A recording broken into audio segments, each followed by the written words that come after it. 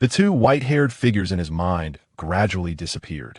With the pain in his eyes, Lin Guo endured the discomfort and slowly opened his eyes. Kakashi, you finally woke up. What came into view was a man wearing goggles. Obito? Uchiha Obito. Lin Guo sat up suddenly and looked around. On a huge tree trunk, there was a corpse. And the worried boy next to him was Uchiha Obito, who had just opened his double Magatama Sharingan. Did he travel through time or a parallel world? Although I often say that if I were Kakashi, I would definitely change the fate of many people. But I didn't expect that when I really traveled through time, it would be a bit difficult to accept. The memories in my mind gradually came to me. I graduated from the ninja school at the age of 5, became a chunin at the age of 6, and became a jonin at the age of 12. My father, Hatake Sakumo, died early and failed to save his friend Uchiha Obito. He killed his friend Noara Rin with his own hands. His teacher, Namikaze Minato, and his wife, Uzumaki Kushina, died in the Konoha Ninetales Rebellion. Lin was breathing gradually calmed down. Looking at Obito, it seems that I really traveled through time and space. And traveled through time and space to the battlefield of the Third Ninja World War, Kamubi Bridge. At this time, Kakashi's eyes were injured. Obito had just opened his Sharingan, and Rin was captured. Kakashi, how did your eyes turn blue? Obito exclaimed. Blue eyes? Lin Guo only remembered that he had been trained for a long time by Kakashi and Gojo Satoru in the consciousness space. Familiarize yourself with my ninjutsu quickly. Time waits for no one. Boy, use my eyes to help you see through the vanity of ninjas. This was the last arrogant words left by Gojo Satoru before his figure disappeared.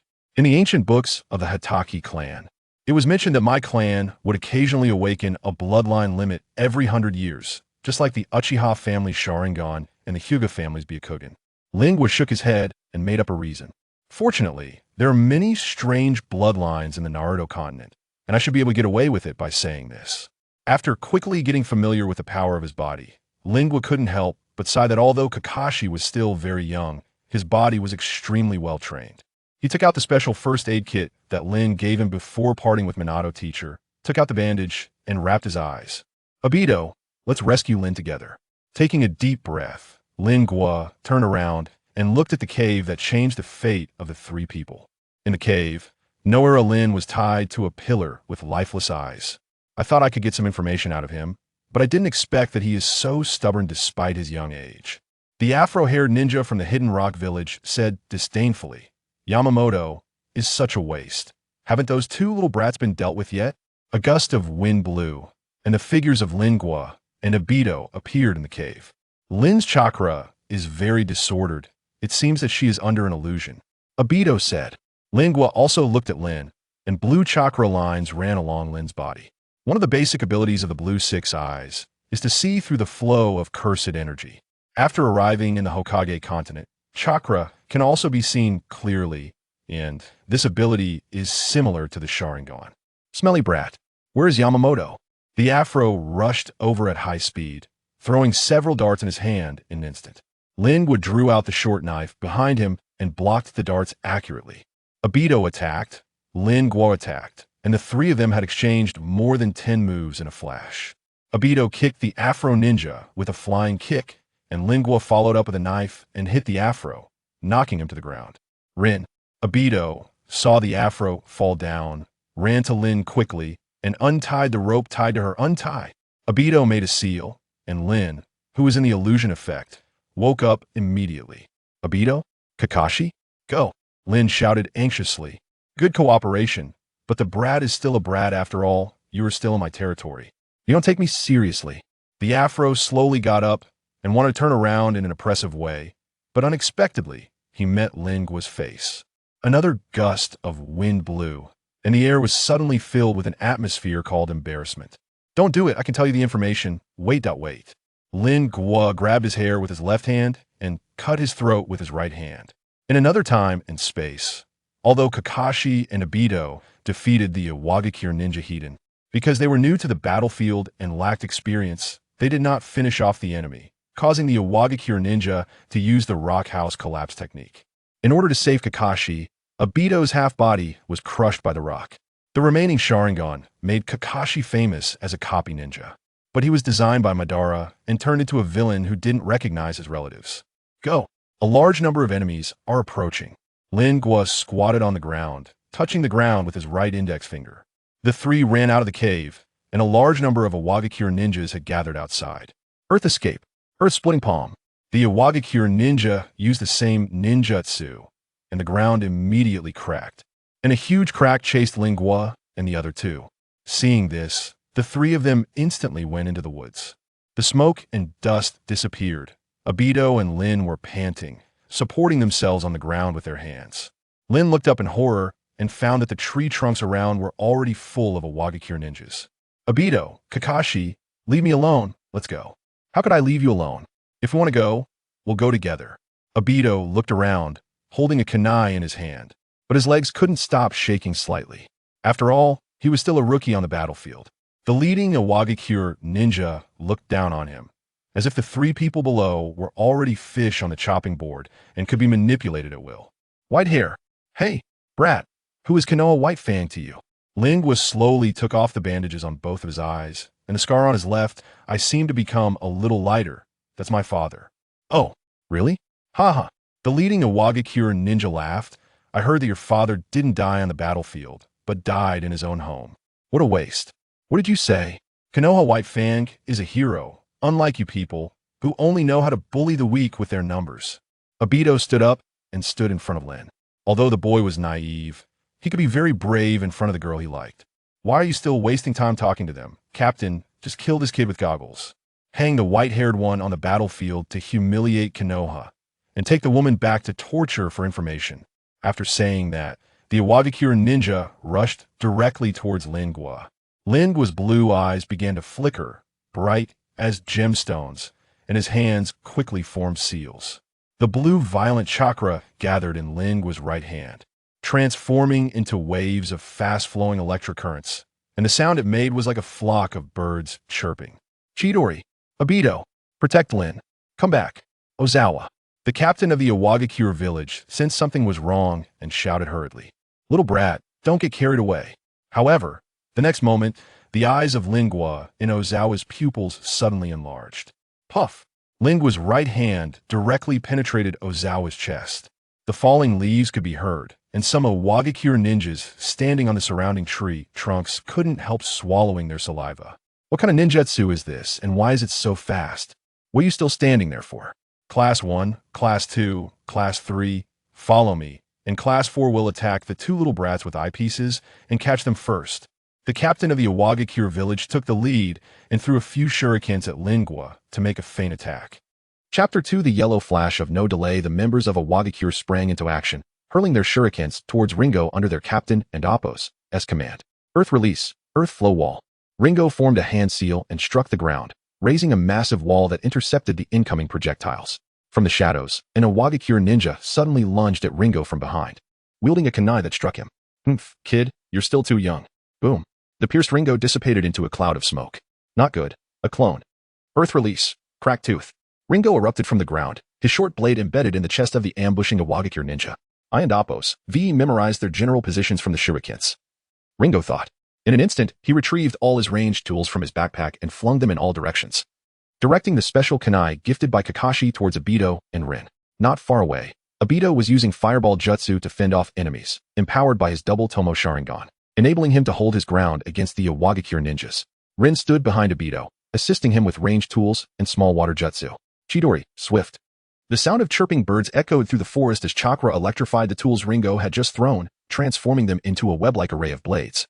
Surging towards the approaching Iwagakure ninjas, the Iwagakure ninjas brandished their kunai, attempting to block the incoming lightning-infused shurikens, but were caught off guard as the electricity coursed through their bodies, rendering them paralyzed. One by one, the Iwagakure ninjas fell from the sky, struck by Ringo and Appo's assault. Is this kid even human? A mere child from Konoha is this powerful? The Iwagakure captain felt a growing sense of retreat, though he still proclaimed. Hand over the intel and I might spare you. Ringo shot a sidelong glance at the captain, a cold smirk gracing his lips, and charged at him without a word. How dare you look down on me? The Iwagakure captain felt insulted, thrusting his kunai at Ringo while his right hand transformed into sand using chakra.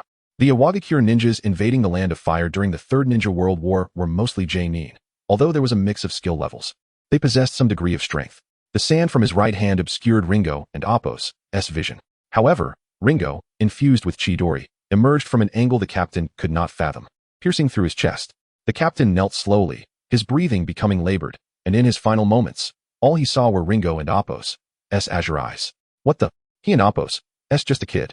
Kakashi, hurry and provide support. Obito and Apos' desperate cry echoed from the battlefield and Apos' opposite side. An Iwagakure ninja had breached Obito and Apos' defenses and was about to strike Rin from behind. With no time to evade, Obito had no choice but to abandon his current foe, positioning himself in front of Rin, intending to sacrifice himself for her survival. Bang! The kunai struck the tree with a resounding thud. What is going on? Where are they? The Iwagakure ninja and Apos' composure began to unravel.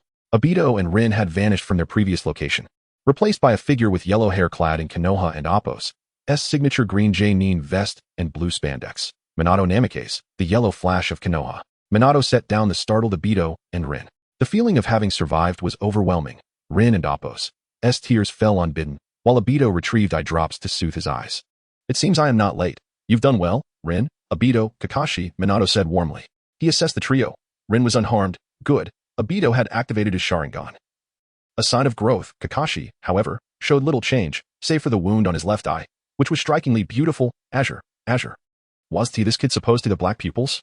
Though astonished internally, Minato maintained his composure, retrieving a large number of specially crafted kunai from his backpack, confirming the remaining enemies and Apos' positions before casting them towards their location. TCH, kunai can be thrown off target too? We Don and Apos' even need to dodge, sneered an Iwagakure ninja. Ringo watched the battlefield, but Minato seemed to appear beside every enemy simultaneously, a yellow flash sweeping across the battlefield, taking down foes without a single miss. This is the yellow flash. Sensei, what do you think of me now? I possess the Sharingan as well. I'm no longer the weak link. Obito exclaimed excitedly to Minato. This kid, a bit too proud, but still, well done, well done. No one will dare call you a weak link again, Minato praised. While Rin giggled behind her hand. Seeing Rin smile made Obito shyly scratch the back of his head. Let us find a place to rest, Minato suggested. Yes, sensei. The trio replied in unison. On the plains, stars twinkled in the night sky as Rin gazed upward, while Obito stood quietly behind her. And Minato and Ringo sat upon a stone. Kakashi, Rin has informed me of the events that transpired. Thank you for your hard work. Thank goodness you arrived in time. Or who knows what could have happened, Ringo replied. This is war, Minato sighed, seemingly casually bringing up. What is going on with your eyes? Ringo and Apos' heart raced. Had he discovered something? That shouldn't and Apos' be possible. He carefully organized his thoughts and slowly spoke. After Rin was captured, I separated from Obito. I initially intended to complete my mission alone, but I couldn't shake my worries about them. When I encountered Obito, a ninja using a stealth technique ambushed him. To save him, I took a blow and lost consciousness. When I awoke, Obito had awakened his Sharingan, and my eyes had changed as well. These eyes allow me to see. Hey, Kakashi, no need to share that with me, Minato chuckled, ruffling Ringo and Apos' hair. One must never reveal their true abilities. Not even to those closest to them. Even if others could guess, they could not determine the truth. To confirm it would cost one's life. Ringo's face flushed. He had merely wished to share a bit to gain Minato's trust, having followed him since the passing of his biological father. He hadn't anticipated that Minato would embody such warmth and sunlight in front of his disciples, precisely as he remembered. Kakashi, does your ocular technique have a name? Minato inquired. The ancient text at home did not provide a name, merely mentioning it, Ringo replied. Then how about calling it the unparalleled reversal azure? Minato suggested with eager anticipation. Ringo could hardly catch his breath, bursting into laughter. Sensei, your naming is so distinctive, it makes me laugh to the point of tears. He then added earnestly, I call it the 6 eyes. 6 eyes, you say? Minato glanced at Ringo, then at Rin and Obito, pointing at Ringo and calling out, Obito. Obito, what is his name? Hatake Kakashi. Hatake Kakashi. Obito responded. Sensei, how could you forget his name? Hatake Kakashi, is it? Kakashi rose, gazing skyward. Since I'm here, I shall give it my all. Chapter 3. Medical outpost. After Kakashi and his companions rendezvoused with Minato, they were led by him into enemy territory to demolish the Kanabi Bridge.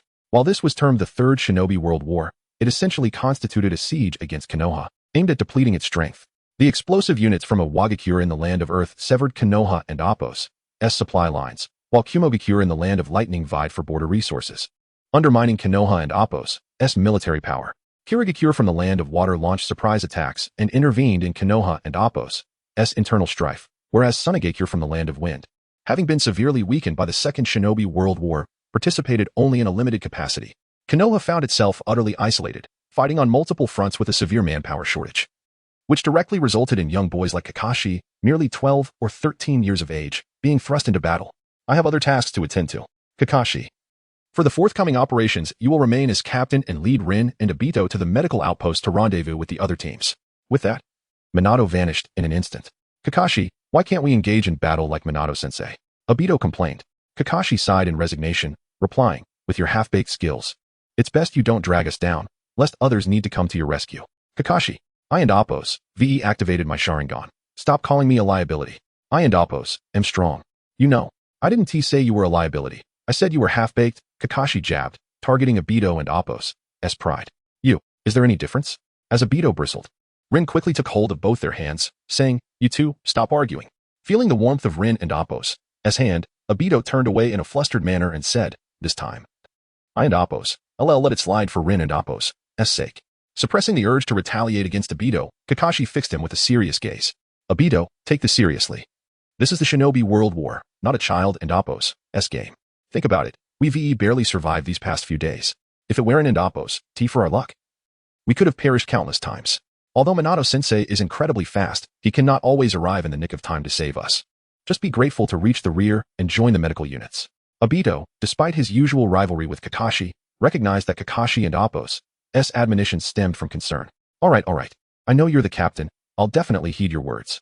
Occasionally, Obito would observe Kakashi. The Sharingan could detect fast-moving objects or the trajectories of jutsu, discerning the flow of chakra and hand seals. Recalling the details of their battle in the forest, he realized that his own 6 eyes bore similar capabilities. Moreover, he had noticed Kakashi secretly using kunai to cut his own arm, with the healing process accelerating. He understood that this was Kakashi's way of expressing complete trust in him and Rin. Since you trust me so much, I'll let it go, Obito thought. The three continued onward, drawing ever closer to the medical outpost. We're almost there, Kakashi stated, spotting the pointed rooftops of the outpost ahead. He then retrieved bandages to wrap around his eyes. Suddenly, 3 figures leaped out from the forest, the leader shouting, who are you? Kakashi raised his right hand, and Rin and Obito halted. I'm Kakashi Itaki of Minato and Appos' team, with Uchiha Obito and Noera Rin behind me. We have completed our mission and are following Minato-sensei's orders to rendezvous with the medical units. Kakashi. As the figures approached, Kakashi recognized Might Guy. Kakashi stepped forward, warmly greeting both Guy and the two behind him. So it's you, Guy. You clearly saw it was us yet still conducted a check, Obito grumbled. Stepping forward as if to punch Guy. Just a routine check, Guy cheerfully replied. Might Guy led Kakashi and his companions into the outpost, while the other two remained outside as sentinels. Why hi Kurenai, Asuma, Ibiki, Guy exclaimed from afar, Kakashi and Obito are back. Upon hearing the shout, everyone gathered around. And Obito, usually the underachiever, couldn't help but wear a smug expression. I and Appos, V already heard about you three. You accomplished great feats alongside Minato-sensei, Kurenai praised without reservation. I must tell you that I have. Before he could finish, an icy chill crept up Obito and Appos' spine. Even with Kakashi and Appos' eyes wrapped in bandages, he could feel a murderous gaze directed at him. Cough. Obito reorganized his thoughts, saying, this was entirely due to our teamwork. Along with Minato-sensei's timely intervention, the crowd listened intently, their expressions grave, admiration blooming in their hearts. Rin tugged at Kakashi and Appos' sleeve, whispering, let him speak a little. Things have been too tense these days, and it might lighten his heart. Kakashi shook his head helplessly and stepped away from the crowd, seeking a corner to study jutsu. Meanwhile, not far from the cave where Kakashi and Appos' trio had battled days prior, there lay an uncharted cavern deep underground. In the center of the cavern lay the remnants of a colossal creature, with a cord resembling an umbilical tether connecting its heart to a frail, elderly figure in the forefront. The walls surrounding the elder were embedded with countless jars, all containing Sharingan eyes. Uchiha Madara, Lord Madara. Kakashi and his companions have returned to the medical outpost in Konoha. This is not in accordance with our plans. What are your instructions? Emerged a white Zetsu from underground. Speaking obsequiously, Madara paused for a moment before replying, I did not anticipate that the Hitaki clan possessed a Kekkai Genkai.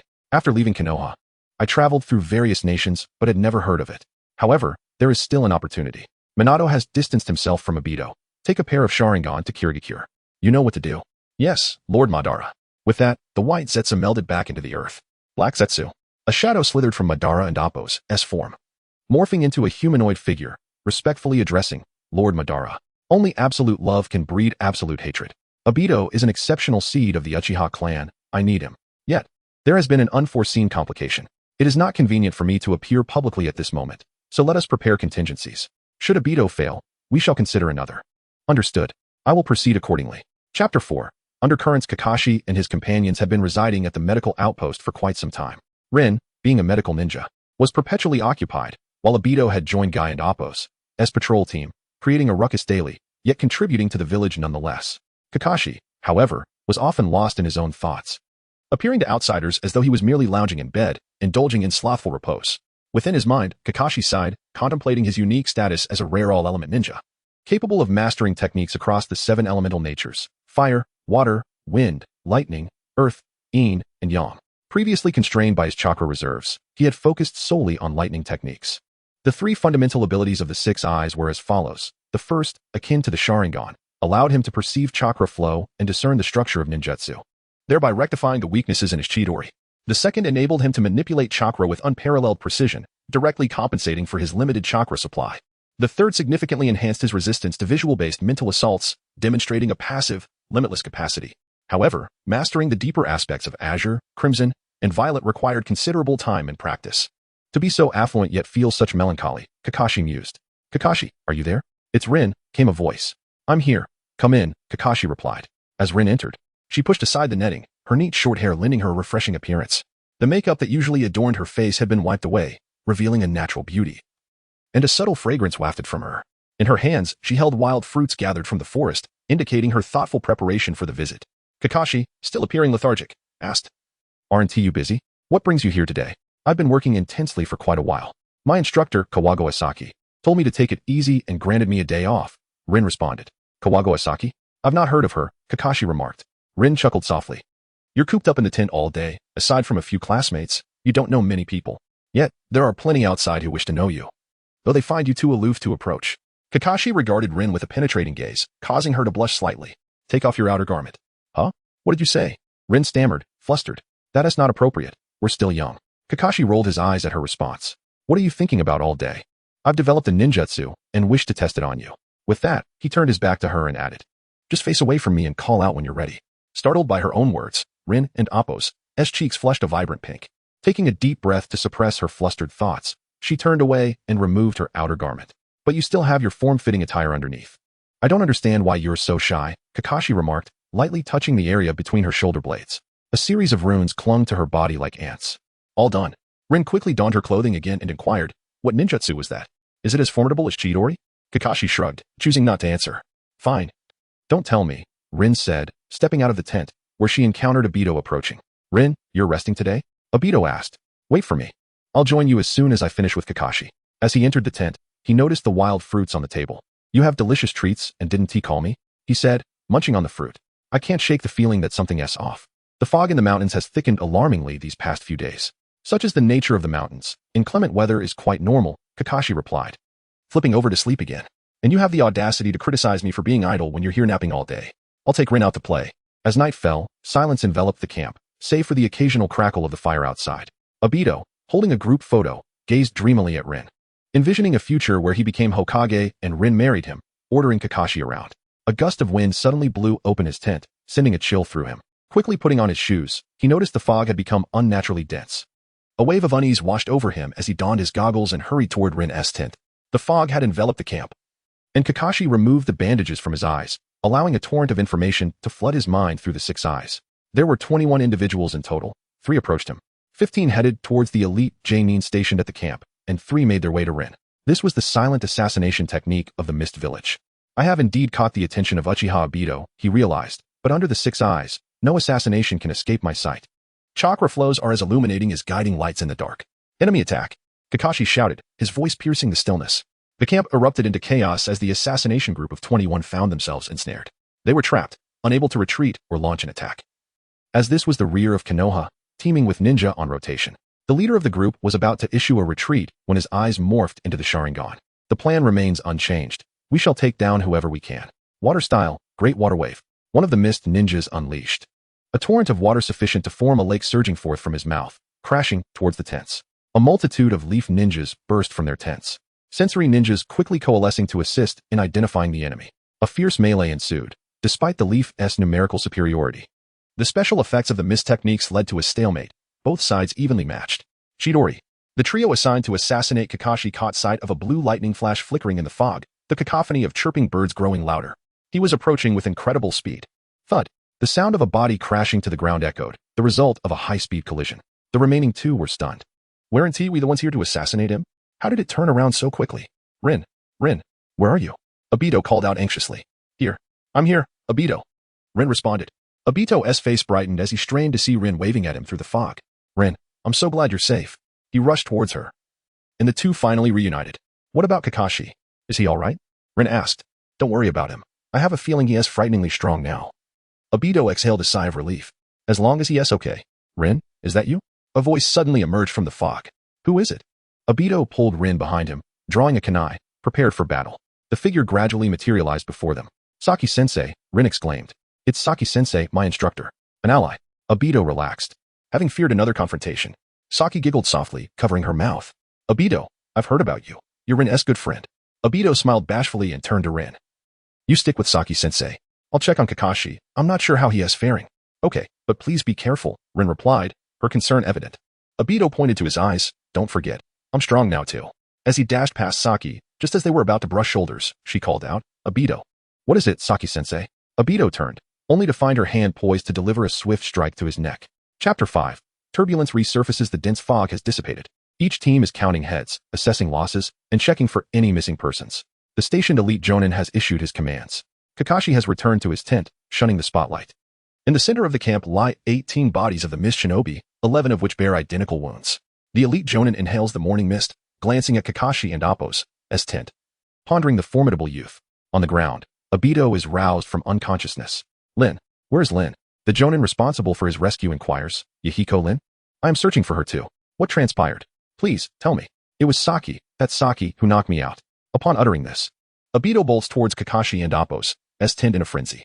Kakashi, come out quickly, Lin is missing.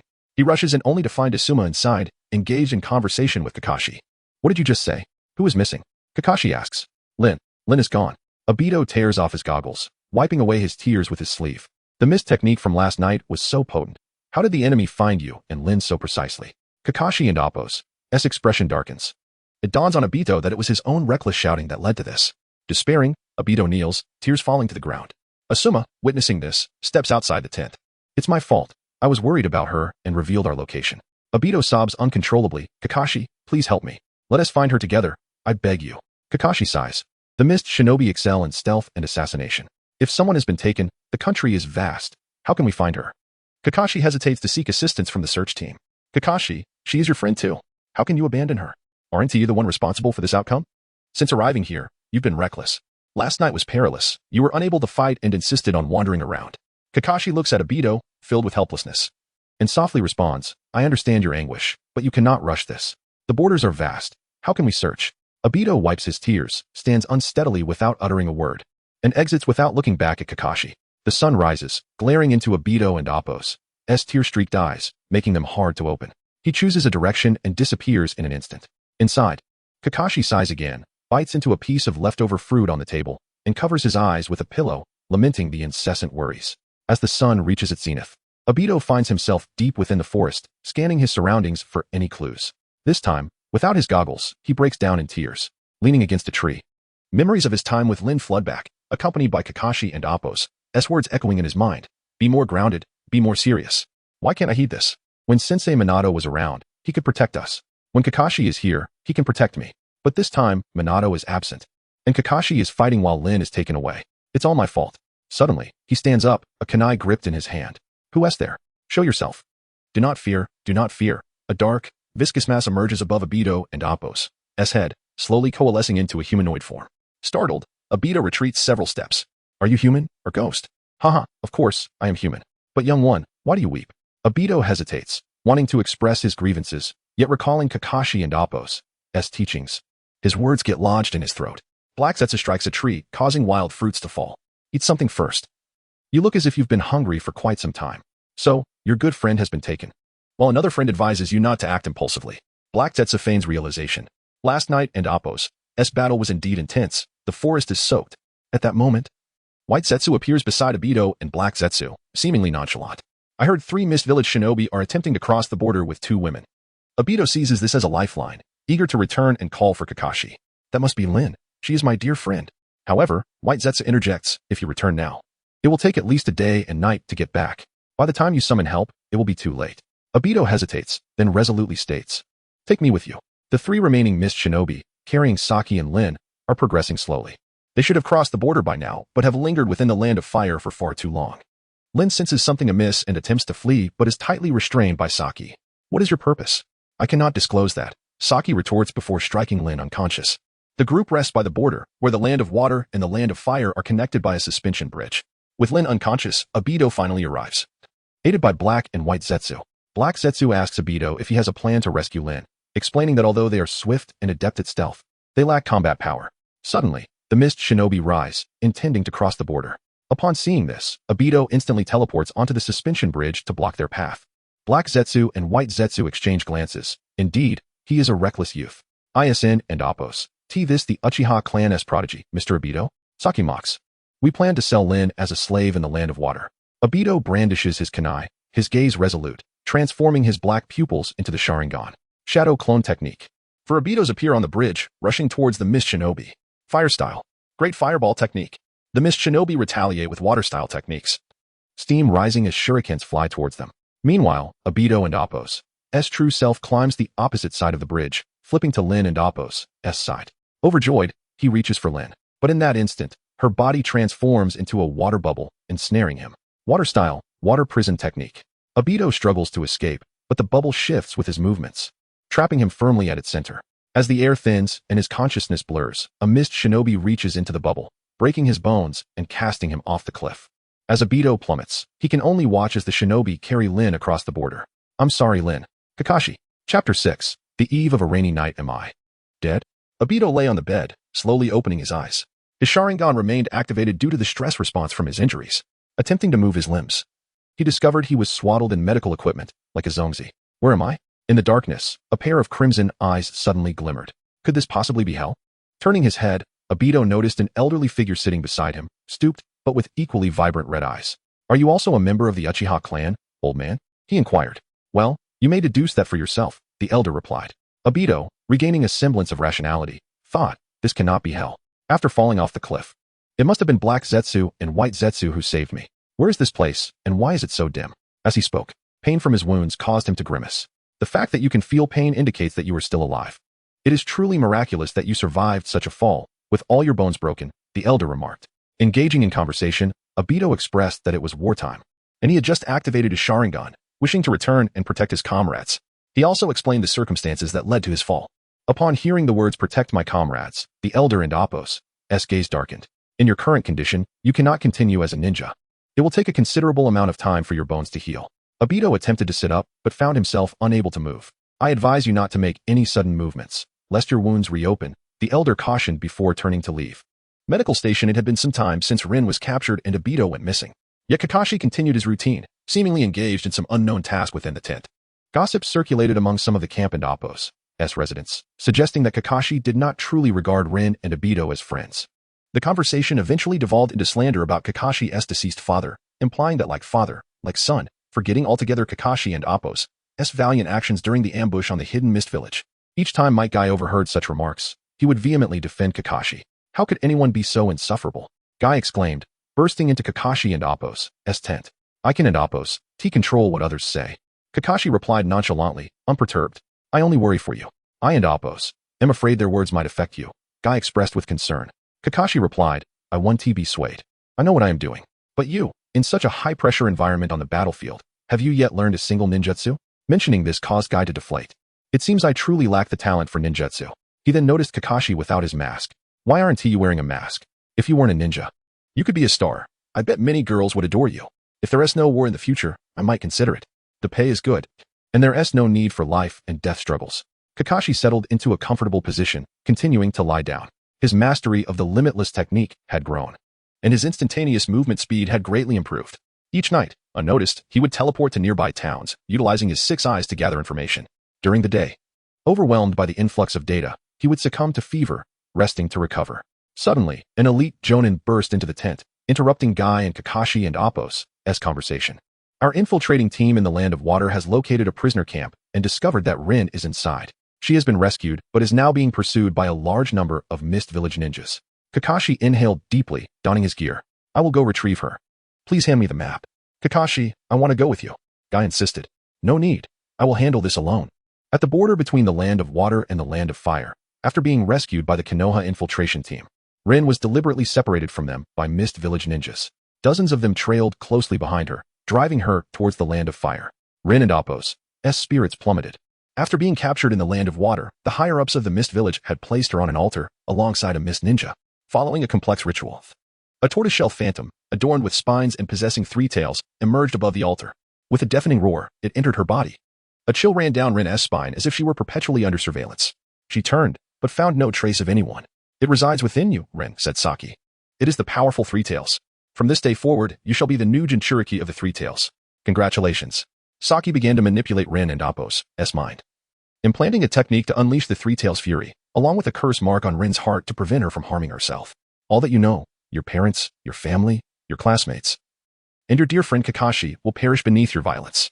I forgot to mention that gobble-wearing Brad is already dead, sacrificed to save you." Rin had attempted to end her life with kunai or by jumping off cliffs, but each time she found herself unable to act at the critical moment. "Is this what war is? I am merely a medical ninja who wishes to live happily with my friends each day." Suppressing her tears, she longed to see Kakashi one last time before departing this world, believing that with Obito in the next realm, she would not be alone. Having entered the land of fire, she sensed that her end was imminent. A familiar silhouette appeared in her line of sight, half-masked, with cerulean eyes. The wound on his left eye completely healed without a scar. How wonderful!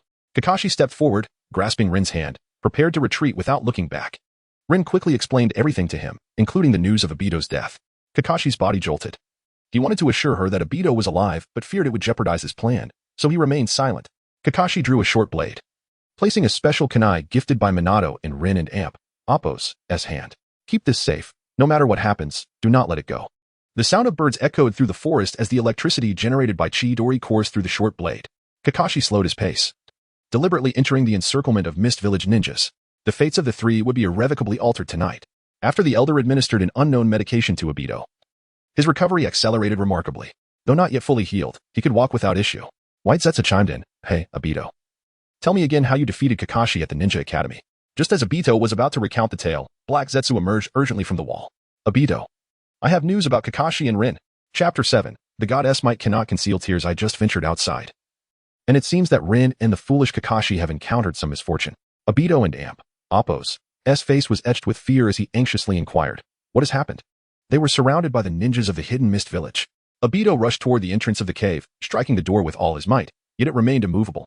Fearing that Obito might truly escape, Madara had blocked the entrance with a massive boulder, knowing that Obito often called out for Rin in his sleep. White Zetsu approached him, stating that his current body had not yet recovered and was incapable of breaking the boulder. Obito understood this but was fervently eager to save Kakashi and Rin. "Use my body. Do not resist," he declared, transforming into a viscous substance that slowly enveloped Obito. Obito felt his body not only returning to its original state but also experiencing a significant enhancement. With a powerful punch, he shattered the door and dashed out swiftly. In the darkness, the elderly figure, Uchiha Madara, slowly raised his head, silent and contemplative. Obito raced through the forest, and at that moment, White Zetsu seized the opportunity to relay information. The ninjas of the hidden Mist Village had been referring to them as experimental subjects and emphasized that the 2 were surrounded by dozens of formidable Jonin and Umbu. Kakashi and Rin found themselves ensnared in a dire situation, feeling that the ninjas attacking them were far stronger than those he had encountered during the battle at the Kanabi Bridge. Endless probing attacks and various ninjutsu were unleashed upon Kakashi, seeming to consume chakra without restraint. Kakashi, with his keen 6 eyes, discerned that the ninjas did not wish to kill him and Rin directly. Rather, they aimed to force them back to the hidden leaf. The limitless technique was operating frantically, capable of withstanding all physical ninjutsu assaults. Yet Kakashi could not wield it with the same ease as Gojo Satoru in his prime. His body temperature rose, and he needed to create the illusion for Rin that he was on the verge of collapse, even occasionally sacrificing his own well-being to protect her, leading to an increasing number of wounds. As Obito sped through the forest, he could see the flickering flames in the distance. Combat was still ongoing. A sense of relief washed over him. A tremendous explosion erupted as Kakashi and Appo's Chidori pierced yet another hidden Mist ninja. At this moment, words were no longer necessary. The battle unfolded with kunai and Chidori, thunderclap, lightning beast, and various lightning-style jutsu unleashed by Kakashi. Rin stood behind Kakashi, watching him fight valiantly, as if she had made a significant decision. Kakashi and Appo's 6 eyes were in a frenzy, perceiving a massive chakra entity hurtling toward them. Obito was coming. A hidden Mist ninja lunged at Kakashi with a blade, prompting Kakashi to push Rin aside. The Chidori's brilliance illuminated his right hand once more, but Rin unexpectedly accelerated. Positioning herself between Kakashi and the hidden Mist ninja, she resolved to end everything with her own death. trusting in Kakashi and Appo's abilities to ensure her sacrifice would allow him to escape safely. As Kakashi's Chidori lunged forward, it vanished upon contact with Rin and Appo's body, a manifestation of the six eyes and Appo's power, achieving zero-error control over chakra. Although the Chidori disappeared, an explosion erupted from Rin's back, and the electric current ravaged the area. Kakashi caught Rin with his left hand just as the hidden mist ninja and Appo's blade struck down toward her neck, shattering upon impact. Rin remained unscathed, limitless. Kakashi drew a kunai, activating the electric current once more, instantly piercing through the hidden mist ninja's head. Rin's body fell, and she was unaware of what transpired. Kakashi whispered in a voice only they could hear, "Do not move, pretend you are dead." However, Kakashi staggered to his feet, visibly shaken, glancing at his right hand and then at Rin's fallen form. Ultimately, he could no longer bear it and collapsed beside her. Obito was paralyzed, unable to accept the tragic outcome he had just witnessed. Tears streamed uncontrollably from his eyes as memories with Rin and Kakashi flooded back, overwhelming him. Though the world is rife with farewells, the conclusion was too harrowing. Anger, immense anger erupted within him like a volcano. He loathed this world for thrusting 12 and 13-year-olds into battle. He despised Minato, questioning why he was absent when Obito needed him most. He resented Kakashi. Had he accompanied Obito that day, perhaps Rin would not have been captured. Yet, most of all, he loathed himself, his impotence, his impulsiveness, his lack of strength. His Sharingan spun wildly, fueled by intense hatred, ultimately transforming into a spinning shuriken. The Manjiki Sharingan, Kamui. Obito burst forth, and the hidden mist ninjas, upon seeing a new presence on the battlefield, unleashed ranged weapons and ninjutsu. However, these attacks bizarrely passed through Obito's form the moment they made contact. The white Zetsu enveloping Obito responded to his fury, merging completely with him, and inexplicably, branches sprouted from Obito's body. The battle concluded. All remaining ninjas of the hidden mist village were vanquished. Rain fell in a gentle patter, and flashes of blue lightning sporadically illuminated the clouds. Obito, silent, approached Rin and Kakashi, tears mingling with raindrops cascading down his cheeks. From the moment he could remember, through his graduation from the Ninja Academy, countless had mocked him for being the underachiever, yet Rin had never uttered a word of disdain. Instead, she had always encouraged him. Now, she lay before him as the rain intensified. "This is the last time I will shed tears for you, Rin," Obito murmured softly. Suddenly, Kakashi, who had already succumbed to unconsciousness, erupted into laughter. "This is the last time I will cry for you, Rin. Do you hear me, Rin?" Kakashi patted himself and stood up. "Obito." It was Rin's voice. Obito was struck with disbelief, staring at Rin. She was unharmed. Was this divine mercy or merely a dream? He was utterly bewildered. Kakashi reached out, catching a drop of rainwater, brushing it against his eye, and spoke tenderly. "This is the last time I will shed tears for you, Rin." Obito glanced between Kakashi and Rin, caught in a whirlwind of emotions, unsure whether to feel sorrow or joy, or perhaps a fortunate reprieve from despair, and he wept even louder. "Ah, Kakashi, you scoundrel." Obito felt utterly ashamed. Rin hurried to comfort him, exasperated yet amused with Kakashi. How can you still be angry with him at a time like this? With Rin's soothing presence, Obito's emotions gradually calmed. He held Rin's hand tightly, refusing to let go, asking, "What shall we do next?" Chapter 8. The first encounter in the infinite void. Kakashi and his companions shared their recent experiences, meticulously aligning their timelines. It was evident that they had fallen into a trap woven by an unseen adversary. Kakashi paused momentarily before continuing, "We are merely an ordinary team from Konoha. Why have we encountered such myriad hardships? Everything seems far too coincidental." During the incident at the cave of the godless Vibridge, had it not been for the awakening of our ocular powers, we might have suffered significant losses. As for Rin, the targeting was even more overt. A squad of 21 assassins was annihilated, leaving only her captured. "And Obito," Kakashi continued, "how is it that you stumble upon peculiar creatures that guide you through the forest, and even manage to rescue you while you are gravely injured? Moreover, you appeared just when Rin and I were under siege." "Obito, this is truly the last time I shall express this to you. In times of crisis, maintain your composure and analyze the situation. Neither your sensei nor I will always be by your side to protect you. If you care for her, then it is your duty to safeguard her.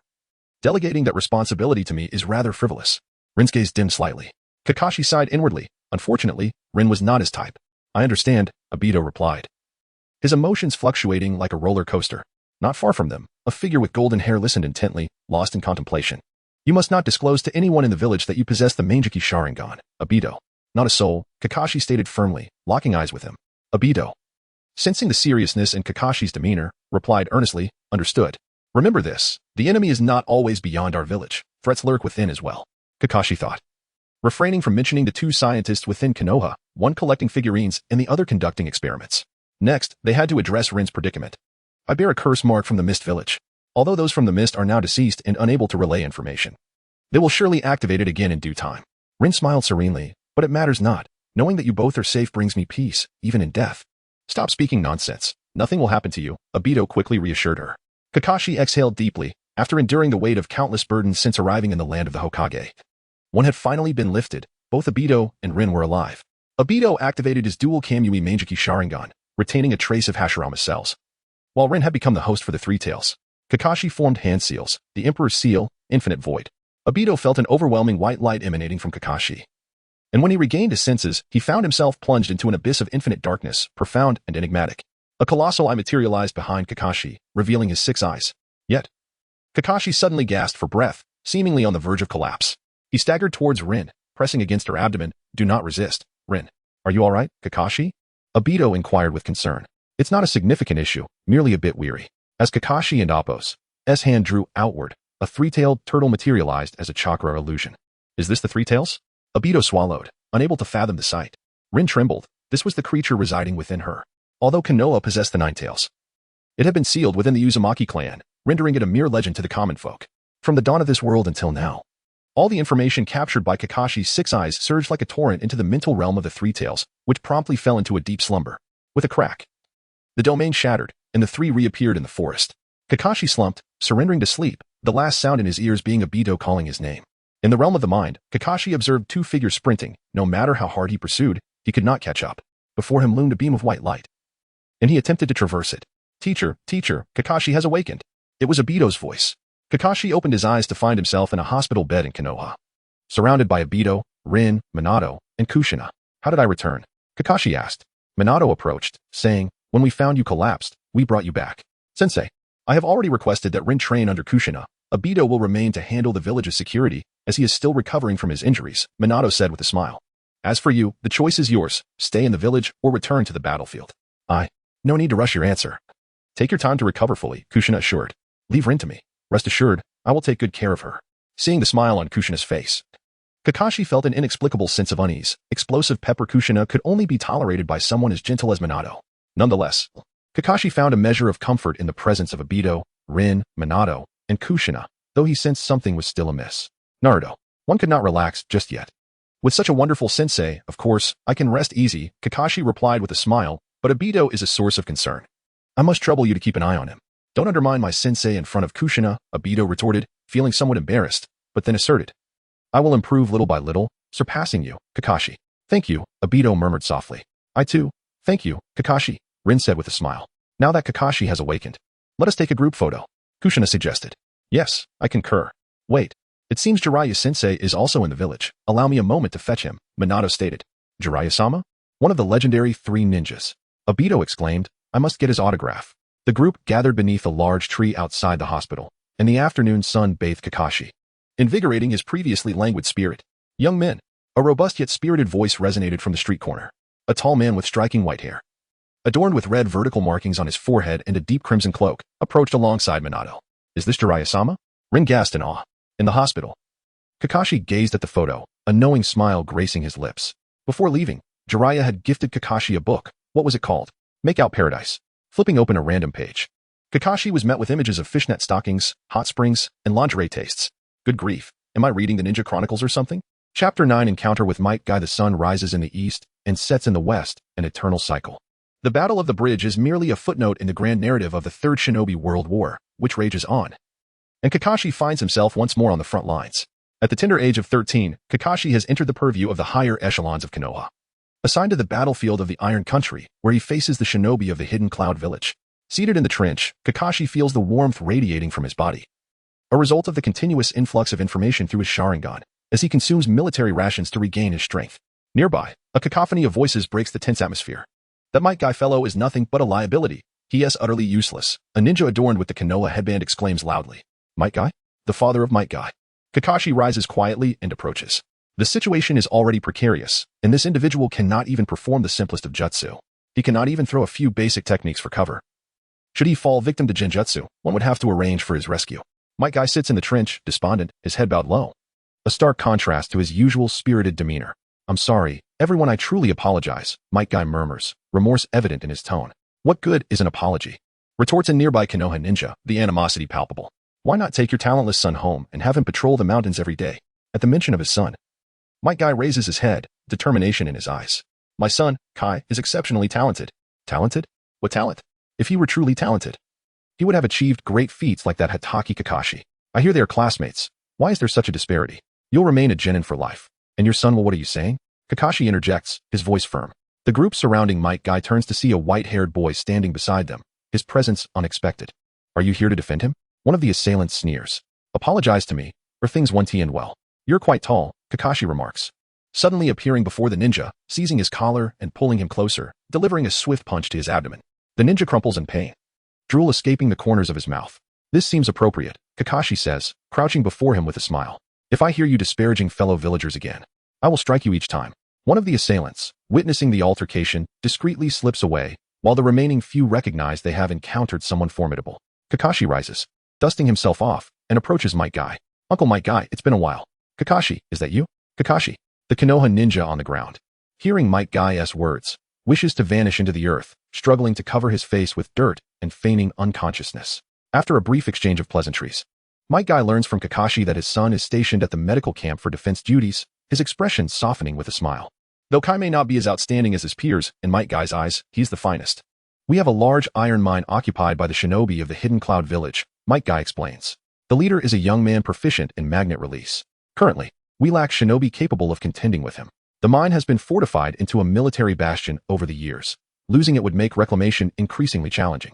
Proficient in magnet release, that must be Troy, Kakashi thinks to himself. Indeed, it is him, sir. It's this little brat. A sudden voice interrupts Kakashi's musings.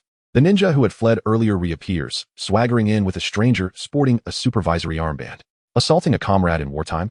I don't care who you are. I want to let you off easily today. The newcomer looks down on Kakashi. Assaulting a comrade? How do you account for their insults towards their fellow shinobi? Kakashi counters. Insults? Were they not speaking the truth? Kakashi's face darkens, his mind racing. The supervisory officer's unyielding inquiry seems deliberately provocative. Stop feigning innocence. Get up. The officer commands, standing before the ninja sprawled on the ground. Slowly, the ninja rises, clutching his belly, but the chilly gaze of the officer makes him gulp nervously, realizing he is about to be made a scapegoat. Not at all, sir. We were merely joking with Might Guy. Perhaps we went a bit too far. Kakashi was just sparring with me. It was certainly not an assault. I've heard Kakashi is a student of Minato Namikaze, who is a disciple of Jiraiya, the student of the Hokage. Neither side is someone to provoke humph. Don't play coy. Don't think that will spare you, the officer scoffs. What do you wish? Then, Kakashi replies nonchalantly, though inwardly he smirks, realizing the officer likely awaited this very question. I wish for nothing. This is an appointment I just received from the division commander. Kakashi, you will lead these individuals as the vanguard to reclaim the iron mine from the Hidden Cloud Village. The officer announces, producing a scroll from his pocket. The timing of the appointment, immediately following the conflict, reeks of conspiracy. Sir, Might Guy interjects. Kakashi is still just a child. He is too young for such perilous tasks. We can handle this ourselves. Silence, Might Guy, the officer interrupts. He may be young, but he is a genin. You, a genin, can accept the task without complaint. Do you have any say in this matter? So, Kakashi, are you afraid to accept? Afraid? Not in the slightest, Kakashi replies, taking the appointment scroll from the officer's hand. Kakashi, don't act rashly, Might Guy urges, anxiety creeping into his voice. You all will follow Kakashi, he commands, turning to leave. As he passes the snitching ninja, he pauses. And you will come along as well. The informant's face falls. Sir, you can't possibly. The officer glares at him, silencing any further protest. After a long pause, Might Guy takes a deep breath. Worry etched on his brow. Kakashi, I am sorry for this. Kakashi, however, merely smiles, recalling the mischievous grin of a certain man. It's quite all right, I am. After all, the strongest. Chapter 10. The charge. A group of individuals sat in a circle, each recuperating their strength, while simultaneously reporting their abilities to Kakashi, their captain. Among them was a ninja named Oki, known for his proficiency in fire release, two observers, Yamamoto and Takagi, both skilled in earth release, and an informant named Kikuchi, adept in water release. All were nin, while Might Guy, adept in taijutsu, was a genin. Regardless of prior conflicts, they hoped for mutual support on the battlefield. Kakashi gazed at them, his calm words imbued with undeniable authority. In the distance, the battlefield erupted with tremendous explosions, shockwaves surging toward the trench where Kakashi and the others were situated. Oki explained that the commotion stemmed from the fierce clash between the Third Raikage and Jiraiya, who had been locked in combat for an extended period. The rapid beat of war drums signaled the impending offensive. Kakashi, taking the lead, raised his right hand, and the group followed suit. Cloaked in shadows, scouts from the Cloud Village observed as the group swiftly approached the iron mine fortress. With a piercing cry, They warned of an enemy ambush. Lightning release, small thunder fong. Several arcs of electricity surged toward Kakashi and his comrades, prompting Yamamoto and Takagi to hastily employ Earth Release to defend. Guy, stay close. Oki shouted, having previously mocked Guy in the trench, yet on the battlefield. They relied on one another as comrades. The 8 Gates release was undeniably powerful, but its side effects were equally apparent. Each gate open brought severe repercussions, especially amidst the chaotic array of ninjutsu that characterized the battlefield, where close combat was inevitable. It was understandable that Might Guy would be viewed with skepticism. Kakashi, utilizing his limitless potential, forged ahead. In an instant, they breached the outer layer of the Iron Mine Fortress, the core region now within sight. This seems almost too easy, Kakashi remarked, halting the group. His 6 eyes scanned the surroundings, detecting multiple chakra signatures rapidly converging upon them. Magnet release, magnetized shuriken. The whirring sound of a rapidly spinning shuriken pierced the air as it hurtled toward Kakashi. However, with his heightened insight, Kakashi activated his Chidori, morphing it into the Lightning Beast Pursuit Fong, a blue lightning wolf that lunged at the massive shuriken, countering its assault. An unassuming ninja from the Cloud Village appeared within Kakashi's line of sight. With the emergence of this figure, all Cloud ninjas revealed themselves.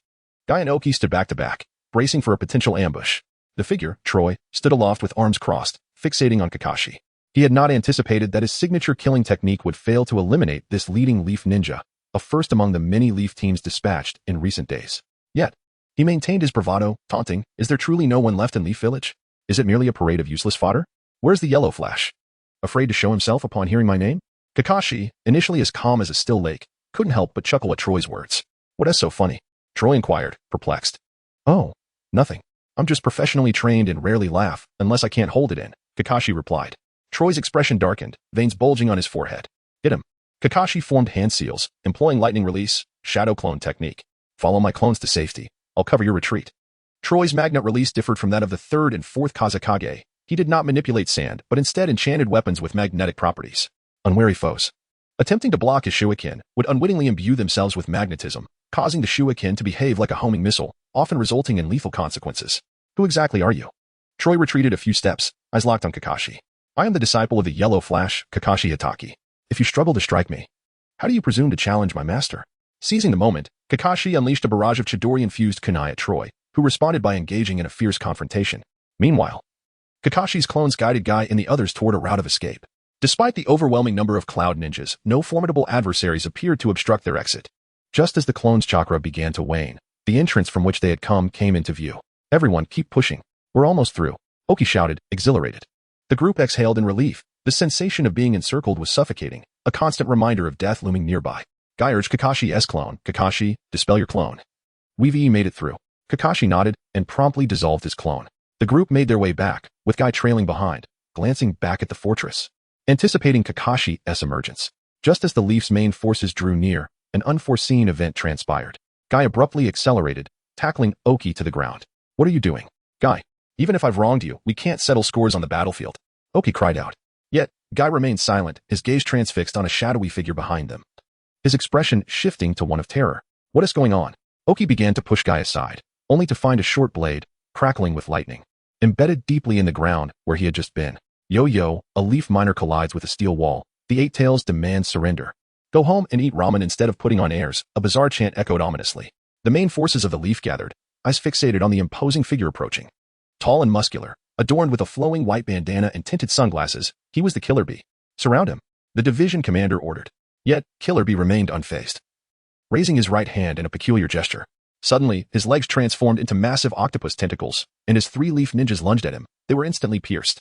Blood spilled onto the ground as the Leaf forces found themselves embroiled in a fierce battle. Only misnamed titles exist, there is no mistaken alias for the Killer Bee. In an instant, he subdued all Leaf ninjas in the vicinity. As casualties among the Leaf ninjas mounted, the commander took a deep breath, ultimately issuing a command for a hasty retreat. "All units, withdraw. Temporary retreat." "Sir." Guy rushed to the commander, anxious. "Kakashi is still inside the fortress. We must save him. He stayed behind to protect us. Can't you see our front line has been shattered?" The commander sighed, glancing back at the monstrous Killer Bee. He was a ninja and should have long been prepared for sacrifice. "All units, retreat." Chapter 11. Death Struggle. Kakashi's shadow clone dissipated, bringing back news of Might Die and the other safe withdrawal. He preferred to keep his abilities shrouded in secrecy. The advanced technique of the limitless curse seal, Cyan, allowed for short-distance teleportation. In critical moments, fleeing was indeed a skill. If one could only manipulate weapons with magnetism, they might as well resign themselves to eternal slumber. Kakashi activated Chidori with his right hand, observing Troy as if he were gazing upon a lifeless body. Troy, with a disdainful snort, hurled all his specially crafted shuriken at Kakashi. The once diminutive shuriken suddenly enlarged as they soared past him, transformed by Troy's hand seals into cutting machines. Any ordinary ninja caught in their path would surely meet a gruesome fate. Kakashi sought to close the distance and finish the battle with Chidori. But Troy meticulously controlled the shuriken, maintaining a safe distance from Kakashi. With his 6 eyes operating at full capacity, he discerned that Troy's chakra permeated every corner of the iron mine through the metal beneath their feet. It became evident why he was assigned to guard this mine. His ability to manipulate metal granted him an overwhelming advantage here. Magnet release, magnetic barrier. Troy slammed his right hand onto the ground, and Kakashi instantly felt a tremendous hindrance to his movements. Visible magnetic lines filled the air, and metallic particles swirled around as shuriken spun toward Kakashi from all directions. Chidori stream, double fangs. Kakashi shifted from one-handed to two-handed Chidori, doubling the intensity of his chakra output. He unleashed a web of intersecting lightning, accurately calculated with the aid of his 6 eyes, which successfully downed all the shuriken. But it wasn't over yet. Troy bellowed, as the magnetic lines transformed into currents of electricity, turning the entire iron mine into a terrifying prison, punishing all who dared to intrude. The battle between the Leaf Village and Killer Bee concluded in a devastating defeat for the Leaf Village. In the trenches, Aji and the others, having narrowly escaped death, gazed at the unsettling changes occurring within the mine, grateful to have survived. Might Dai, do you think Kakashi will return alive? Aji scanned the surroundings but found no sign of Might Dai, a foreboding feeling creeping into his heart. Troy panted heavily, his eyes fixed on the motionless Kakashi. Utilizing the terrain to unleash such a large-scale ninjutsu had taken its toll on him. Troy declared his victory. Kid, don't blame me for bullying you. No matter how it ends, I have won. The magnetic barrier began to falter as Troy plopped down onto the ground, acknowledging Kakashi's formidable strength. The sound of chirping birds echoed again. It was Chidori. Troy looked up to find Kakashi standing before him. Was it the white-haired Grim Reaper? How could he withstand my entire suite of lightning-based techniques without a scratch? In Troy's eyes, only the devastation of lightning remained. Yet, just as Kakashi's right hand was about to pierce through Troy's skull, a short blade, also crackling with electricity, flew toward his own head, signaling a clear message. Should you kill him, you too shall perish. Alas, I possess the limitless, Kakashi thought. Thud. Troy's body slumped lifelessly to the ground. The incoming short blade deflected elsewhere. Kakashi shook the blood from his right hand, fully aware of the identity of his assailant. Oh, the Leaf Village brat has intruded. The Eight Tails is quite displeased. Today, all shall become roasted chicken. Kakashi swiftly repositioned himself, each movement leaving a short blade embedded in the ground, totaling 7, including the one that had just slain Troy. Why are you running? ISNT physical attack ineffective against you? I am no fool. I want to be deceived. Killer Bee pulled out a notebook, jotting down notes. The white-haired kid from the Leaf Village, suspected to possess a steel shield that grants immunity to physical ninjutsu, endured Troy's magnetic lightning prison unscathed. Killer Bee licked his tongue, dipped his pen in saliva, transforming it into ink, and asked, "What is your name?" Kakashi Hitaki. He replied, bemused by Killer Bee's eccentric behavior. If you survive today, your name will echo throughout our Cloud Village. Of course, you will also become our top target. Killer Bee closed his notebook, his ordinary words laced with a palpable intent to kill. Minato-sensei is also a priority target for you, isn't he? But what of it? Kakashi formed hand seals, preparing to unleash a powerful ninjutsu. Limitless, power of the cyan, compressing space over short distances, and making my escape. Kakashi's figure vanished from the spot, utilizing the memories of his clone that had escorted Might Dai and the others to reappear at the entrance of the mine. However, Killer Bee was already waiting there. He pulled out his notebook once more, noting, in addition to the above, he possesses remarkable speed. Engaging him in one-on-one combat is not advisable. Kakashi's expression darkened. It seemed that matters would not conclude easily today. Your abilities are formidable, yet how long can your chakra sustain them? The more extraordinary the power, the greater the cost to maintain it. Without resorting to ninjutsu for probing, Killer Bee simply coated his short blade with lightning, intending to exhaust Kakashi through the most rudimentary method. He could sense that Kakashi's techniques had yet to reach their pinnacle. With the immense chakra and rapid recovery gifted by the Eight Tails, Killer Bee was unafraid of an exchange of injuries. He aimed to ensure that his attacks struck the invisible barrier surrounding Kakashi. Kakashi was now panting, fatigue setting in. Killer Bee, aptly nicknamed the Killer Bee, had honed his skills on the battlefield, exhibiting rationality and coldness. He could have joined Troy in an assault on Kakashi, but chose instead to remain in the shadows, analyzing his opponent's capabilities.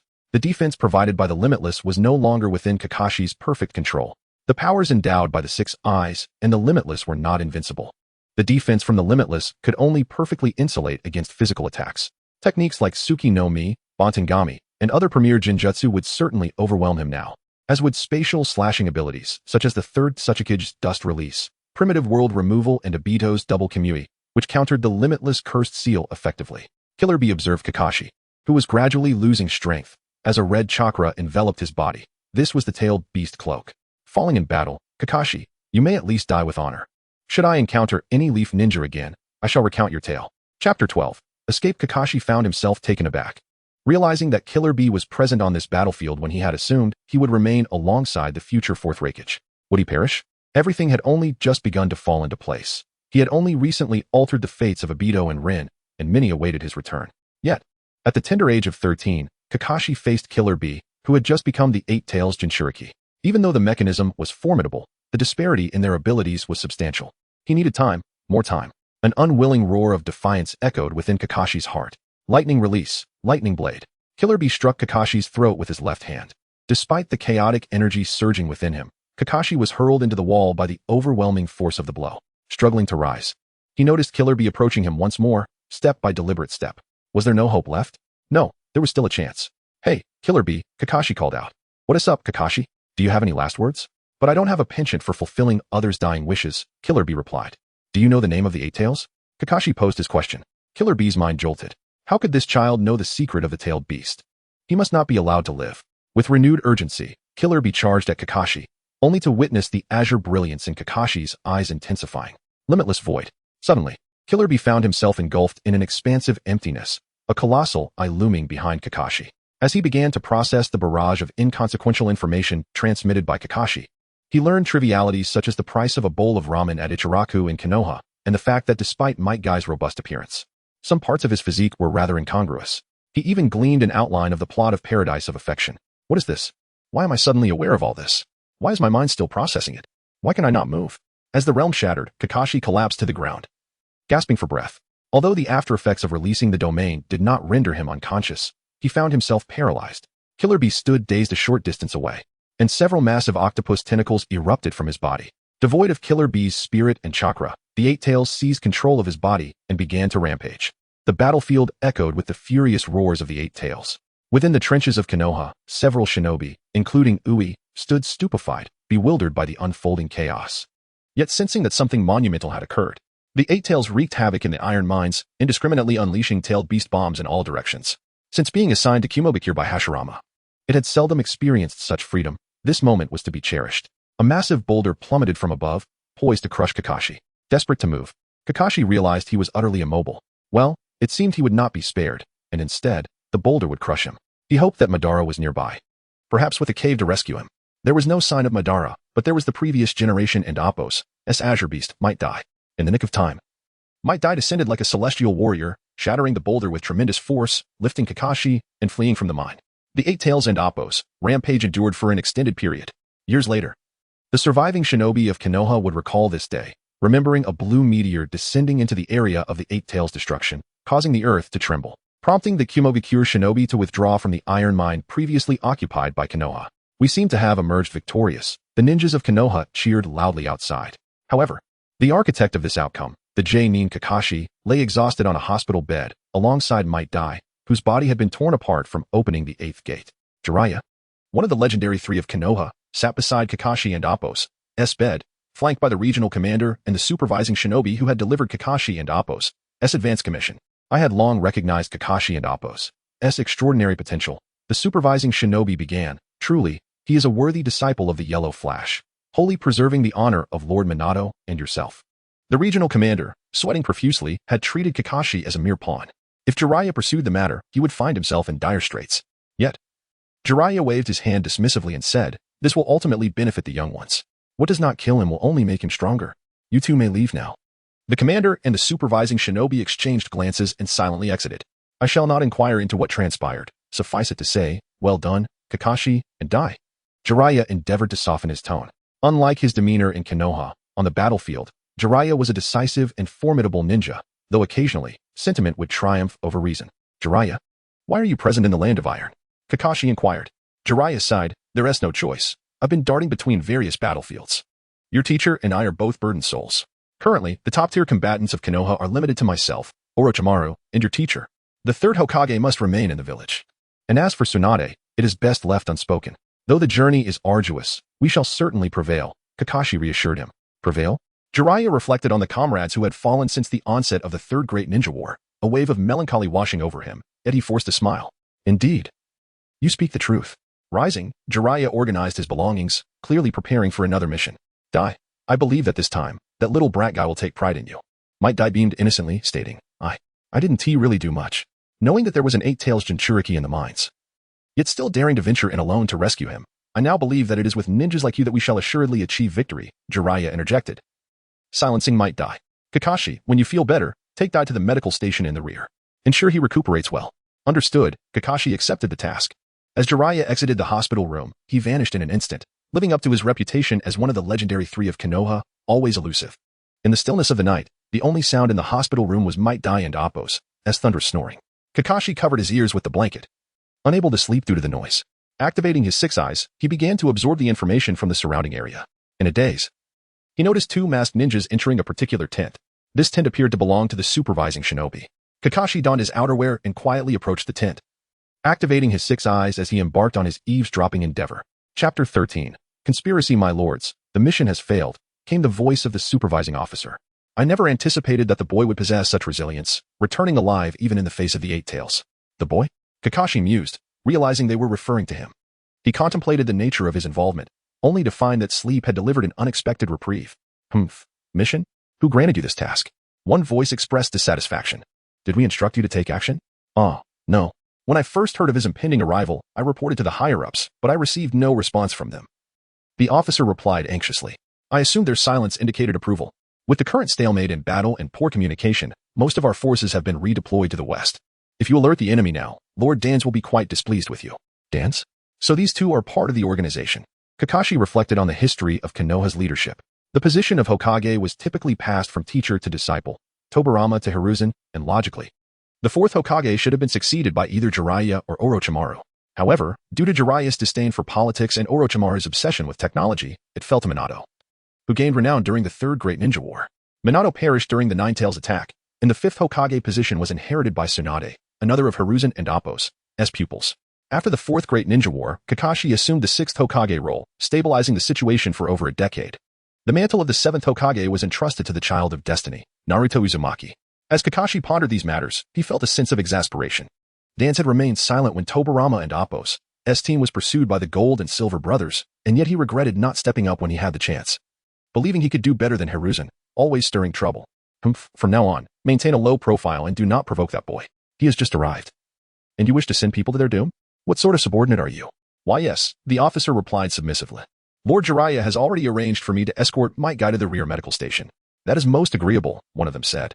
Then we too can set forth towards the west. After hearing this, Kakashi slowly retreated to his designated sick room. The two had mentioned heading west. And the Land of Iron was Konoha's neighbor, lying to the northeast along with the Land of Lightning. Thus, the west could only refer to the Land of Rain. What a tumultuous autumn this was. The following morning, without bidding farewell to anyone, Kakashi embarked on the journey back to Konoha with Might Guy. Kakashi, why are you in such a hurry to leave? Guy inquired, munching on an energy pill. I find it difficult to rest here. I long for my cat who performs backflips, Kakashi replied with a smile. Are you teasing me? Guy retorted, followed by a prolonged silence. Being with an elder often meant silence. What could he possibly discuss with him? Hey, Kakashi, Guy began cautiously. What is it, Uncle Guy? Do you know? I have always taken pride in being Might Guy and Appo's, as father. Though I lack strength and wealth, and cannot even teach him a simple jutsu, I would gladly sacrifice my life for him. Guy relaxed his posture and continued. Your father must have felt a deep despair towards this world when he made that decision. Kakashi was jolted by Guy and Appo's words, as it was rare to hear someone speak of Tsukumo Hatake in such a manner. We were taught from a young age that a ninja must be capable of endurance, to bear both good and bad, to never complain of hardships. I can see that you two are silently enduring something. It must be difficult for you. Even if you cannot voice it, maintain a positive mindset.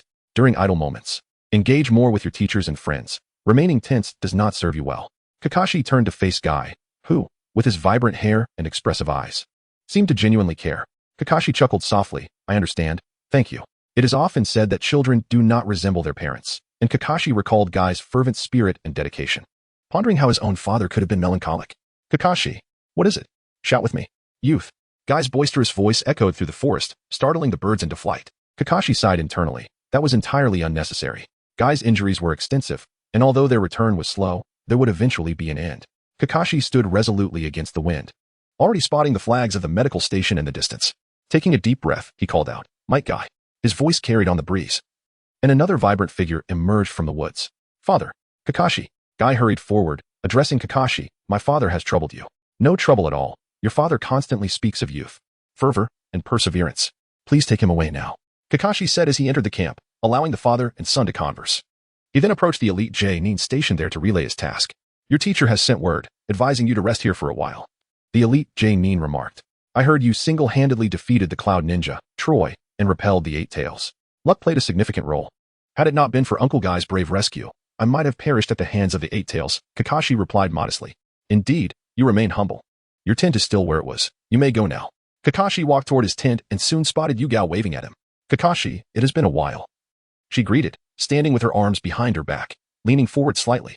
Her long, dark hair cascaded down to her waist, and her deep crimson eyes sparkled like rubies against her fair skin, presenting a delicate beauty. "Your battle report arrived before you did," she giggled, covering her mouth. "Uncle Guy's mobility is limited, hence our slower return," Kakashi explained casually. "Kakashi, please be cautious. The Eight Tails Jinchuriki is quite fearsome, isn't he? I have heard that Jinchuriki are monsters." Kakashi recalled the fierce scene of Kushina and conceded that, if one were to label it a monster, it might hold some truth. Yugao, still a Genin, was likely unaware that Kushina was the Jinchuriki of the Nine Tails. "Oh, by the way, Yugao," Kakashi said, pulling her into his tent. She felt her heart race, aware of his formidable strength and prowess. Having already become a J-nin and achieving feats of defeating enemy J-nin and repelling a Jinchuriki, what girl does not harbor feelings of infatuation? "If he were to confess to me, should I accept immediately or pause for 3 seconds before responding?" "Yugao, teach me Genjutsu," Kakashi requested earnestly. Chapter 14, The 7 Ninja Swordsmen of the Mist Illusion Techniques? Sunset Red blinked and then cleared her throat tactically. Inside the tent, she and Kakashi sat facing each other, beginning their little classroom session. In essence, illusion techniques involve utilizing one's chakra to infiltrate the enemy's body through various means, disrupting their chakra flow. This can occur through direct physical contact or sensory mediums, such as sight and sound. A prominent example would be the Uchiha clan, who employ the Sharingan to initiate these techniques. Essentially, those possessing the Sharingan are adept in illusions. Upon hearing Red's words, Kakashi immediately thought of Uchiha Obito. Obito? A master of illusions? Have I formed a rigid impression of him? Kakashi wore a look of doubt. Sunset Red covered her mouth with a soft laugh.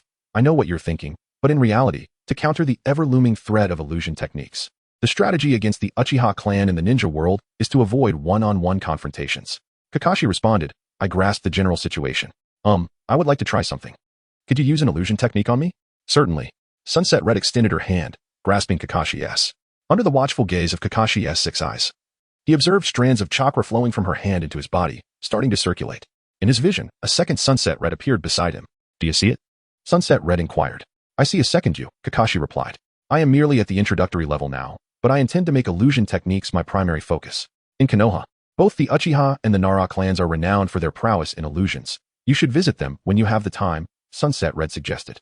"Well then, take care and rest well.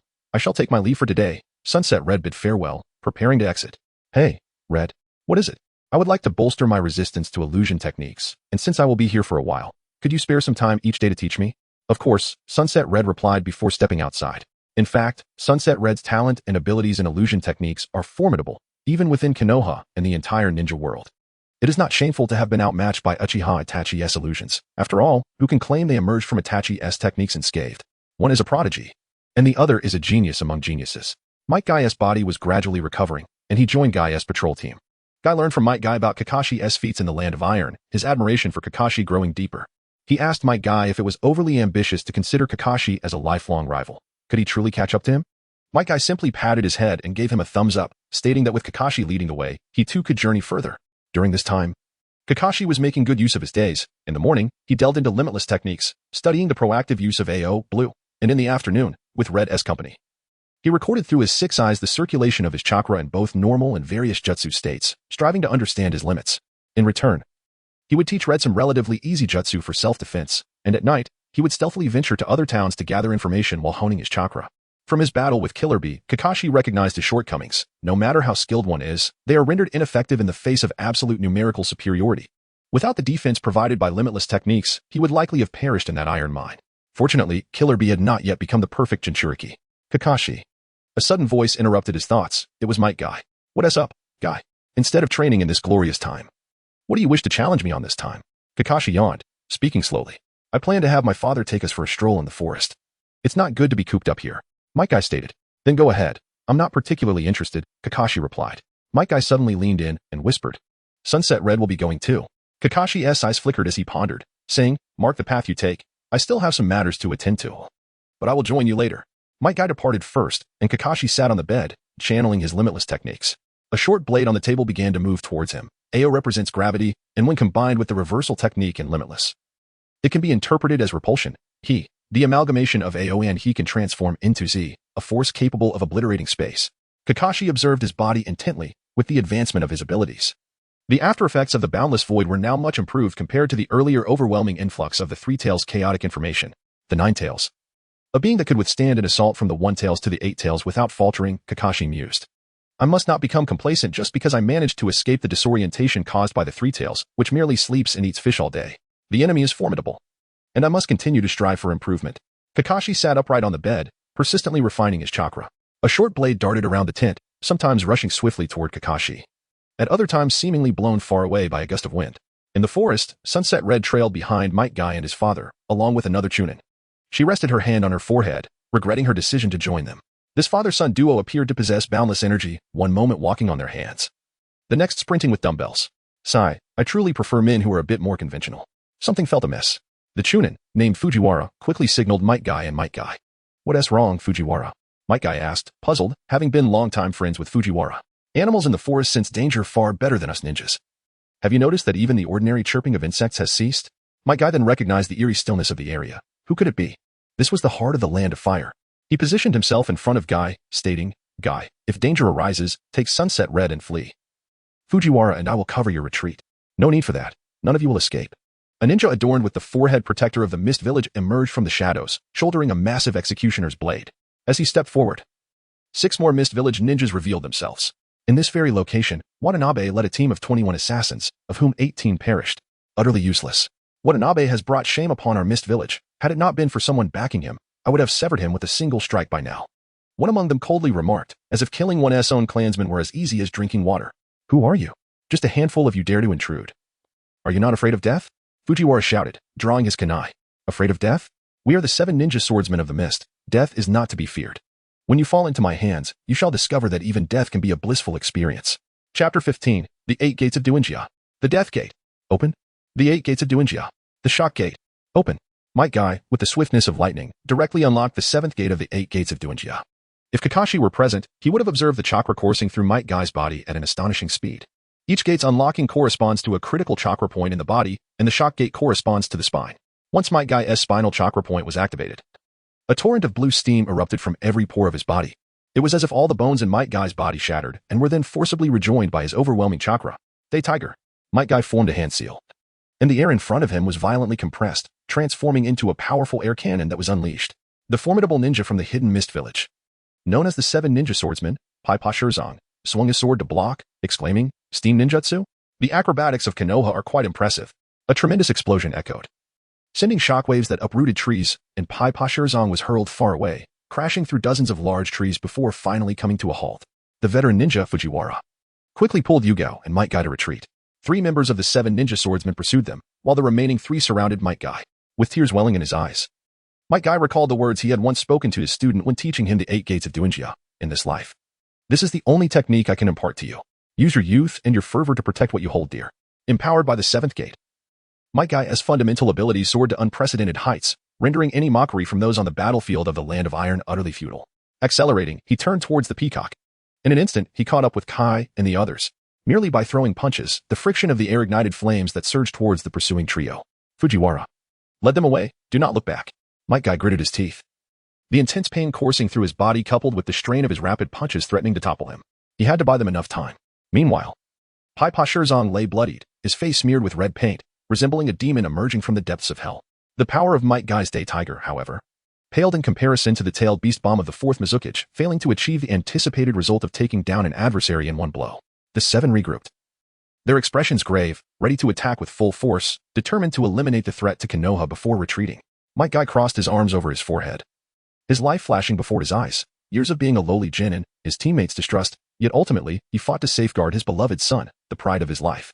The 8 gates of Duinjia. The Death Gate. Open. Dawn and Appos. T do it. Please, Dawn and Appos. T open it. Uncle Might Guy. Kakashi, after completing his daily training, had followed the markings left by Kai, leisurely wandering through the forest, when he suddenly sensed a distant roar. Trouble was brewing. Utilizing his limitless technique, he compressed space and instantly teleported to the scene just as Might Guy was on the verge of unlocking the Death Gate. Uncle Might Guy, don't act rashly. It's not the final moment yet. Kakashi gasped for breath as he quickly retrieved an energy pill to replenish his strength. His gaze fixed ahead where 7 oddly shaped ninjas from the hidden mist village appeared. Kakashi, you must leave. These are elite J-nin from the mist. And my time is limited. I can't hold on much longer. Might Guy trembled, evidently nearing his limit. It's all right. Now that I'm here, you will be safe. Kakashi steadied his breath and spoke earnestly. Upon hearing these words, Might Guy inexplicably felt a sense of relief. Recalling that this junior had once infiltrated the encirclement of the hidden cloud village, orchestrating the rampage of the 8 Tails Jinchuriki, the blue steam emanating from his body gradually diminished. And he collapsed. Father, Might Guy's son, Might Kai, unexpectedly returned, supporting the faltering Might Guy. His eyes had turned red. Yet he struggled to hold back tears. This was the mark of a true man. Chirping of birds filled the air as Kakashi executed the Chidori, darting towards Pai Pa Shirzong. Do you truly think me an easy target? Pai Pa Shirzong swung his sword in a horizontal slash, asserting, your ninjutsu may strike me, but you will also be severed in half. Pai Pa Shirzong had relied on his reckless fighting style to eliminate countless foes. However, the anticipated scene of bloodshed did not unfold. The decapitating sword halted eerily before Kakashi, while Kakashi's Chidori pierced Pai Pa Shirzong's heart. In a mere exchange, the wielder of the decapitating sword from the 7 ninja swordsmen of the hidden mist, Pai Pa Shirzong, met his demise. The remaining 6, undeterred by the sudden death of Pai Pa Shirzong, displayed no fear. They were originally a unit executing special missions for the Mizukage, accustomed to both killing and being killed by their comrades. The group quickly coordinated their attack, with the sharkskin sword aimed at Kakashi in a diagonal slash. The wielder, Suigetsu Hzuki, wore a sinister grin, stating, once contact is made, my sharkskin will devour your chakra. The limitless technique activated, creating ripples of space around Kakashi. This time, he could clearly see that the sharkskin sword could not strike him. Suigetsu Hzuki's expression shifted to one of terror. What kind of ninjutsu was this? With lightning flashing in his right hand, Kakashi, under the precise control granted by the 6 eyes, compressed his chakra to its utmost limit. It detonated in Suigetsu Hzuki's abdomen, sending electric currents raging through his body, the intense pain rendering him unconscious. The sharkskin sword was seized by Kakashi. The 6 eyes provided high-precision chakra control, enabling the limitless technique to operate continuously. However, this was not true perpetuity. During high-intensity battles, Kakashi too faced exhaustion. When confronted by opponents with vast chakra reserves, he could lose this advantage. Yet, possessing the sharkskin sword would compensate for this weakness until his body reached its peak. Especially since Kakashi was still merely a 13-year-old boy, and he lacked sufficient chakra. Finally, the remaining 5 from the hidden mist realized the truth. This boy seemed immune to physical attacks. However, they lacked any ninjas skilled in illusions. The illusion masters were in Konoha. Were they not? Retreat. They decisively called, understanding the situation was untenable, unleashing their large-scale ninjutsu to create chaos, dispersing in 5 directions to escape. Kakashi extended his left hand, activating the limitless technique, Cyan, targeting the wielder of the blunt knife, Tsukuwa Yabaru. Yabaru felt a tremendous pull from behind. He drove the blade of his axe into the ground, but his body was yanked into the air. Oh, no. Ultimately, Yabaru could not withstand the force of Cyan. Crashing onto Kakashi's Chidori, the wielder of the blunt knife, Tsukuwa Yabaru, from the 7 ninja swordsmen of the hidden mist, met his end. Chapter 16, Guy. Aim for the head. Next time the remaining 4 turned back in terror, utterly bewildered by the unfolding nightmare. This was no ordinary foe. This was a monster. A demon of Konoha. Kakashi swiftly formed hand seals. Summoning jutsu, earth release, tracking Fong technique. Mystical patterns unfurled across the ground as 8 ninja hounds materialized. Obeying Kakashi's command and lunging toward Raiga Kurisuke, wielder of the Thunderblade Kiba, Raiga cursed inwardly. Why me? There are 4 of us left. But Kakashi, bending space itself with his limitless technique, appeared directly in Raiga's path. Desperate, Raiga activated his forbidden art, lightning burial armor, wrapping himself in crackling blue electricity before charging at Kakashi in a suicidal assault. Reversal technique, limitless, red. A devastating repulsive force erupted, hurling Raiga backward. Before he could recover, the 8 hounds pinned him down, rendering him immobile. Guy. No words were needed. Might Guy's gaze, once clouded with uncertainty, now burned with resolve as he stared at his gravely wounded father, Might Die. Father, this is the technique you taught me. I want to let it be disgraced in my hands. 8 gates released formation. Gate of wonder, open. Guy's body flushed crimson as chakra surged from his abdomen. A sonic boom erupted. High-speed taijutsu, reverse lotus. Spinning, accelerating further. His kick carried the roar of a beast, a strike meant to shatter every ounce of his pin-up frustration. The impact sent Raiga hurtling backward. The 8 hounds, sensing danger, vanished in a puff of reverse summoning. Raiga's vision blurred, his ears rang. His eyes bulged from their sockets, his chest caved inward as the sheer force cratered the earth beneath him. Blood gushed from his lips as Raiga glared venomously at Guy. With his last breath, he channeled chakra into Thunderblade Kiba. It stored lightning crystals, summoning a colossal bolt from the heavens. If I die, I'm taking you with me. A deafening crack split the sky as the lightning descended toward Gaia's head. He could only look up. Escape was impossible. Facing death, Guy found an eerie calm. Guy. Next time, aim for the head. Kakashi leapt, Chidori crackling in his palm, severing the lightning midair. Raiga's eyes widened in disbelief. How can someone cut lightning? Before darkness claimed him. Kakashi landed beside Guy, clapping his shoulder. Guy stood frozen, stunned by the sheer power of Kakashi's Chidori. Hey, did you hear what I just said? Kakashi grumbled. Guy blinked. I heard. Aim for the head. Good. Had you done that? We wouldn't be dealing with this mess. The remaining mist swordsmen had fled, but with only 3 survivors, they de-thinked twice before invading Fire Country again. Pure physical attacks were useless against Kakashi's Limitless. They couldn't even scratch him. Guy deactivated the 8 gates, his crimson hue fading. But the toll was evident as he staggered toward Dai. Dai's eyes welled with tears. He tried to ruffle Gaia's hair, but his arms refused to move. Kakashi smirked. Dai-san, looks like you're bedridden again. Dai sighed. I held you back. If only ID lasted longer. Don't say that, Kakashi said solemnly. Sacrificing yourself for the next generation, you're an inspiration. Konoha thrives because of shinobi like you. Guy hoisted Dai onto his back without a word. Kakashi didn't offer help. Some burdens were meant to be carried alone. As the battle ended, the setting sun bathed father and son in golden light. Their wounds transformed into badges of honor. Silence spoke volumes. This was youth. This was passion. This was Konoha's blue beast. Kakashi. Kurenai's voice rang out as the medical team arrived. Tears brimming, she threw herself into his arms. You're alive. Kakashi's ears burned beneath his mask. Gently, he pushed her back. We're all fine. Flustered, Kurenai nodded. That's good. The team secured the battlefield, recovering the bodies of the fallen mist swordsmen and their bizarre blades, valuable bargaining chips for future negotiations. Yet Kakashi requested to keep Samahata temporarily, vowing to surrender it only after mastering Unlimited Void without exhaustion. Keep it for now, the elite Jonin overseeing the mission conceded. I'll report to the 3rd. But the other 3 blades must be returned. The mist will pay for this ambush. Guy recounted the battle, omitting Kakashi's gravity manipulation, proof of their unspoken bond. But he did mention Kakashi severing lightning, earning the squad's awe. Kurenai smiled. Kakashi, you should rename your jutsu. He raised a brow. Not another ridiculous title, I hope. Ridiculous? She tilted her head. Like what? Supreme Spinning Azurite Chaos or something. He chuckled. Lightning Cutter, that's its new name. Chapter 17. Becoming your subordinate. What benefits await? The news of Kakashi and Appo's triumph over the 7 ninja swordsmen of the mist swiftly circulated throughout the battlefield of the Ninja World War, significantly bolstering the morale of the Leaf Village ninjas, although the situation of being besieged remained unchanged. It served to inform the enemy that the Leaf Village was not so easily subdued. In the Hokage office, the 3rd Hokage, Saratobi Hiruzen, sat at the center, flanked by his advisors, Shimura Danzo, Mito Kamen, and Tien Komatsu. The 3rd Hokage gazed at Kakashi with a warm smile, his eyes filled with kindness. It seemed that Minato had educated you well, Kakashi. Indeed, I have learned much from my time with Lord Minato, Kakashi replied, maintaining a respectful demeanor. Humph. With the mask and the eye patch, what kind of appearance is that? Mito came and suddenly interjected, critiquing Kakashi's attire.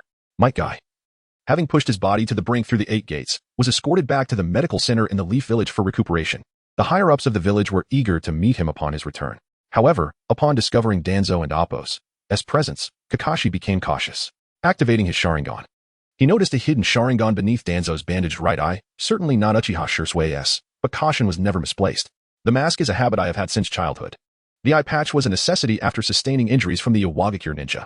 I hope you understand, Lord Mito, Kakashi replied calmly, albeit with a growing sense of wariness. It appears that the battlefield has made one more cautious, Danzo remarked suddenly, expressing his disbelief in Kakashi and Appo's trustworthiness. You are being overly strict, the 3rd Hokage interjected. Kakashi, your performance has been commendable. After discussion, we agree to grant your request to use the Samahata sword. The future of the Leaf Village requires more young talents like you. Minato is currently on the battlefield at Iwagakure, so take a few days to recuperate in the village, then procure some ninja tools from Kushina and assist him. Afterward, you will follow Minato's orders. Yes, sir, Kakashi responded before taking his leave and heading towards the Uchiha clan's compound. Due to the legacy of Leaf Village's policies, the Uchiha clan's compound was located in the northeastern part of the village, near the village walls and the surrounding forest. Kakashi pondered on the dissatisfaction of the Uchiha clan, wanting others to contribute while failing to accord them appropriate status. As he approached Uchiha Street, Kakashi's Sharingan detected several Uchiha sentinels observing him. Who are you? A young ninja from the Uchiha clan suddenly emerged, standing before Kakashi, demanding answers. I am Hatake Kakashi, here to see my friend, Uchiha Obito, Kakashi replied. The Uchiha ninja furrowed his brow, cautiously inquiring, Hatake Kakashi? The one who repelled the 7 ninja swordsmen? That is correct. Finally, I meet you in person. Please wait here. I will call Obito out, he said before sprinting inside. Moments later, a Uchiha youth wearing goggles, who was none other than Obito, hurried out. I envy you, Kakashi. Your exploits must be spreading throughout the ninja world by now. Obito beamed, lightly punching Kakashi's shoulder. Kakashi rolled his eyes, knowing that Obito couldn't see his expression beneath the mask. What is there to envy? I nearly met my end in the land of iron. Kakashi followed Obito into Uchiha Street, characterized by traditional Japanese houses, each adorned with the Uchiha clan's fan emblem at regular intervals. Most of the clan's elite had gone to war, leaving a small contingent to handle the village as security and coordinate supplies and intelligence, making their days quite arduous. I've been feeling the strain, Obito murmured, pushing open a door. We've arrived at my home. Come in for some tea. As they sat across from each other, Kakashi activated his Sharingan, ensuring no one was eavesdropping. You haven't mentioned your Manjiki Sharingan to anyone, have you? Kakashi asked softly, lowering his mask partially. You mentioned that enemies may not only come from outside the village. I have always remembered that, Obito replied, pouring tea for both of them. Though I may not fully understand, I remain vigilant. He leaned closer, lowering his voice. I've recently discovered a significant amount of weapons being smuggled away, but I don't know where they are going. Kakashi's heart raced, yet his expression remained steady. Just pretend you are unaware. The power of the Manjiki Sharingan can instill fear, and given the Uchiha clan's responsibility for village security, they had made numerous enemies both inside and outside the village. There was no need to expose oneself for a fleeting thrill. Remaining inconspicuous had its advantages. I am not just a Thailander, Obito retorted, anger flaring at Kakashi's words. But he quickly calmed himself. Kakashi, I've noticed you have changed significantly. Kakashi took a sip of tea, opting not to address Obito's comment, instead asking, where has Rin gone? Is she well? She has been training daily with Kushina, learning to control her chakra. After you knocked out the 3 tails, it took the village a while to wake it up again. It was only because Lord Minato instructed Lord Jiraiya that the village did not delve deeper into the matter. Kushina confided this to me after you left, Obito explained. Moreover, I can't shake the feeling that someone is watching us, Obito added, glancing around as if searching for hidden eyes. That's why I'm hesitant to reveal that I possess the Manjiki. I fear that exposure could lead to trouble. Caution is never misplaced. Kakashi and Obito agreed to meet the next day at noon, inviting Rin to join them for a bowl of Ichiraka ramen before parting ways. Kakashi strolled out of Uchiha Street. As the moon stealthily climbed among the branches, Kakashi wandered through the streets of the Leaf Village, contemplating Obito's words. On the battlefield in the Land of Iron, those 2 root ninjas had mentioned that the main force had gone west. Coupled with the smuggling of numerous weapons, it seemed a trip to the Land of Rain was in order. Kakashi's path meandered, and before long, he found himself at a street corner. Suddenly, he vanished in a flash, and at that instant, 2 masked ninjas appeared. Where did he go? One of them exclaimed. I wonder if you 2 are searching for me? Kakashi materialized behind them. Even if he were to confront them now, they had no justification for their sneaky behavior. However, Kakashi refrained from taking action, as behind him emerged a bandaged ninja with a wrapped right eye, flanked by 2 guards. Shimura Danzo. Join my ranks, Kakashi. I hold you in high regard. Chapter 18. The charming Uchiha youth to become your subordinate? You are a senior advisor of Konoha, and I am a ninja of Konoha. I am already your subordinate, Kakashi replied with a composed demeanor. Kakashi, you are remarkable. The events following the Kanabi Bridge have demonstrated your worth. Those of value ought to be invested in pursuits of even greater significance. Danzo's gaze fixed intently on Kakashi, as if he had unraveled the essence of his being. A great tree must strive to reach for the sun, while simultaneously anchoring its roots deep into the soil. Preserving light through the dark, this is the very principle of roots. Noticing Kakashi's silence, Danzo continued, the 3rd Hokage has, in certain respects, been too lenient in dealing with your father's situation. He allowed rumors to proliferate, ultimately leading to your father's tragic fate. I believe that with your abilities, we can work together to elevate Konoha to unprecedented heights, ensuring that your descendants do not endure such hardships again. I must respectfully decline, Kakashi and Appo's voice, though soft, conveyed unwavering resolve. Under the night sky, silence enveloped the scene. Kakashi stood beneath the flickering streetlight, gazing up at Danzo. Meanwhile, Danzo's guards and the 2 individuals trailing Kakashi began to encircle him. However, Danzo slowly turned, and as he melted into the shadows, his words drifted back. I hope you do not come to regret this. With that, Danzo departed, and his subordinates discreetly vanished. Kakashi turned and walked home, feeling a wave of incredulity wash over him. After the conclusion of the 3rd Great Ninja War, Minato ascended to the position of Hokage, becoming the youngest 4th Hokage. As his disciple, to think of serving as his deputy was but a fanciful dream. I could at least manage as a team leader. Yet he offers me no benefits, merely seeks to recruit me as a subordinate? Kakashi gently pushed open his front door, preparing to rest. Meanwhile, in the Hokage's office, the third Hokage, Hiruzen Sarutobi, observed the events through the crystal ball, having followed the entire exchange.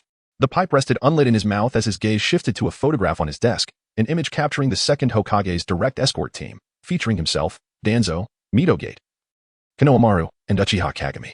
Only we four remain in this world. The third Hokage sighed deeply, a long exhalation that lingered in the air. The following day, Kakashi arrived early at the entrance of Ichiraka Ramen. The gentle sunlight warmed him, and for the first time in a while, Kakashi felt a sense of relaxation. Indeed, life ought to be lived this way, far removed from the exhaustion of battles. Kakashi. A voice rang out from a distance. It was Rin, with Obito following closely beside her. The three exchanged greetings. The owner of Ichiraka Ramen, still relatively young, enthusiastically inquired what they would like to eat before bustling off to the kitchen. Kakashi. Why do you sometimes take off your mask? Rin asked, puzzled. Having both a mask and an eye patch is a bit cumbersome. Perhaps I should just wear a full mask from now on, Kakashi replied with a smile. Rin chuckled softly. I think you look even more handsome when your face is exposed. Well, I suppose in terms of charm and appearance, I can barely hold my own, Kakashi jested. Before he could say more, Obito interjected. And the trio reminisced about amusing childhood tales before heading to Kokuna's place to retrieve a scroll containing a large number of specially designed kunai. Be cautious. If things turn dire, retreat immediately, Rin cautioned as they prepared to part ways. Kakashi glanced at her and reassured, Fear not, where I am going. My teacher Minato is present, and I can walk with confidence. He then cast a glance at Obito, who, though silent, understood Kakashi and Appo's unspoken sentiment. I will protect her. Obito thought resolutely, this is my lifelong promise. The war among the five great nations primarily unfolded in the smaller nations, maintaining a delicate balance until a force capable of overwhelming the ninja world emerged. The newly established Konoha could have been that force. But the first Hokage chose to abandon it in pursuit of love and understanding. Kakashi had traversed the forests of the Land of Fire for several days.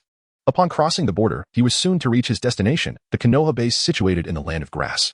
Though his mind wandered, Kakashi remained vigilant, utilizing his Sharingan to sense the flow of chakra nearby. Suddenly, he detected a disturbance ahead. 3 ninjas from the rock village surrounded a young boy, while another injured rock ninja lay nearby, fresh bandages soaked in blood. The boy, with tousled hair and fair skin, possessed long, thick eyelashes and bright eyes, a natural heartthrob. Big brother, should we kill him? One of the rock ninjas inquired. He saved one of ours, and he is still quite young. Once on the battlefield, there are no innocents. In this meat grinder of a battlefield, killing him would merely grant him liberation, the leader declared, showing no hesitation as he lunged toward the child. Yet, his hand abruptly halted midair as a kunai crackling with lightning pierced through his body. The other 2 lost their composure, fleeing in panic. Kakashi appeared beside the boy, staring at his face. Isn't this Uchiha Shursui? Kakashi instinctively tightened his eye patch, carefully avoiding any physical or eye contact with the young boy. Shursui looked up at Kakashi, noticing the Konoha headband on his forehead. Hello, Kakashi. I am Shursui of the Uchiha clan. Kakashi was taken aback, softly asking, How do you know me? From the same village, with white hair and an eye patch. Adept in lightning techniques, who else could it be? I am not foolish. News of your exploits has spread far and wide. Let me escort you to our camp. The 2 raced across the grassland, and Kakashi questioned, Why venture so far alone? What if something happens, and no one is there to rescue you? I simply wanted to see. The clan leader brought many clan members here, and numerous familiar elders sacrificed their lives. Yet, the remaining individuals seem indifferent, only concerned with when they can awaken their eyes and grow stronger, Shursui sighed, glancing at Kakashi. Thus, I believe their deaths hold little meaning. Kakashi fell silent, realizing that Shursui and Itachi, though not of the same parents, shared similar thoughts, pondering the relationships between ninja and ninja, between ninja and nature, the essence of life, and the significance of village and clan. Hey, Kakashi. If you become Hokage in the future, how would you change these relationships? Chapter 19. Infiltration of the Hidden Rain Village. Kakashi felt a pang of disbelief, pondering to himself. I haven't even been appointed as the captain of the Anbu yet, and you have already ascended to Hokage. Furthermore, how well do we truly know each other? Why such heartfelt confessions? Shursui chuckled softly, acknowledging his own boldness. Before long, the 2 had arrived at the entrance of the Konoha camp. After the sentry verified their identities, they were allowed entry. Shursui waved to Kakashi, expressing his pleasure in meeting him, and added, Do remember to visit me sometime. Kakashi watched Shursui depart, reflecting that the person he had conversed with on the plains felt almost like a stranger. Shaking his head to dispel such thoughts, he inquired of the guards and proceeded towards Minato's tent. Minato-sensei. It's Kakashi. Minato exclaimed, rising to greet him. You must have had quite the journey. Kakashi retrieved a scroll from his backpack, stating, This is a gift from Kushina. I could sense her resentment as she stuffed it inside. Minato recalled Kushina's wrathful demeanor and sighed, in the heat of battle, one often forgets to reclaim their belongings. Crafting those special kunai is far more intricate than usual, especially with the need to inscribe space-time runes. She has truly gone above and beyond. Sensei, what task will you assign me next? Kakashi inquired casually. Minato pondered for a moment before responding. Iwagakure and Kumogakure, along with Konoha, find themselves in a stalemate here. In truth, all parties yearn for a cessation of hostilities. They are merely waiting for an opportune moment. Minato performed hand seals, summoning a multitude of specially crafted kunai from the scroll. He glanced at Kakashi, adding, "If you wish to act independently, that is also a possibility." Kakashi's heart raced, though he maintained a composed exterior. "I merely wish to venture elsewhere." "There's no need to elaborate," Minato interjected, retrieving a mask from behind him and presenting it to Kakashi. "Sensei." Kakashi's fingers brushed the mask, a myriad of emotions swirling within him. Minato smiled gently, addressing Kakashi, "Everyone harbors their own secrets. It is perfectly acceptable to remain silent. I will inform the village that I have dispatched you to the Land of Iron for an intelligence mission." After making a brief appearance at the Konoha camp, Kakashi donned the mask that night and departed the village. The Land of Rain, located directly west of the Land of Fire and bordering the Land of Earth and the Land of Wind, naturally became a battleground during the Great Ninja Wars. During the Second Great Ninja War, Hanzo of the Salamander boldly declared war against the three great nations, repelling their assaults and safeguarding the dignity of the Land of Rain. Yet, as time passes, even the mightiest can fall into decay. After years of indulgent living, Hanzo began to cling to his power. Initially, he felt a sense of solace upon witnessing the rise of the Akatsuki, believing there were those within the village who shared his vision of peace. However, one fateful day, when Danzo visited and informed him that his missing subordinates had been covertly killed by the Akatsuki, he was consumed by rage. He resolved to seize control of the Akatsuki. For the truth was often of little consequence. The rain fell incessantly, as if it would never cease. The Land of Rain, rich in resources due to Hanzo's years of governance, saw its villagers living contentedly. The entire Hidden Rain village was constructed of steel, with the tallest tower standing at its center, where Hanzo resided. As Kakashi concealed himself within an inconspicuous duct of a nearby building, he vigilantly observed the tower and Appos' every movement. His supply of soldier pills had dwindled considerably.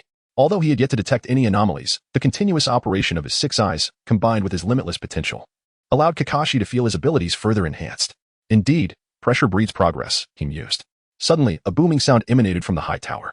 Kakashi tensed, peering out to see dozens of ninjas emerging, all donning gas masks. At the forefront was Hanzo, with long dark golden hair, wielding a massive scythe, the demigod of the ninja world. Behind him, 2 ninjas escorted a woman clad in a red robe adorned with cloud patterns, who would later be known as Konan, the wealthy mistress of explosive tags for the Akatsuki. With a command from Hanzo, the group vanished in an instant. However, Kakashi's 6 eyes pierced through the illusion, trailing behind them at a distance until they halted at a cliffside. "Do not let her speak," Hanzo ordered. And one of his subordinates struck Konan in the abdomen, silencing her with a rag. Explosive tag. Flame formation, Hanzo performed hand seals, unleashing a barrage of explosive tags from his person, burying them beneath the ground where Konan stood. How sinister, Kakashi thought, shaking his head. No wonder Nagato was left crippled. That was how his legs had been destroyed. Rain clouds drifted over the cliff, and the downpour intensified. A flash of lightning illuminated the sky, revealing Yahiko, Nagato, and others as they entered Hanzo's line of sight. "Hanzo-sama, what is the meaning of this? Why have you captured Konan?" Yahiko demanded, confusion etched across his face. Just recently, Hanzo had warmly welcomed them, claiming that the Akatsuki inherited his will and even sent them to negotiate with various nations. "What treachery have you committed behind my back? Do I need to spell it out for you?" Hanzo's eyes narrowed, clearly losing his composure in the presence of these young ninjas. Having survived after being poisoned by a deadly fish implanted within his body by the higher-ups of the Land of Rain, Hanzo had previously used his charisma to gather followers. He was all too aware of the actions taken by Yahiko and his companions in forming the Akatsuki. It was a path he himself had once traversed in his youth. "Have we not always followed your commands?" Yahiko clenched his fists, his gaze fixed on Hanzo, before shifting to Konan, who struggled violently, her intent clear. "Run. Don't worry about me." The rain poured heavier, enveloping the 2 sides in silence, with only the sound of rain and thunder echoing in the air. "So, what is it that you truly desire?" Yahiko raised his head, his eyes filled with calm determination, his tone stripped of the usual reverence towards Hanzo. "You brat. Your true nature is finally revealed," Hanzo scoffed derisively. "It's simple. Disband the Akatsuki and you all must leave the Land of Rain, vacate my country." Hanzo and Appos' gaze was frigid, and a bolt of lightning streaked across the sky, showcasing his overwhelming presence. "Very well, I agree," Yahiko responded without hesitation. "Then you can release Konan." "Can you not? Release her?" "That is quite simple. Exchange her freedom for your life." Yahiko lowered his head, and Nagato urgently interjected from behind. "No. We must think of another way. There is still hope." However, Yahiko's eyes brimmed with tears as he spoke. "Nagato, the world described by Jiraiya-sensei, where people understand one another, is ultimately unattainable. Please take care of Konan for me." With that, he charged towards the kunai in Nagato and Appos' grasp. Chapter 20, vs Hanzo of the Salamander in an instant. Kakashi surged forth, catching Yahiko's cloak and hurling him away just as Pain's kunai pierced his skin. The ground beneath Yahiko etched a deep mark as he skidded along it. Witnessing this, Pain swiftly retreated, momentarily uncertain whether Kakashi was friend or foe. Kakashi stood resolute, his mask obscuring his features. "Who are you?" Hanzo inquired, irritation evident in his voice, perturbed by the unexpected disruptions to his control. "This is our business in the Hidden Rain Village. There is no need for an outsider like you to interfere." "Me? I am merely a wandering ranger who cannot abide your vile methods of manipulation," Kakashi replied before leaping onto the cliffside, heading towards Konan. Hanzo, noticing this, revealed a sinister smile. "Activate the explosive array." A multitude of explosive tags detonated beneath Konan and Kakashi, causing the cliff to crack under the immense force. As the dust settled, rather than the anticipated carnage, Kakashi stood protectively in front of Konan, both unharmed. Kakashi scooped up Konan and flung her towards Nagato below. Yahiko, having regained his footing, joined them, their faces illuminated with the joy of survival. "Who exactly are you? This is our affair in the Hidden Rain." "You have no place here," Hanzo declared, forming seals to summon a massive summoning beast. Kakashi and Appos, gaze fell upon the creature. Its dark skin coated in a viscous substance that dripped onto the ground, corroding it, a salamander. Kakashi produced several kunai infused with lightning release and hurled them at Hanzo and his salamander. "A trivial trick," Hanzo scoffed, as the salamander deftly deflected the kunai with a flick of its tail. However, Kakashi suddenly changed course, rushing towards Hanzo's subordinates, taking one down with a powerful punch and seizing his gas mask, replacing his own. Hanzo and Appos' expression darkened. It was evident that this masked man had come prepared, aware of the need for protection against his toxins. Yet, while breath might be obstructed, what of contact? With a light pat, Hanzo signaled the salamander, which immediately expelled a cloud of toxic gas, enveloping Kakashi in a purple mist. A rumble echoed as the salamander burrowed underground, poised to launch a surprise assault. Yet, as the gas approached Kakashi, it was repelled, as if a protective barrier surrounded him. Limitless and Appos, heavenly and Appos. This was the application of repulsion, combined with Kakashi and Appos' atomic-level observational prowess, effectively filtering and pushing the toxic mist away. A chain shot through the gas, heading straight for Kakashi's face. He drew a kunai to block, but the chain ensnared him, a tremendous force pulling him forward as Hanzo swung his scythe toward Kakashi and Appos' head. Undeterred, Kakashi's right hand crackled with electricity. Raikiri. In that fleeting moment, Hanzo contemplated Kakashi and Appos' unusual behavior. It seemed as if he were waiting for the strike. There must be a trick at play. The clash of the scythe and chain rang out as the salamander lunged from beneath Kakashi, its sharp teeth aimed at his foot. Kakashi executed a body flicker, abandoning the kunai ensnared by the chain, creating distance between himself and Hanzo. However, the salamander unleashed another spray of toxic gas toward him. Heavenly. The gas was repelled once more, with Kakashi and Hanzo facing each other, neither daring to make the first move. Impressive, indeed. No wonder he is known as a demigod of the ninja world. Any ordinary ninja would have succumbed to Hanzo and Appos' barrage long ago. With the toxic mist restricting movement and the salamander's assault, Kakashi, while appearing nonchalant, understood that the title of demigod was not mere embellishment. It was earned through the fierce battles of the Second Ninja War against the great nations.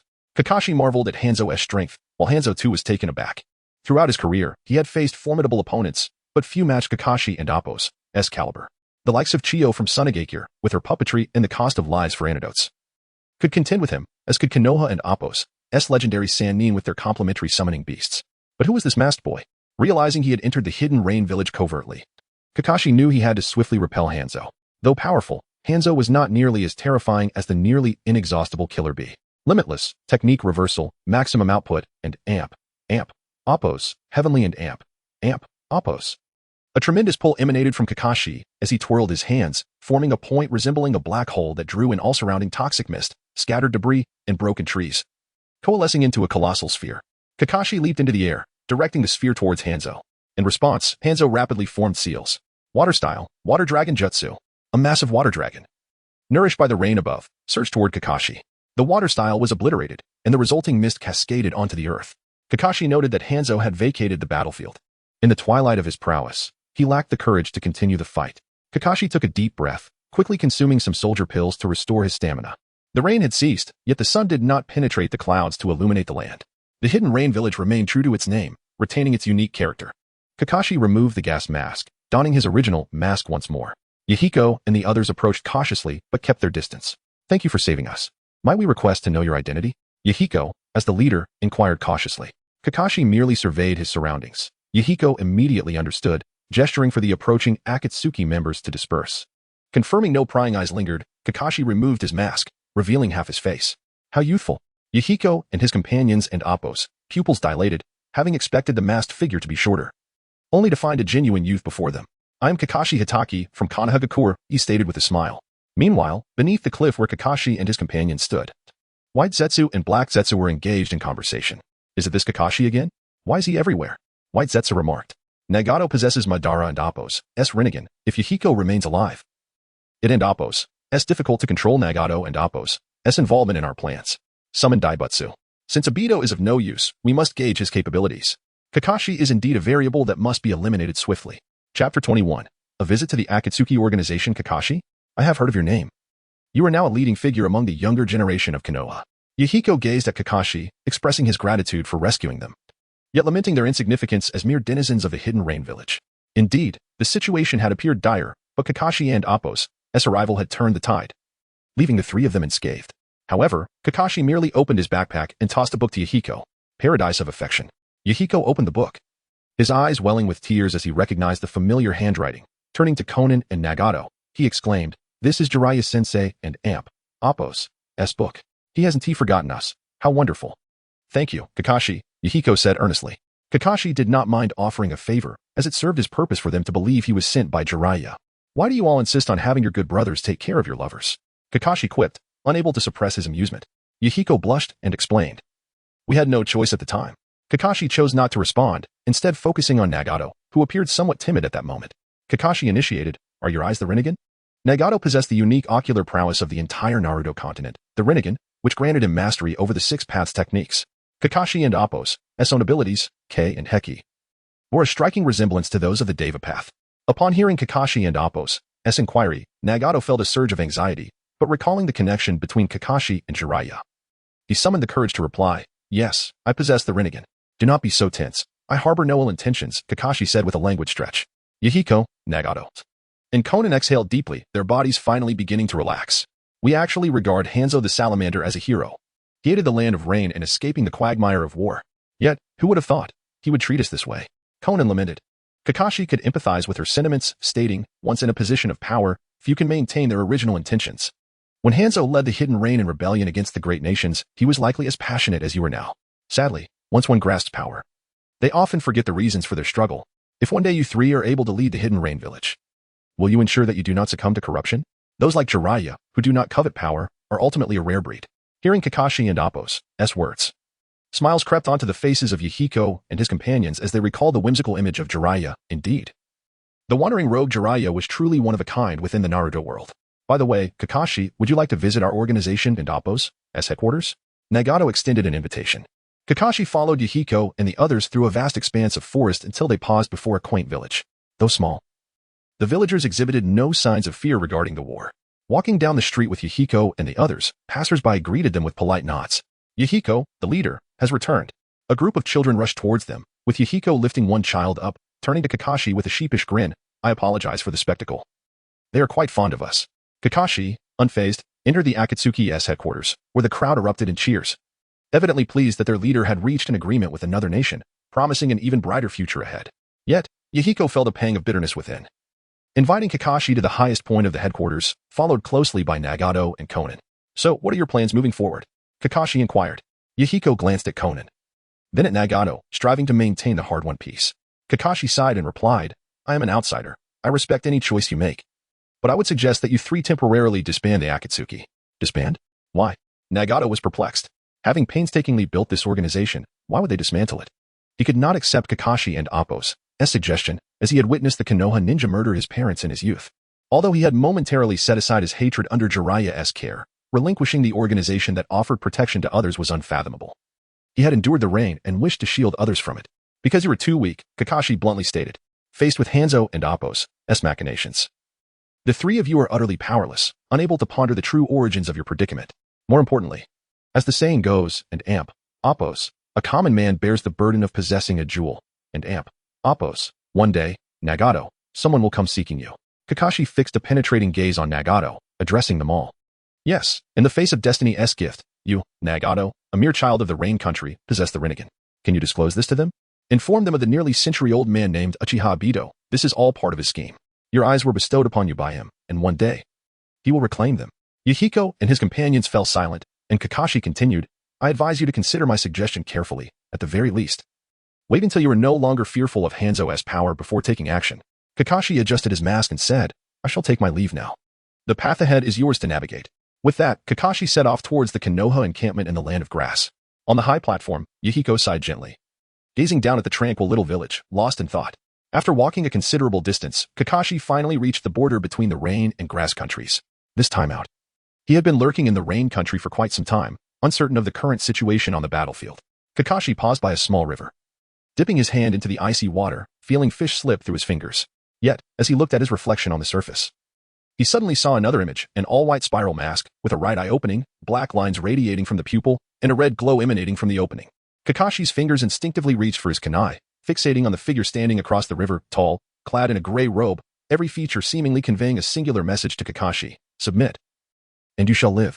Chapter 22, Masked Man vs. Masked Man. With a swift motion, Kakashi unleashed his kunai, which pierced through the body of the masked man, embedding itself into the ground, leaving only a lingering shadow of the foe.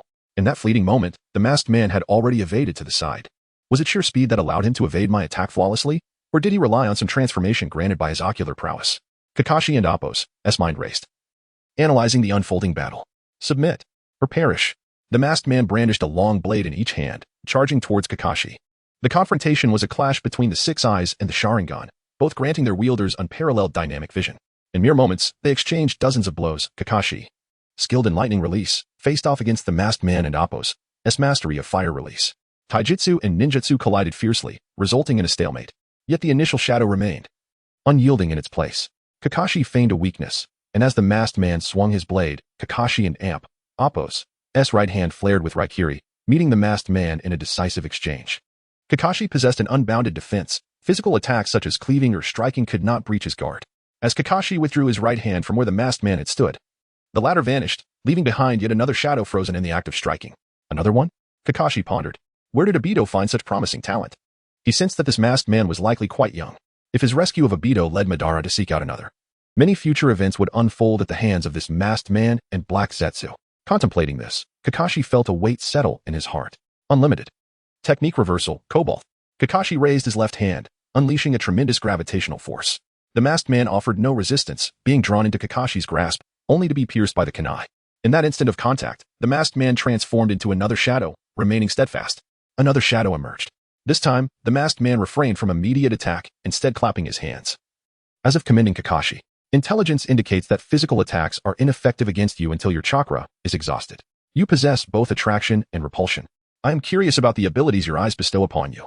Your ninjutsu resembles the forbidden technique Izanagi. Kakashi deliberately mentioned Izanagi, a forbidden art known only to a select few within the Uchiha clan. As expected, upon hearing this, the masked man's condescending tone faded, replaced by a more measured inquiry. Who exactly are you, Hatake Kakashi?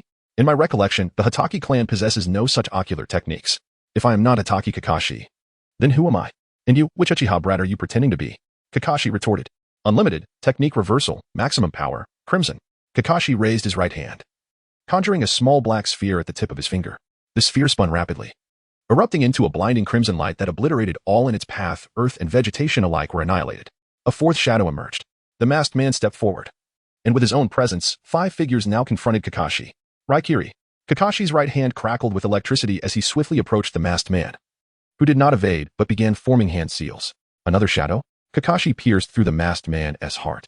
Blood flowed down Kakashi's hand, indicating that this time it was not an illusion, but reality. Attempting to withdraw his hand, Kakashi discovered that the masked man's blood had already solidified, and the other 4 shadows sprang into action, restraining Kakashi's limbs. Explosive release. Corona detonation. The masked man shouted. A thunderous roar echoed through the valley as the explosive technique activated, and the masked man's body morphed into a shadow, the 5 shadows binding Kakashi firmly in place. A white Zetsu emerged from the ground, replenishing the masked man's wounds inflicted by the Raikiri. Are you not aware that physical attacks are ineffective against this fellow? Black Zetsu remarked, having appeared from the shadows. I am well aware, the masked man replied. However, my sealing techniques are still rudimentary, not as effective as explosive release. If my sealing is too slow, he could easily escape, and that would be rather embarrassing. He and his teacher were both speed-oriented ninjas, no matter how hard he trained. He could not match them. Yet, to kill him, they must engage, and therein lay his opportunity. The masked man waved farewell to Kakashi and departed. In truth, Kakashi had already freed himself from the grasp of the shadows at the moment the explosion detonated. As the masked man had stated, if the sealing technique was immature, Kakashi could simply use Cobalt to compress space and escape. Kakashi observed the masked man intently amid the chaos of destruction but noted that he made no further move until he vanished from sight. Only then did Kakashi emerge from the smoke. This was clearly aimed at him, or perhaps his mentor, Minato. What began as an intent to eliminate him had devolved into a retreat upon realizing the futility of their efforts. The ability to leave a shadow upon receiving an attack, to anchor and immobilize the enemy, to master fire release, to wield explosive release, and to possess the Manjiki Sharingan, all these skills, even if not superior to his own, posed a formidable challenge. Kakashi meticulously considered the gains and losses of this encounter, a profound sense of urgency swelling within him. Such an adversary would inevitably resurface after Minato ascended to the position of Hokage. With a deep breath, Kakashi took a moment to steady himself before hastening towards the Leaf Village encampment in the Land of Grass. The rain had ceased, sunlight once again gracing the earth. After traversing through the Land of Rain, Kakashi entered the Land of Grass, just as he prepared to consult his map for the location of the Leaf encampment. A tremendous explosion echoed from afar. Truly a season of turmoil, Kakashi sighed, shaking his head, although he yearned for a few days of quietude upon returning to the encampment. His body instinctively moved toward the source of the explosion. Cloaking himself behind a mound of earth, Kakashi surveyed the scene. Spotting a throng of Awagakure ninjas densely clustered at the foot of the hill, an estimated 10,000 strong. Yet, standing before this legion was a lone ninja from Kumogakure. In the name of A, resounding through the ninja world, the third Reikage. Chapter 23. Is Shursui going to join? Kakashi, utilizing Earth Release, concealed himself atop a hill, observing the situation at the foot of the mountain. The combat readiness of Awagakure was overwhelmingly formidable. They had previously dispatched nearly 1,000 ninjas to invade the Land of Fire, only to be repelled by Minato and his forces. The recent clash between IWA and Kumo remained a mystery, compelling Reikage to remain behind as a rearguard.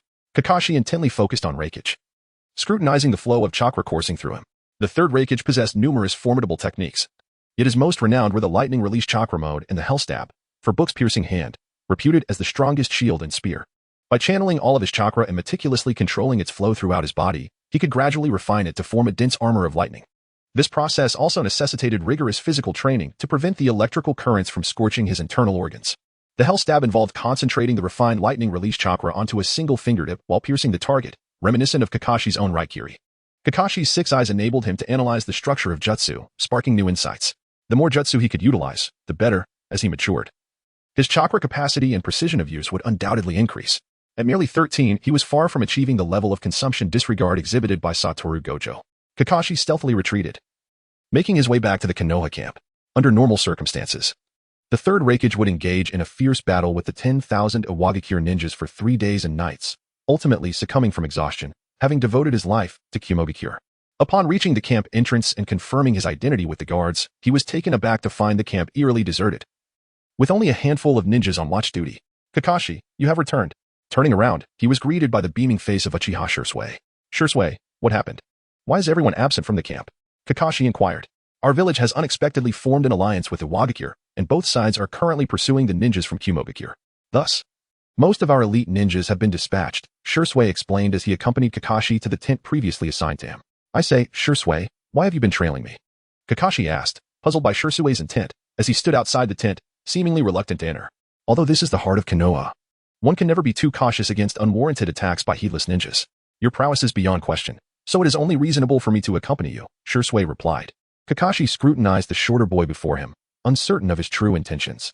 Come inside, he urged, pulling back the tent flaps and stepping in. Make yourself comfortable. I am unfamiliar with this place and have no particular rules, Kakashi said, flopping onto the bed. Shursui took a seat on a small stool opposite him, seemingly poised to speak. You were deliberately waiting for me in the camp, weren't you, Shursui? Kakashi remarked casually. Speak your mind. We are comrades, and I harbor no ill will toward you. After a moment of contemplation, Shursui responded, some time ago. I inquired what changes you would implement within the village's clans and the relationship between clans and the village if you were to become Hokage. Do you recall? No, Shursui. You overestimate me, Kakashi replied, hesitant to engage further. I am not jesting. I hope you do not dismiss my words as mere childish banter.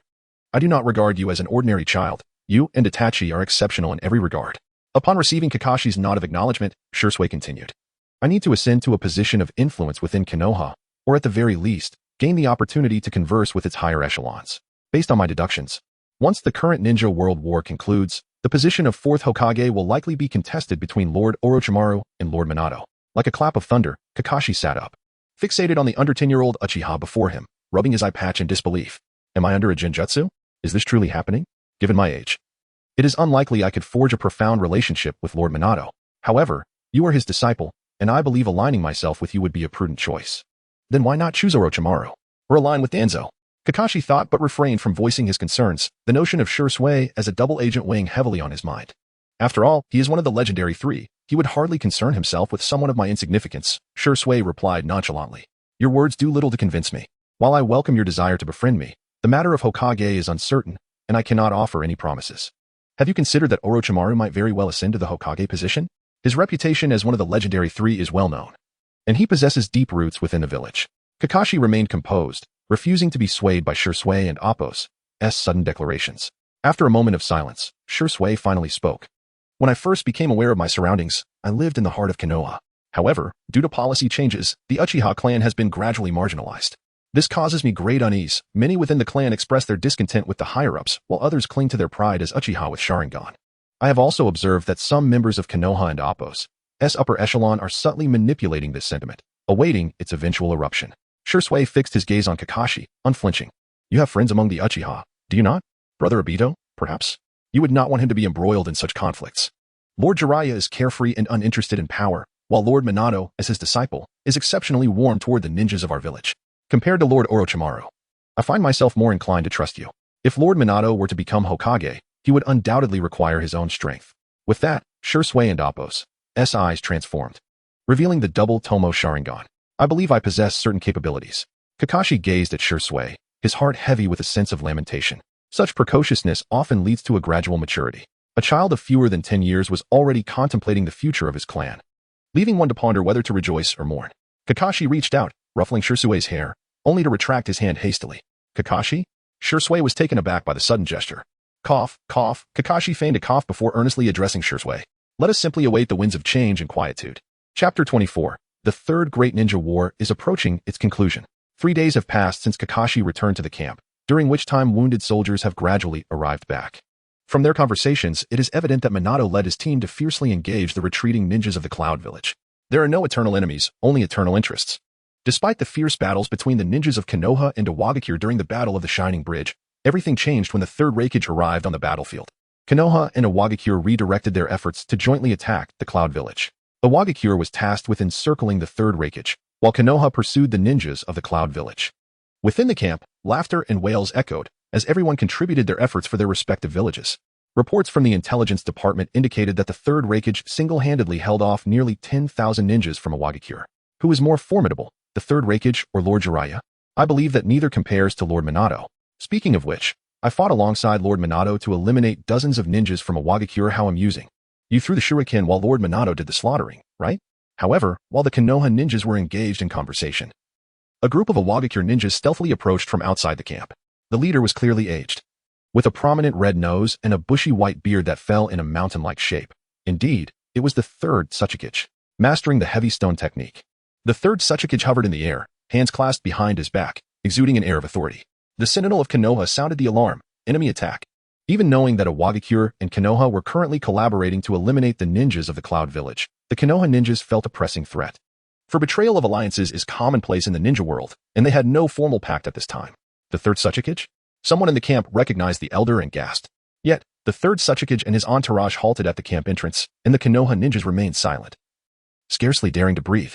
The Third Tsuchikage ascended higher, his emotionless face betraying no sentiment. Is this the so-called strongest ninja village? Today's observation reveals it to be rather unimpressive. The words, though softly spoken, reached the ears of everyone present in Konoha with precision. Kakashi stepped forward, standing at the entrance of the camp, looking up at the Third Tsuchikage. Though his mask remained intact, the courage of youth shone through, restoring confidence among the others who gathered behind him. Who are you? The Third Tsuchikage asked, devoid of emotion. He is my disciple, Hatake Kakashi. It was Minato. Lord Minato has returned. Minato had finally extricated himself from the pursuit of the ninjas of the Cloud Village. Kakashi gazed at Minato and Appo's figure, feeling a wave of reassurance wash over him. Minato, you have returned. It seems the ninjas of the Cloud Village have been thoroughly eliminated. The Tsuchikage and Appo's tone softened slightly, for indeed, only the strong could earn his respect. However, he continued, the Third Raikage has also been slain by our forces. Inform your Hokage that in 1 week in Appo's time, I shall convene a Kage summit in the Land of Grass. A deathly silence fell, as if the slaying of a Kaga-level ninja was a trivial matter to the Tsuchikage. He slowly descended, with the Awagakure squad following in an orderly retreat, forming a protective circle around him. Father, why do we not take action? We could easily eliminate them now, as the summit has not yet commenced, spoke a robust ninja, who was none other than the elite jonin from Awagakure, K2, the son of the third Tsuchikage. Of course, we could kill them, but since Minato has returned, I cannot protect you. There is no need to waste effort. The Tsuchikage replied calmly. The necessary deterrence has been achieved. Safeguard the Raikage and Appo's corpse, for it is our crucial bargaining chip. Is the boy who stepped forward named Hatake Kakashi? He was with Minato during the destruction of the Shining Bridge, correct? I have heard he rampaged in the Land of Iron, and has slain several members of the Mist and Appo's 7 ninja swordsmen. Indeed, father, K2 replied softly. We must find an opportunity to eliminate him. The ninja world cannot allow such an exceptional youth to exist. Minato turned, his face breaking into a warm smile as he approached Kakashi, ruffling his hair. Everyone, disperse Lord Minato. Did the Tsuchikage just say he will convene a Kage summit? Does this mean the war is coming to an end? Someone interjected eagerly, interrupting Minato's words with anxiety. Yes, this war shall soon conclude. The crowd fell silent for a moment before erupting into jubilant cheers. Though the Third Great Ninja War did not last as long as the first two, its ferocity was unmatched. After all, Kakashi, Obito, and even youths like Shursui had all taken to the battlefield. Minato surveyed the crowd, where some were laughing through tears, their long-held tension finally easing. Kakashi followed Minato into the tent, where the master and disciple faced each other across a table. Is it truly over, Minato-sensei? Kakashi asked, relaxing his body as he spoke softly. Yes, it is finally over, Minato replied with a smile, his eyes reflecting boundless relief. Minato felt satisfied with Kakashi. Since the Battle of the Shining Bridge, he had genuinely observed Kakashi transform significantly, both in strength and in his approach to matters. No longer prioritizing mission completion above all else or dismissing the lives of his comrades for the sake of a task. Kakashi looked around before cautiously asking, are you planning to succeed the role of Hokage? Huh? How did you know? Minato was taken aback by Kakashi's question, as this news had only been briefly mentioned among Konoha's higher-ups. After a moment of contemplation, Minato replied, the third Hokage has considered abdicating. But the sudden outbreak of the Great Ninja War forced a delay. Lord Jiraiya recommended me to the third, but I believe he is more suitable than I. However, I have always preferred to wander the continent rather than be bound by such responsibilities. Besides you, sensei, are there any others recommended? Kakashi inquired. I am unaware of that. Why the sudden interest in this? Whether or not one becomes Hokage, we all contribute to the village, Minato said, playfully tapping Kakashi's head, only to find that his finger barely grazed it. This boy Minato-sensei, if you do become Hokage, could you make me the captain of your personal squad? Huh? Kakashi, I don't think that suits you. No. I wish to form a new team, and I would like to name it Radiant Fawn. Chapter 25, The Arrival of Many Shadows. Although Minato was taken aback by Kakashi's words, he smiled and replied, if I truly can assume the position of Hokage, I will agree to the establishment of this new team. The 7 days passed swiftly, and in the land of grass, aside from the presence of Konoha, the figures of ninjas from other villages began to increase significantly. With the yellow flash of Konoha maintaining order, there were no conflicts, but as the discussions progressed, the level of vigilance at the Konoha camp intensified.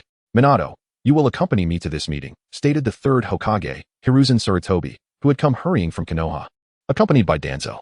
The other two elders of the advisory council did not join them. Very well, Lord Third, but typically we select 2 bodyguards. Who else do you wish to bring along? Minato suggested. Oh, that boy from the Hatake clan performed admirably during this war. Let the 2 of you guard my safety. The third replied, shaking the ashes from his pipe, his demeanor kindly. Is that truly appropriate? Kakashi is still quite young to be present at such an occasion. Minato quietly expressed his concern. As a teacher, he felt proud facing an exceptional student. Yet he understood that Kakashi's early exposure to the upper echelons of various ninja villages could invite unwanted scrutiny. After all, the principle that wood that stands out will be blown down by the wind was not lost on him. That is of no concern. With both you and Kakashi's capabilities, you can navigate any situation with ease. Besides, if anything were to happen, Danzo will be there to oversee the situation, the third remarked, glancing at Danzo, his sincerity in question. With you and Minato at the forefront, no one would dare to disrespect you, Danzo scoffed, closing his eyes to meditate. The meeting venue was established at the heart of the grass country, where a tall building was hastily constructed for negotiations. Each village's ninjas occupied a corner of the grassland, guarding the structure to respond to any potential emergencies. As Danzo watched Kakashi, Minato, and the third make their way, he pondered deeply, seemingly grappling with inner turmoil. Before finally unclenching his fists, the tall building was not far from Konoha's camp, and on the way, the third Hokage appeared to dote on Kakashi as if he were his own grandson, leaving the young ninja feeling somewhat embarrassed. Kakashi followed behind the 2. Entering the tall building, his eyes scanning the surroundings while his mind calculated. That Tsuchikage seemed particularly antagonistic towards Konoha, especially after the emergence of the Yellow Flash, who had grasped space-time ninjutsu without any bloodline limits, boasting the fastest speed and reaction in the ninja world, leaving others lamenting their inadequacies. No one from the middle generation stood a chance against him. Upon reaching the top floor, Kakashi pushed open the door, and the third and Minato entered in succession. Finding that all the Kage and their bodyguards had already assembled. From Konoha, Hokage Hiruzen Sarutobi, with bodyguards Minato Namikaze and Kakashi Hitaki. From Kumogakure, Reikage A, with bodyguards Killer Bee and Darui. From Iwagakure, Tsuchikage Inoki, with bodyguard Akatsuchi. From Kirigakure, Mizuki Jigura, with bodyguards Ao and Terumi Mei, who was of the same age as Kakashi. From Sunagakure, Kazakage Raza, with bodyguard Chiyo and the scorch-release ninja Pakura. Kakashi exchanged a glance with Killer Bee, curiosity piqued. But they quickly averted their eyes, each filled with mutual wariness. Tsuchikage, return my father's remains. The fourth Reikage A slammed his hand onto the table in anger, causing Killer Bee and Darui to grip their weapons tightly, ready for action. Unmoved, Inoki remained calm and took a sip of tea, leisurely stating, of course. Just return a few iron mines from the land of iron to us. You bastard. A stood up, glaring fiercely at Inoki. Youth, anger will only cloud your judgment. Inoki replied with an unperturbed expression, unafraid of A's provocation, for his father's remains still lay within Iwagakure's camp. Everyone, please, let us not quarrel, let us remain calm. The leader of the Grass Country's ninja village interjected, his forehead gleaming with sweat, fearing to offend anyone, a lamentable plight of small nations. Esteemed Kage, we convene today to resolve the differences in the ninja world, not to resort to violence. I propose we each state our demands in turn. We of Iwagakure have a straightforward request, the remains of the third Reikage in exchange for the few iron mines Kumogakure possesses in the land of iron.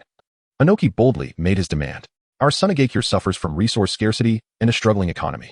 We seek a loan from the other ninja villages to develop our domestic livelihood. Kazakage Raza lamented, recalling how Sunagakure had nearly been annihilated during the Second Shinobi World War and had been marginalized after their failed ambush on Konoha during the early Third War. We of Kirigakure wish to establish a friendly alliance with you all and hope Konoha could return our 4 ninja swords. In exchange, we are open to negotiations regarding compensation. Yagura expressed. As for Kumogakure, we desire nothing but for the Tsuchikage to honor the agreement and return my father's remains intact, A declared. Well aware of the morale-shattering impact the third Reikage's death had on Kumogakure, he recognized the importance of bringing his father's body back, no matter the cost. Only the third Hokage, Hiruzen Sarutobi, had yet to speak. All eyes turned to him, faces adorned with knowing smiles. Recognizing the true nature of this conflict, a scheme to diminish Konoha's strength. The emergence of the 13-year-old Kakashi on the battlefield signified the waning of Konoha's younger generation.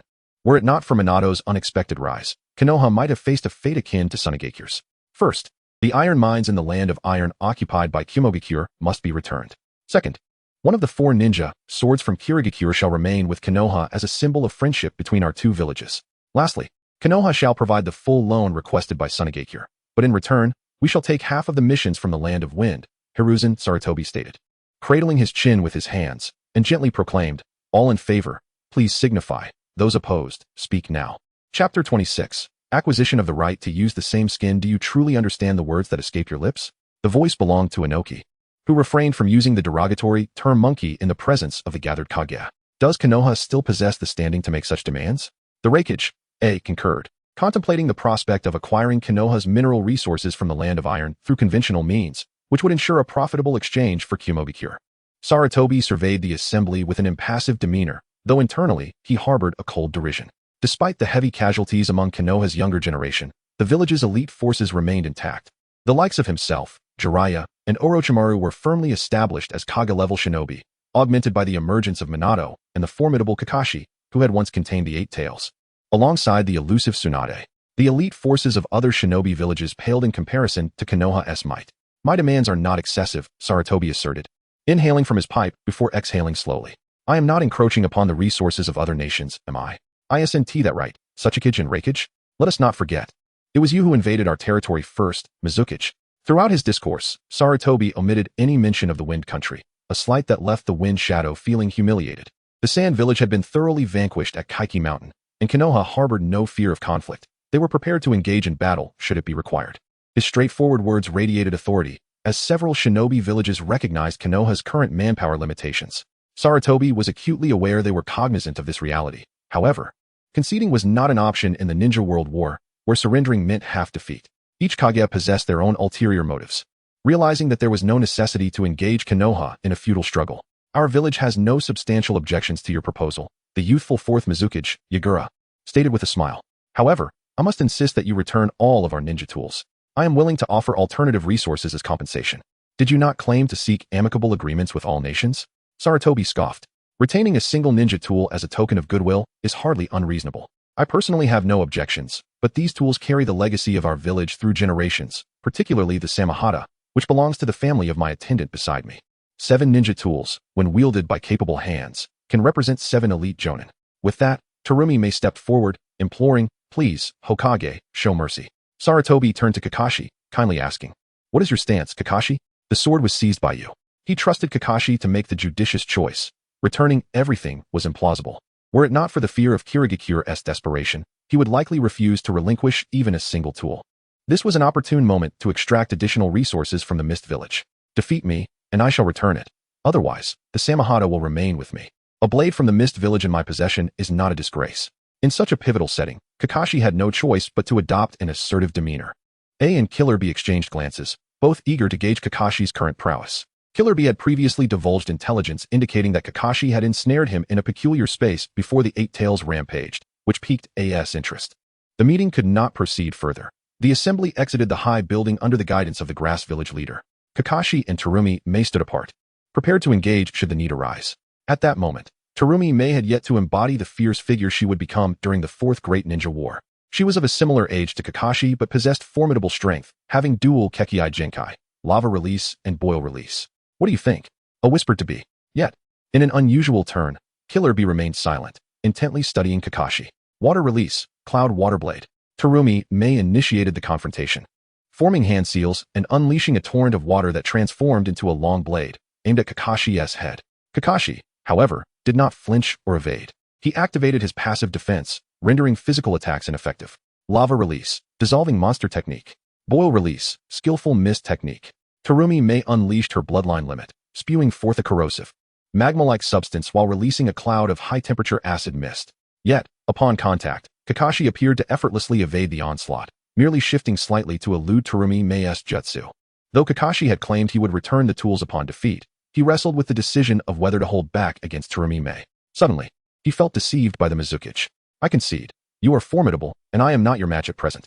Remarkably, Terumi May readily admitted her defeat. "Congratulations, Hokage," Yagura remarked with a slight smile. "Konoha has unveiled yet another young prodigy." Undoubtedly, he was referring to the inevitable emergence of Blood Mist and Kirigakure in the foreseeable future, and with a few deft maneuvers, he had effectively showcased Kakashi's capabilities. The 7 ninja swordsmen had sacrificed 4 lives to grant Kakashi immunity to physical attacks and the ability to manipulate gravitational forces. This information was not something he would share with the other villages, yet he had no qualms about allowing Kakashi to gain renown throughout the ninja world. Of course, Killer Bee would not divulge that Kakashi also possessed the ability to draw individuals into a bizarre realm, forcing them to learn various esoteric knowledge. What ninjutsu can directly breach his defenses? Killer Bee pondered. Relying solely on absolute strength will not suffice. In a few years, he may surpass us.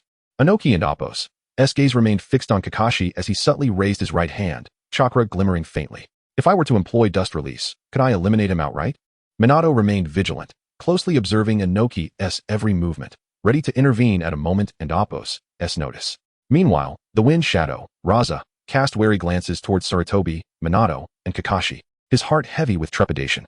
The past, present, and future of Konoha loomed before him. Would the Sand Village forever remain under Konoha's heel? He refused to accept such a fate. "Since you have conceded, the Samahata shall temporarily remain in Kakashi's possession," Sarutobi declared with a smile. There were no objections. Yagura glanced at Kakashi before leading the way into the negotiations within the towering building.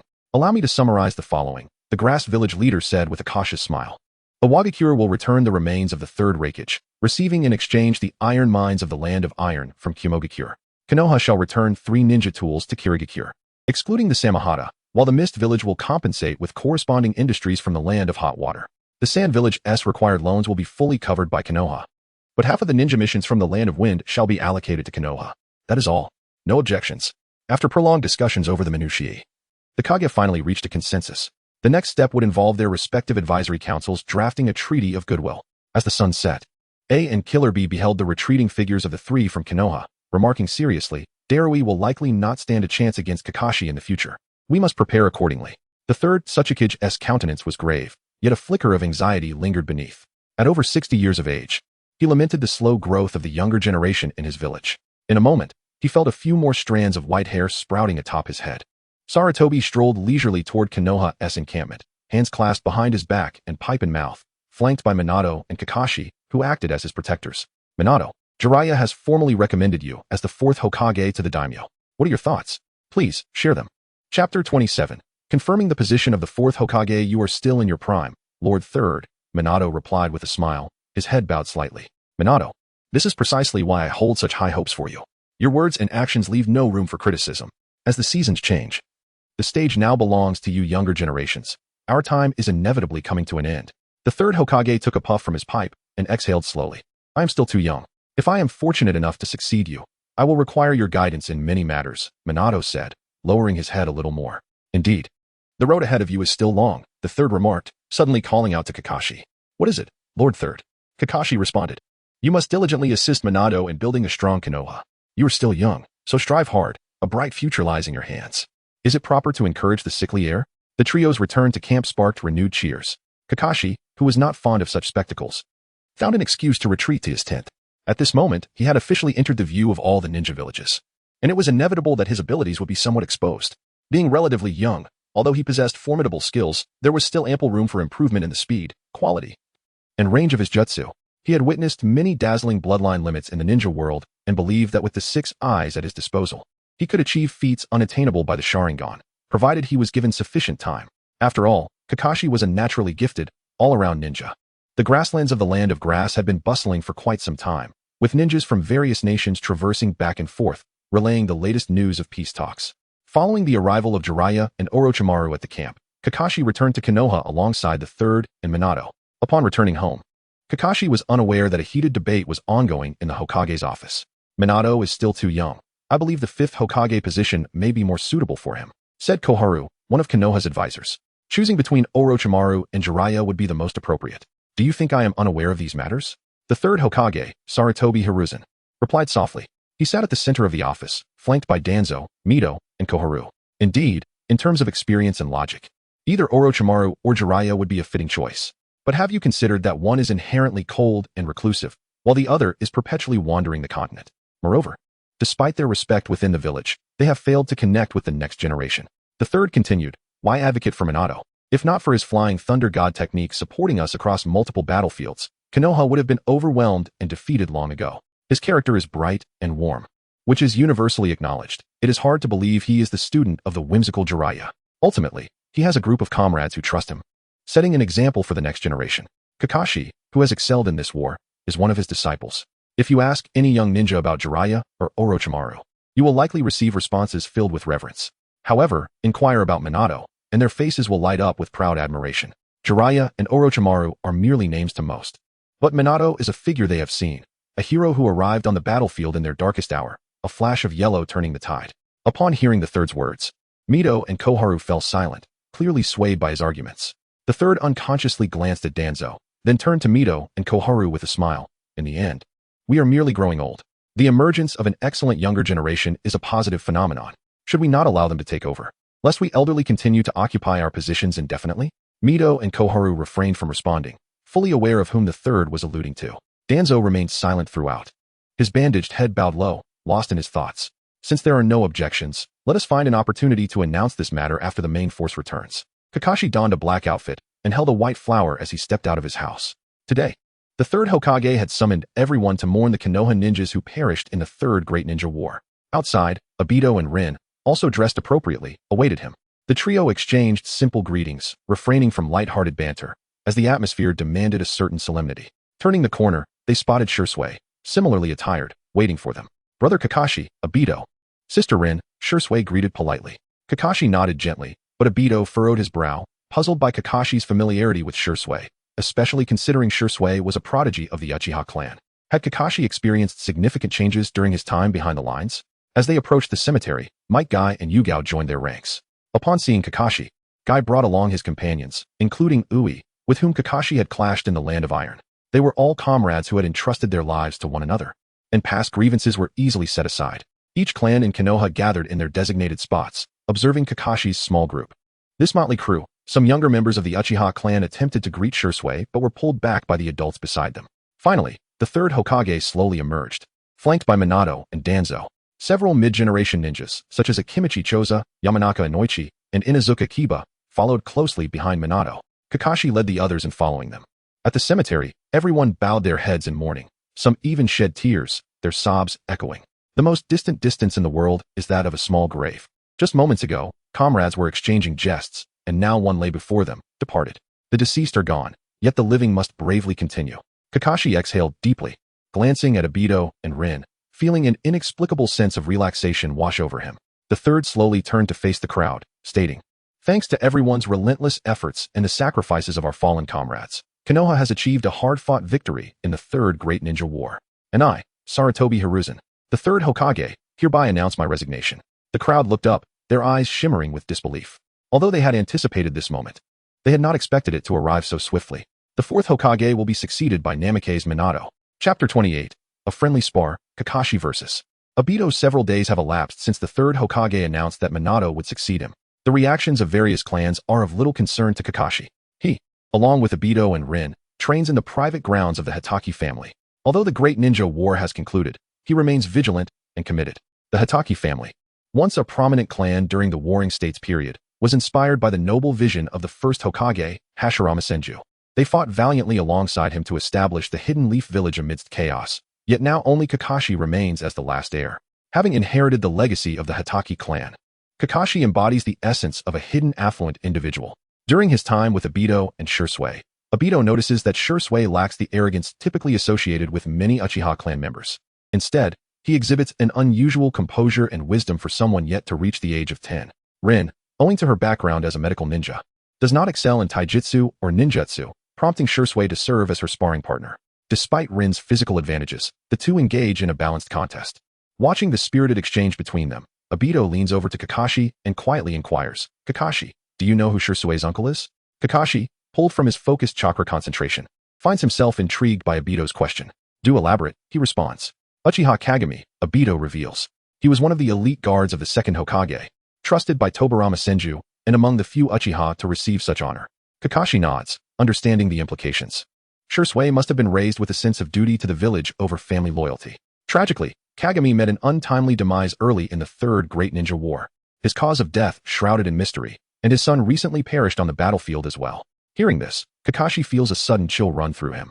Such matters are not ones he would broach with Shisui, for they are friends and will soon be comrades, regardless of their backgrounds. That is indeed unfortunate, Kakashi sighs.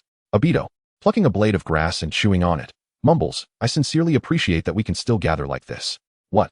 Kakashi replies, having caught the sentiment but not wishing to indulge in emotional displays, especially with another man. "Are you inviting me to dinner? You should have just said so, we're friends." "Hey you."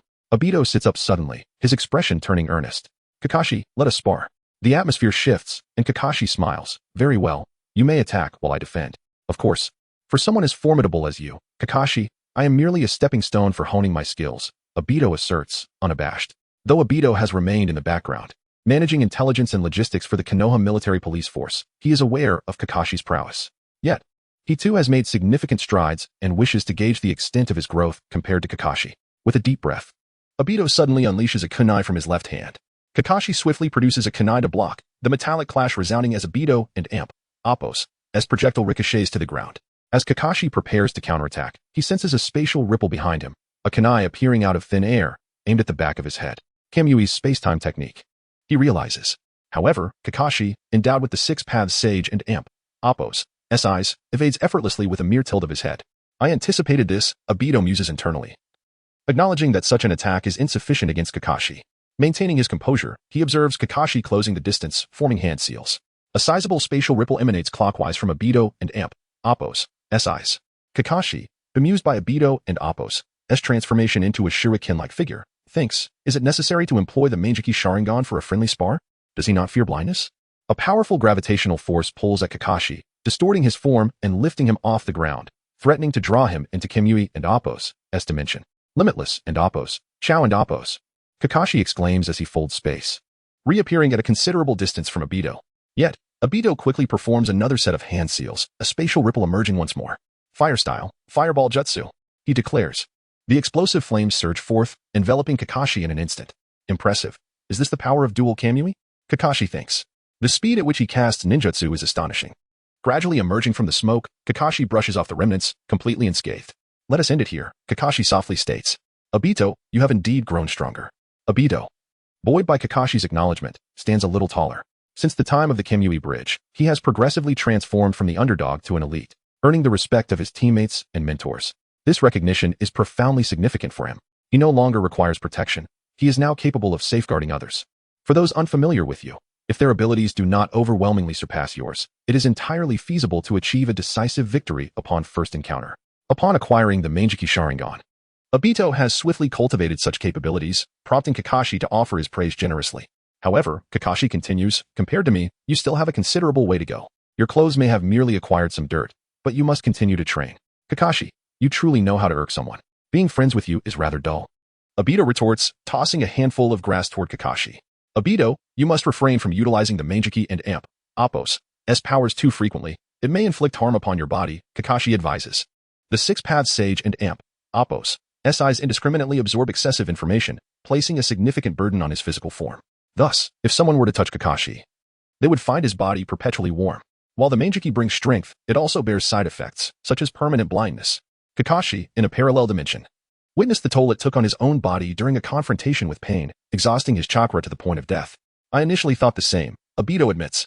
Initially? Is there a twist to this tale? Kakashi questions, perplexed. But do you recall? After merging with a white Zetsu, I felt something new within me. Something that continued to grow. At first, I was terrified, believing my end was near. Yet, one day, upon practicing with the Manjiki, I realized that this new presence was being consumed. As long as I manage this balance, there are no adverse effects. Cells of Hashirama? Kakashi deduces. Realizing that white Zetsu is indeed derived from Hashirama and Appos, S cells. Obito, it seems, is a fortunate fool in his own regard. Chapter 29, The Ceremony of the Fourth Hokage and Amp, Appos, S succession. What are you discussing? Lin and Shursui were drawn to the sparring match between Kakashi and Obito. After they concluded, the two approached them. Nothing much, just a casual chat, Kakashi replied softly. However, Obito raised his chin slightly, his eyes blinking at Lin as if he anticipated something. I saw it, Obito. You and Appos, V become incredibly strong. You even managed to momentarily suppress Kakashi. Lin covered her mouth and chuckled, voicing Obito and Appos' unspoken thoughts. Obito felt a great sense of satisfaction, yet the previous restlessness had vanished. He scratched the back of his head and said, I and Appos, VE made some progress. But Kakashi wasn't using his full strength. I still need to work hard. Shursui observed the trio and noted how their personalities complemented each other remarkably, deepening his admiration for Minato's exceptional ability to select students. The village is already preparing for the Hokage succession ceremony. I previously mentioned to Minato-sensei my intention to establish a Hokage and Appos' direct team, distinct from the Umbu, named and Appos, KGA and Appos, to handle non-intelligence and non-assassination tasks directly assigned by the Hokage. Kakashi remarked. Are you all interested? Kakashi inquired. I definitely want to join. Shursui was the first to respond. Joining this team would mean direct communication with the Hokage, which would significantly benefit the relations between the Uchiha clan and the village. At this moment, Lin appeared somewhat hesitant, torn between her thoughts. Just say what and Appos' on your mind. We and Appos, all friends here, Kakashi encouraged with a smile directed at Lin. Kushina mentioned that my skills aren't and Appos' quite sufficient yet. I need to master the tailed beast cloak before taking on missions outside the village. I'm sorry, Kakashi, but I can't join for now. Lin felt a bit embarrassed, as she genuinely wished to support them. The tailed beast cloak? It seems the rumors in the clan are true, Shursui thought to himself, surprised to learn that this gentle sister was also a Jinchuriki. And what about you, Obito? Kakashi turned his gaze to him, secretly hoping that all of them would join. With his protection, they could face fewer dangers. I and Amp, Appos, am sorry, Kakashi, but I want to join the Umbu, Obito replied calmly, meeting Kakashi and Amp, Appos' eyes. He understood Kakashi and Amp, Appos' intentions. Yet he couldn't and Appos' continued to rely on Kakashi and Appos' protection. The image of Kakashi and Lin falling had haunted him for some time, and he wished to grow stronger to become a pillar for others. Furthermore, with the power of his Kamui Manjiki Sharingan, engaging in intelligence or assassination tasks felt tailor-made for him, allowing for unparalleled freedom. All right, I support your choice. Kakashi extended his right fist, and Obito and the others followed suit, bumping fists. Kakashi donned the signature green vest of a Leaf Village J-Nin and stepped outside. For today was the day Minato-sensei would assume the role of Hokage. As he walked down the street, the village was festooned with decorations. and the faces of the pedestrians radiated joy as they spoke of the handsome young man with blonde hair who was to take up the Hokage position. We must hurry to secure a good spot to catch a glimpse of the new Hokage. Kakashi instantly appeared atop a utility pole and looked up. Minato and Appo's visage had already materialized on the Hokage rock. The construction speed is impressive, Kakashi mused. In addition to training with Obito and the others, Kakashi had been meeting frequently with Minato during this period to discuss the establishment of the KGA team and numerous subsequent matters that required careful deliberation. Boom, boom. The sky erupted with firecrackers, prompting Kakashi to accelerate towards the Hokage building. Kakashi, you finally made it. Kushina feigned anger as she noticed Kakashi and Appo's late arrival. I and Appo's, I'm sorry. I got lost, Kakashi offered a hasty excuse. Kakashi, do you want me to do your makeup? Kushina teased, noting that most villagers had gathered today. If you take off your mask, you might have suitors knocking down your door by tomorrow. Kakashi's face flushed, a rare occurrence for him. I'm not that old, really. The others in the office burst into laughter, delighted to see the usually serious Kakashi occasionally caught off guard by light-hearted banter. The third Hokage, along with the advisory council and Jiraiya, was present, and even Danzo rarely displayed a smile. Jiraiya bounded forward, wrapping an arm around Kakashi and Appo's shoulders. Kakashi, how are you finding the book I gave you? Paradise of Affection? Oh, I lent it to Yahiko and the others. I've been too busy to mention them to Jiraiya. But this ISN and Appo's, the time for that. So I can only vaguely say, I and Appo's, just reached the middle part, and it and Appo's, excellent, especially the section on mixed bathing. Jiraiya quickly covered Kakashi's mouth. Hey, you little rascal, how can you speak so loudly about that? The crowd erupted in even more laughter at Kakashi's words. Recognizing Jiraiya's diverse writing, from serious heroic tales to more risque literature. Lord Third, everyone, it's time. Most villagers have gathered in front of the Hokage building. The Third's secretary announced, prompting everyone to prepare for the proceedings. The Third stood up and walked onto the platform connecting the office, overlooking the central square filled with villagers from the Leaf Village. Ninjas maintained order, preventing any incidents of trampling. As the Third approached the platform and Appo's edge, he raised his right hand and waved gently, eliciting a thunderous cheer from the crowd. Third Hokage, Lord Third. The applause echoed for quite some time before quieting down. And Minato stepped forward, accepting the specially crafted ceremonial robe from Kushina. It was pure white with a flame emblem, and on the back, it was inscribed Fourth Hokage. Minato stood beside the Third, and the cheers erupted once more. The Third smiled as he removed the red Hokage hat and gestured for Minato to bow, personally placing the hat upon his head. Thank you for your hard work, Lord Third, Minato said softly. The Third slowly stepped back as Minato gracefully donned the ceremonial robe. Why is it long-sleeved? Kakashi remarked, noting that the garment differed from his expectations.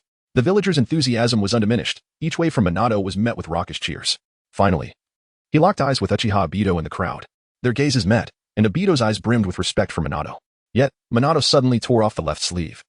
Gesturing with his mouth, keep up the good work, Obito, before retracting his hand.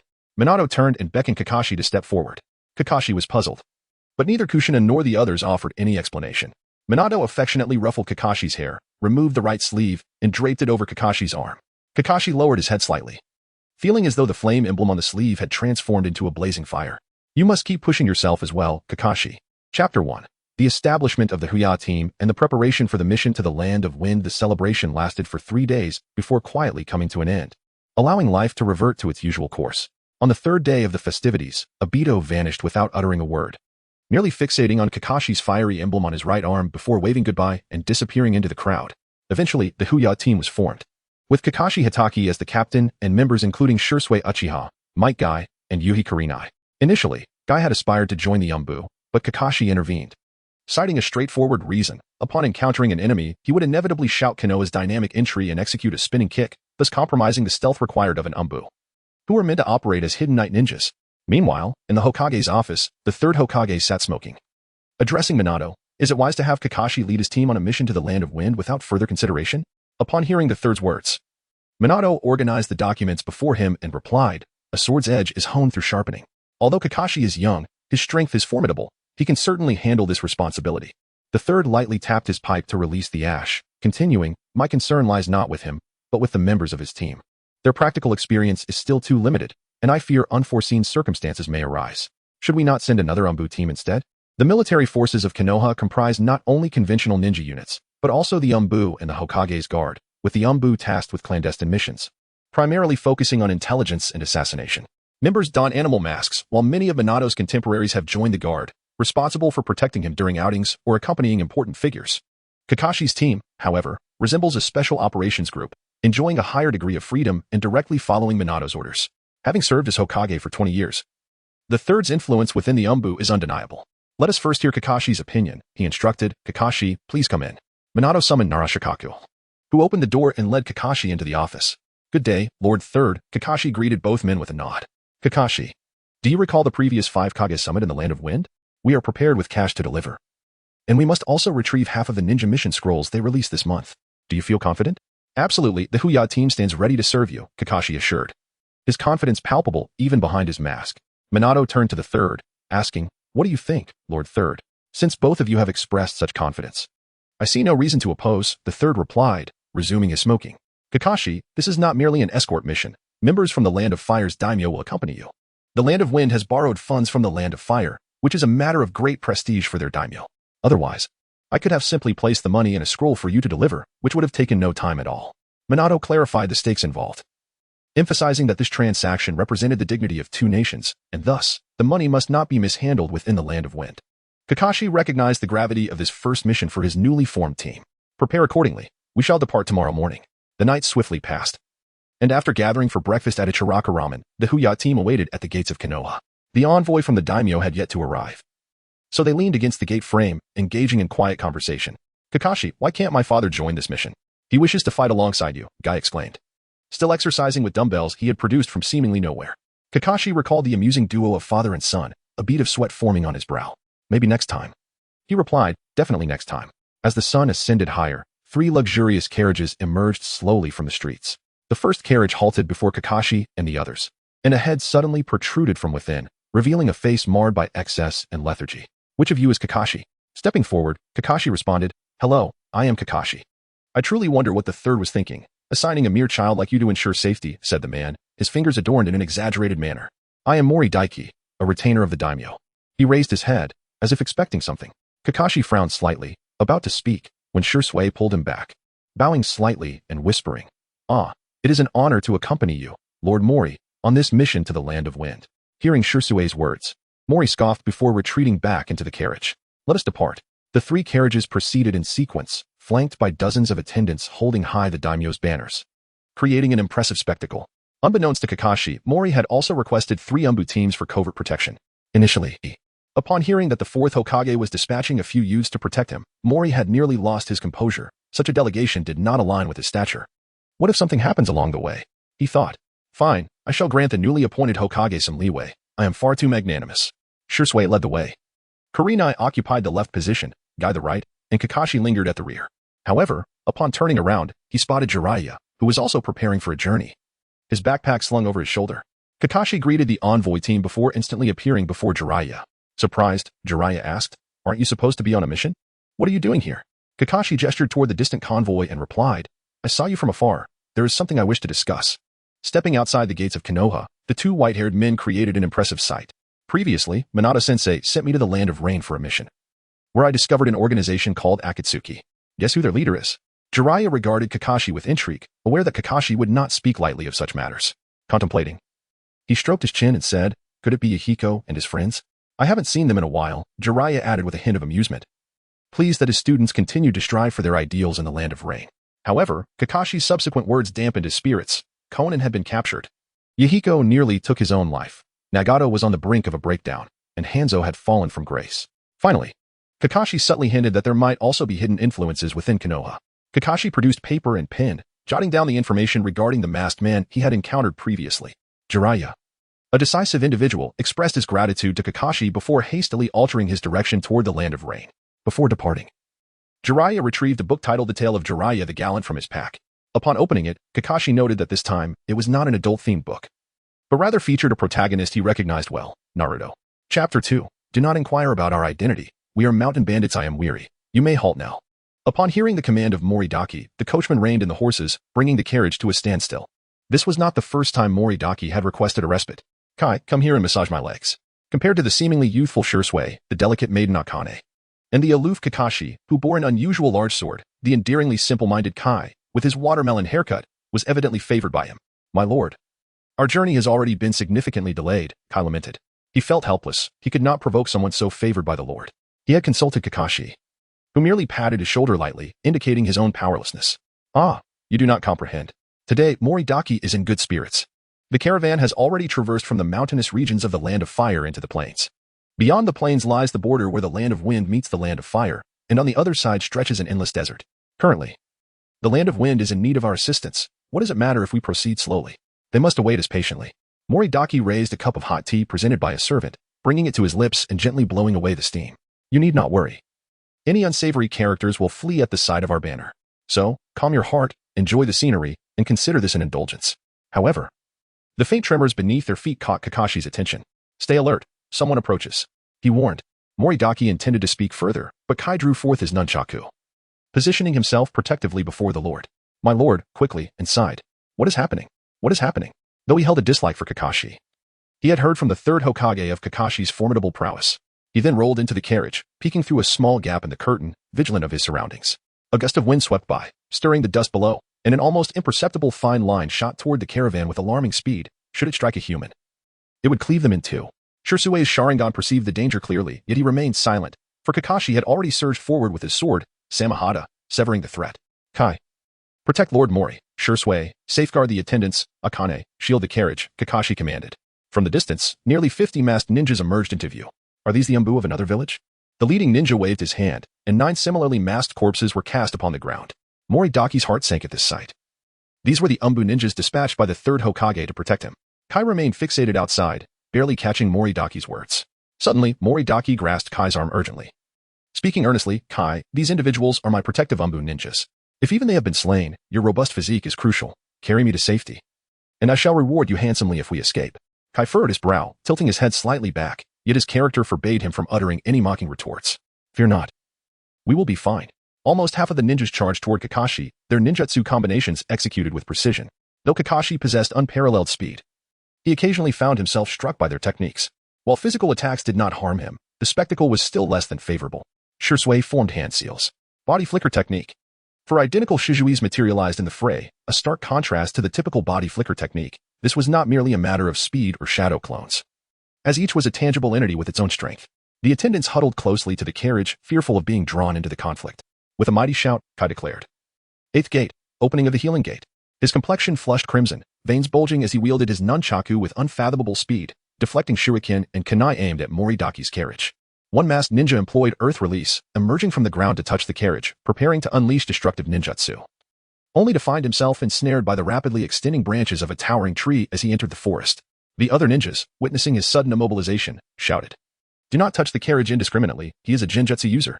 Moridaki gaped in astonishment at the transformation of Kai. What was happening? Although he had witnessed ninja battles before, he knew that a fierce tiger could not withstand a pack of wolves. Had he not seen the 9 Umbu ninjas already overwhelmed? You 4 brats, how do you intend to withstand this? With such energy for battle, it would be wiser to retreat while fighting. Kakashi's right hand shimmered with lightning as he faced opponents who fought with reckless abandon, even at the cost of their own lives, determined to strike him. What are they testing? Kakashi pondered as he activated his 6th Tomo Sharingan, noting that the assailants employed all 5 basic nature transformations. Kakashi executed a body flicker, creating distance between himself and the attackers. The leading masked ninja signaled for the others to regroup behind him. They had survived the first wave of attacks. Approaching the carriage, Kakashi touched Shirsue's wounded arm, and instantly, white smoke erupted from the injury, healing it completely. Reversal technique. A tumult of emotion surged within Shirsue. Kakashi's medical ninjutsu was indeed formidable. We are merely visiting the Land of Wind to admire the desert scenery. Why must you trouble us so? Kakashi mused, his hand brushing against Samahada, channeling chakra stored within it into his body. It is merely for wealth. I have heard that the Land of Fire lent a substantial sum to the Land of Wind. We have lived in poverty for a lifetime. If we could secure this money, we would need not toil in the next. The leading masked ninja mumbled through the rice balls he chewed. The pressure Kakashi exerted was overwhelming, despite their resolve to accept this mission with a death wish, had it not been for their numbers. An ordinary squad would have faced annihilation. Which village Umbu are you? We are mountain bandits. If Kakashi faced these dozens of ninjas alone, he would harbor no fear. Ordinary ninjutsu posed no threat to him. However, he also had his team and 3 carriages, likely laden with untold riches. Kai and the others were still youthful, requiring time to stand independently. In light of this, Kakashi touched the ground with his right index finger, sensing that no other ninjas were nearby. He removed his eye mask, forming the hand seal for the Deva path, his eyes glowing a brilliant azure. A flash of white light enveloped them, drawing all present into the void. Infinite Void. Chapter 3. Arrival at the Land of Wind. Where is this? Jishue gazed at everything before him, overwhelmed by disbelief. The impact brought by Kakashi was simply immense. Speed, lightning release, and physical attacks rendered ineffective. Turning to Kakashi, he noticed a gigantic eye materializing behind him, deep and enigmatic. Was this an illusion? 1 second, 2 seconds, 3 seconds. As the void dissipated, dozens of masked ninjas collapsed. Though not dead, it was unlikely they would awaken again. The torrent of information had the potential to render those with weaker mental fortitude utterly incapacitated. Kakashi staggered, and Yuhi Kurenai, quick to react, rushed forward to steady him. Kakashi retrieved Samahata from his back, drawing upon the chakra stored within. Keeping Samahata close was indeed a wise decision. During his first use of the infinite void to exert control over the Three Tails, Kakashi had fainted for several days. The second encounter with Killer Bee resulted in the Eight Tails going berserk, leaving him utterly exhausted and immobile. Had it not been for Might Guy and Appo's timely rescue, he might have perished in the Land of Iron. This time, although Kakashi felt fatigued, he was not completely incapacitated, bolstered by Samahata and Appo's support, significantly enhancing his resilience. Are you alright, Kakashi? Kurenai inquired with concern. I and Appo's am fine. A half day and Appo's rest will suffice, Kakashi replied. Exhaling deeply as he shakily retrieved a soldier pill from his pouch and began to chew. Jishui did not deactivate his Sharingan, sending 3 shadow clones to stand guard in the distance, while Guy, having released the 8-gate state, leaped onto the carriage, prepared for any unforeseen circumstances. A cautious team indeed. Mori Taiki pulled back the curtain of the carriage, surveying the fallen masked ninjas, his heart still racing. His gaze towards Kakashi grew fervent, as if he had stumbled upon a treasure. Hey, you lot, hurry and bring out food and drink for our esteemed guests. In the blink of an eye, half a day had passed, and the convoy resumed its journey. Following the recent conflict, Mori Taiki no longer sought reasons to delay their progress. However, he grew increasingly bothersome along the way. Kakashi, why don't you leave the ranks of the Leaf Ninja and become my bodyguard? I promise you generous rewards. I am a confidant of the Daime. Aligning with me guarantees a bright future. Kakashi, why are you silent? Perhaps I should recommend you to the Daime? Better to be a head of a chicken than a tail of a phoenix. The Daime and Appo's ranks are filled with powerful individuals. It would be far better to accompany me. Kakashi rolled his eyes, regretting not having granted him even 0.1 seconds of the infinite void, as the incessant chatter resembled that of a woodpecker. The grass had thinned, and the yellow sand began to accumulate. The wind, mixed with heat, swept towards them. They had officially entered the land of wind. In the distance, a group of ninjas gradually appeared. Kakashi raised his right hand, signaling the others to halt. As the heat wave shimmered, Guy fervently fanned himself with a palm leaf, while Mori Taiki sat beside him, relishing this hard-earned privilege. If Kakashi chose not to accompany me, this Guy fellow might not be so bad after all. The ninja squad drew closer, and a striking young woman with hair of birch and green hues entered the line of sight of the Leaf Ninjas. Pakura, a prominent figure among Sunegakure's elite, a scorching release user, had crossed paths with Kakashi as she served as the bodyguard for the 5th Kazekage during the 5 Kage Summit following the 3rd Shinobi World War. To think it would be you, Kakashi. Do you remember me?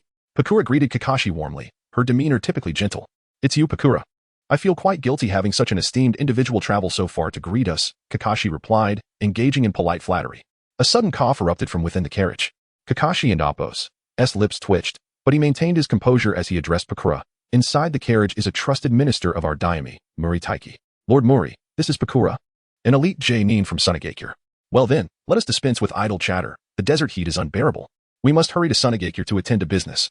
Mori Taiki stated from within the carriage, remaining unseen. Sunegakure had suffered defeats at the hands of Konohagakure in both recent wars, and Mori Taiki held a sense of pride about it. Kakashi did not deem his behavior inappropriate. After all, they had battled fiercely for so long. Should they not carry a semblance of dignity? Kakashi proceeded to introduce his teammates to Pakura and her group. The two parties merged, heading towards Sunegakure.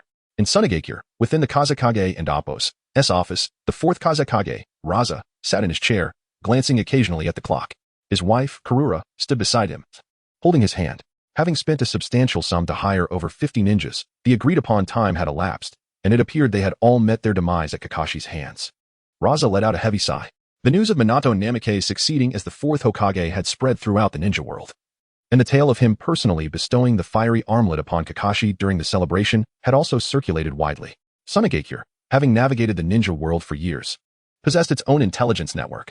Reports indicated that Kakashi was leading a convoy transporting a significant sum of money, which sparked an idea in Raza and Appo's mind.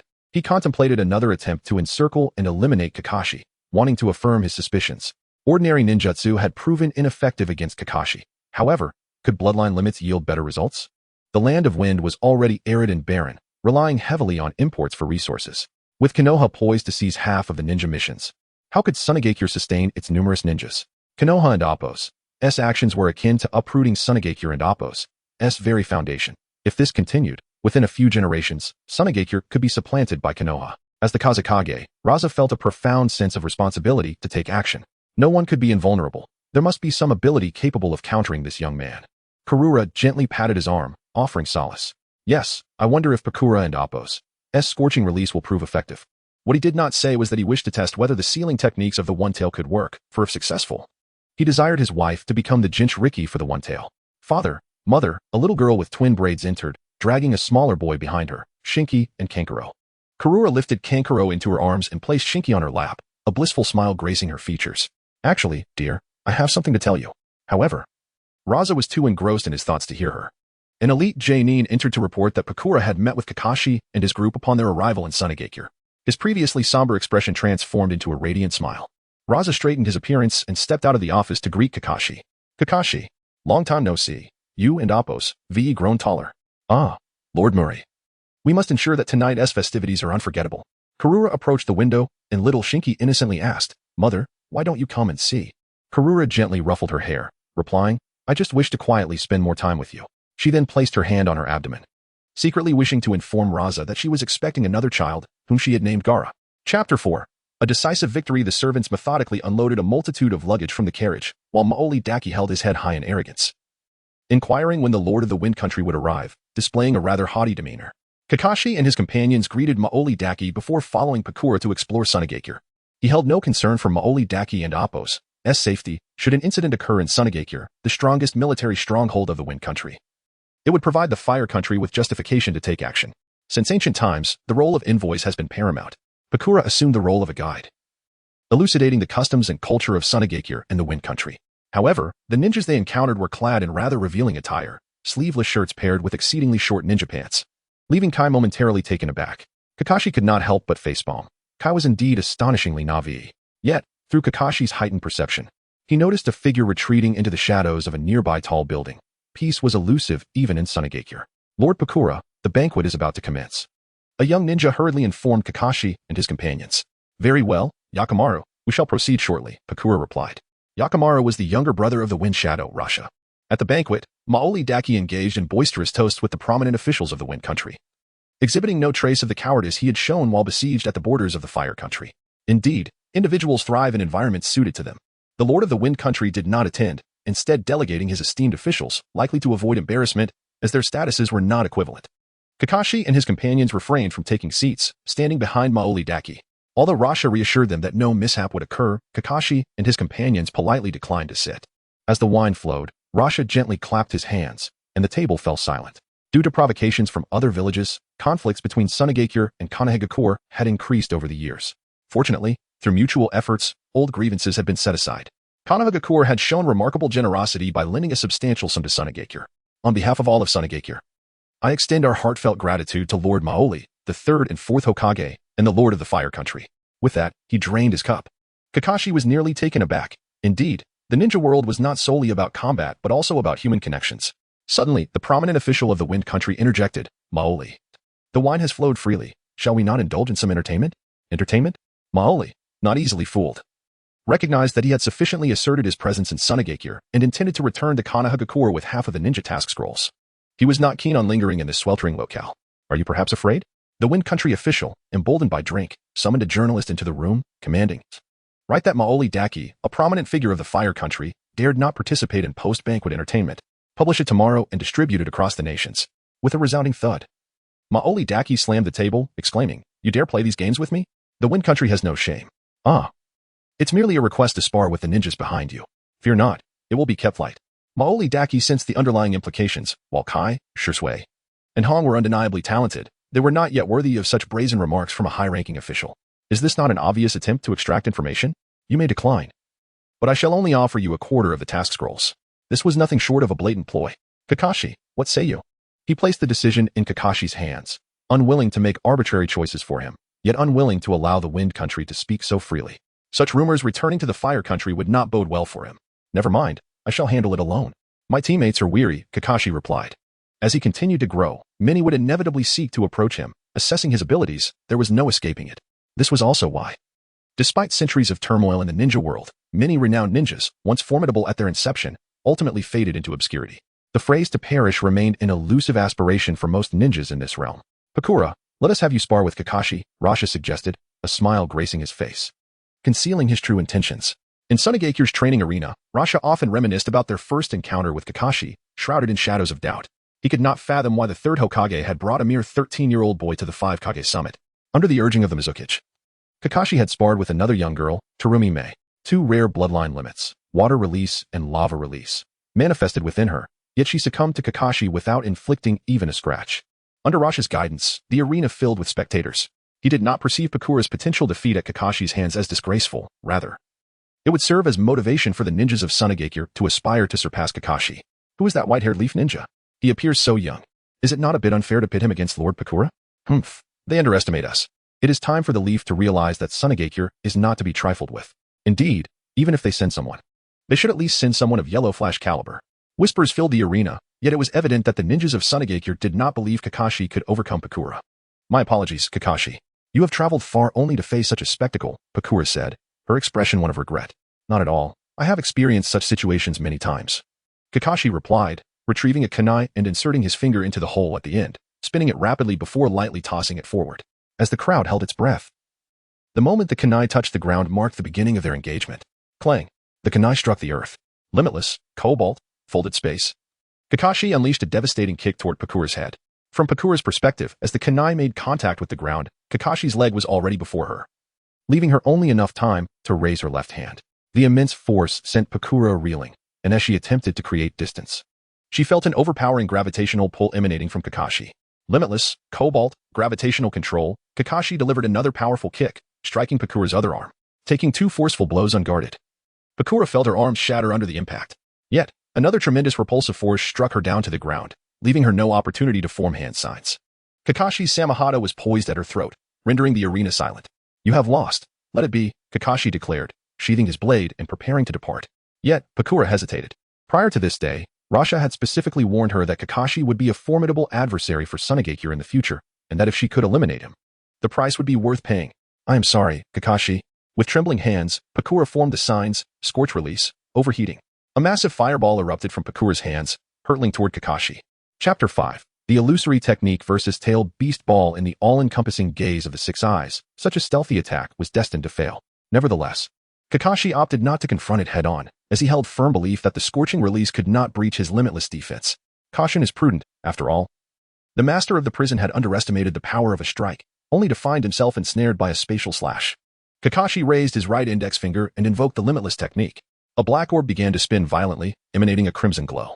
Just as this crimson light was about to envelop Pakura, a surge of sand emerged from beneath the arena, manifesting into a hand that seized Pakura's foot and hurled her towards the spectator stands. Pakura, what are you doing? You're truly bringing disgrace to our sand village. Arsha exclaimed, his fury palpable as he witnessed such treachery against our esteemed guest. The murmurs among the sand village onlookers grew, their gazes towards Pakura now tinged with disdain. Overwhelmed, Pakura collapsed onto the ground, her hands trembling uncontrollably, fighting back tears of pain, not just physical but a profound emotional wound. For the sake of the sand village, she had lost her dignity this time. I'm sorry, Kakashi, I let my emotions get the better of me. She confessed, unable to meet his gaze. I understand, Kakashi replied, indifferent to the theatrics unfolding before him. In the face of absolute power, such antics appeared no more than a jester's performance, absurd and inconsequential. Kakashi swiftly teleported to join Guy and the others. As Kurenai attempted to speak, Kakashi raised a hand slightly, signaling that all was well. Where's that reporter? Where has he gone? Emery Daiki exclaimed, suddenly alert. I tell you, tomorrow. The headline will read, Kakashi of Konoha defeats elite J-Nin Pakura of the Sand Village instantly. Hey, Emery, don't be angry. A high-ranking official from the Land of Wind hastily produced this month's ninja assignments from his pocket. Look, I've already prepared everything for you. In a dungeon of the Sand Village, the monk Bunfuku, the previous Jinchuriki of Shikaku, lay weakly on the ground, his time dwindling. Granny Chiyo stood vigil by her longtime friend, contemplating the dire situation. If I were to release Shikaku now, what would happen to the village? Can it withstand such a tremendous upheaval?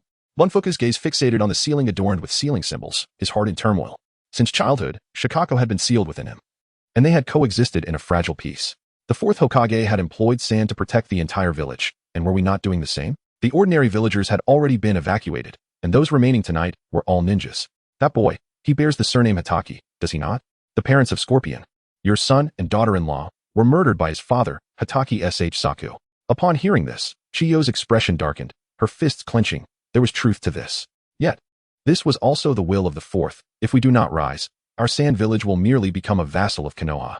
The delegation from Konoha perished in the chaos of Shikaku's rampage, leaving our village reeling from profound losses. No one could speak of it lightly. Bunfuku sighed deeply, unfastening his robe to touch the seal on his abdomen, the symbols transforming into ink that flowed to the ground. They are right in the arena. Chiyo's eyes brimmed with tears as she turned away, departing without a backward glance. The farce had concluded, yet within Kakashi, a sudden wave of anxiety surged. The fourth sand, having rescued Pakura, now coiled around the feet of the ninjas present. What's wrong, Captain? Shirzue perceptively noted Kakashi's unease.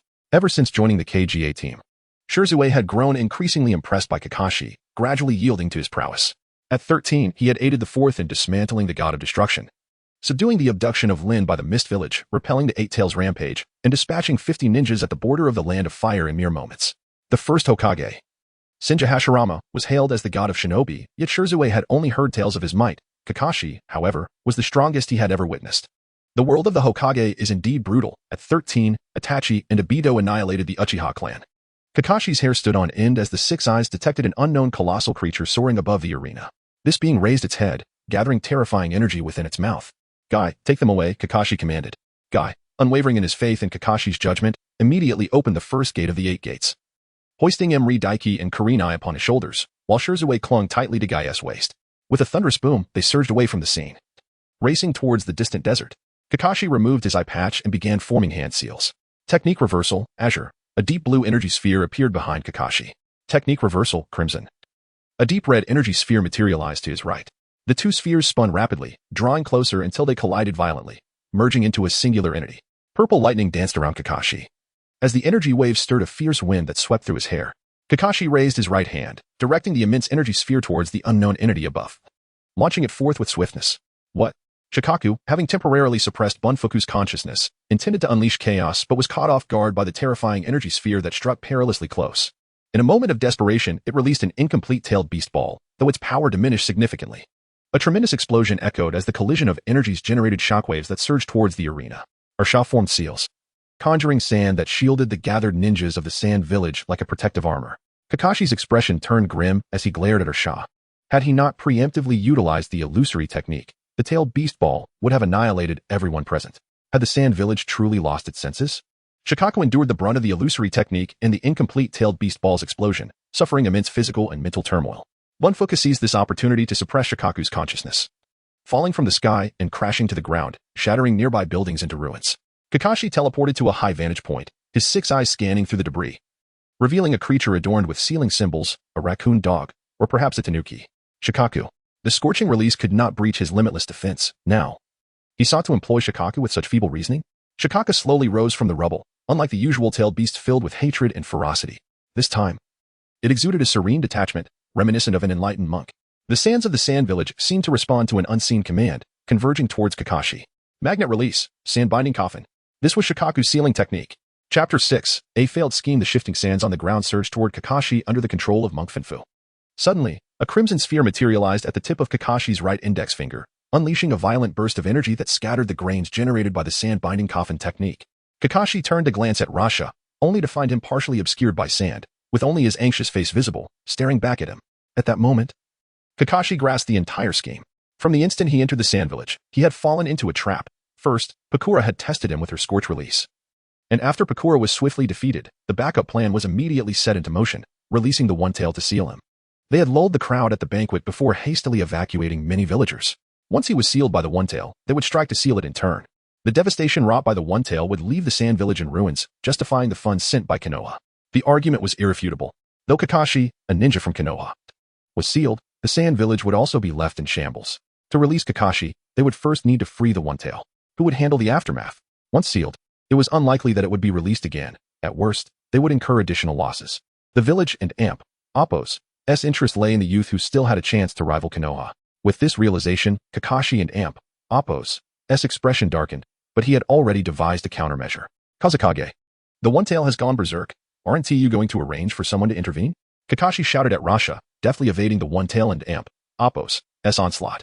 At this moment, Shikaku and Amp, Appo's consciousness was temporarily suppressed by Monk Finfu due to the violent explosions, intentionally using ninjutsu to restrain Kakashi rather than haphazardly casting skills. Wind release, vacuum sphere. The one-tail opened its mouth, unleashing a powerful whirlwind aimed at Kakashi. Although it inflicted no direct harm, the vast area of ninjutsu slowed Kakashi and Appo's movements. Kakashi, hold on a moment. Once the ordinary ninjas beneath the sand retreat, I will come to assist you. Rasha urged anxiously. Quickly, you all need to leave. Such a performance was remarkably convincing. Kakashi, resolved, acted without hesitation. He withdrew the Samahata, unleashing its limitless potential to compress space. A single strike hit the one-tail. But instead of the anticipated gory scene, an orange chakra was drawn from its form. Samahata emitted an ecstatic sound, trembling with excitement. Be careful, Rasha exclaimed, unsure whether his warning was for Kakashi or the one-tail. With another strike, a massive amount of chakra was siphoned away, and Samahata was now completely exhilarated.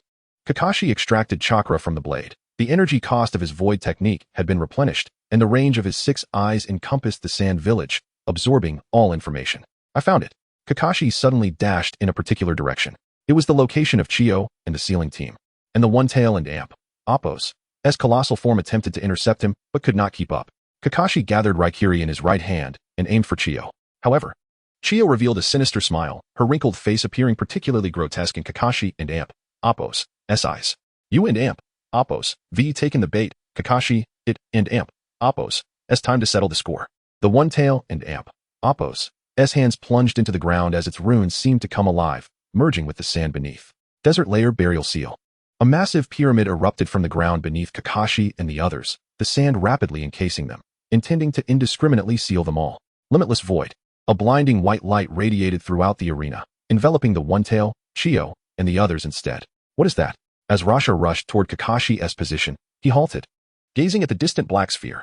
Was that Kakashi and Appo's ninjutsu? Had they all entered that sphere? What was happening inside? With a crack, the black sphere dissipated. The pyramid crumbled without the one-tail and Appo's chakra to sustain it, and Chiyo and the others slid down the sand from within, utterly unconscious. Kakashi and Appo's figure emerged, panting heavily, as the chakra he had just extracted from the one-tail continuously flowed into him.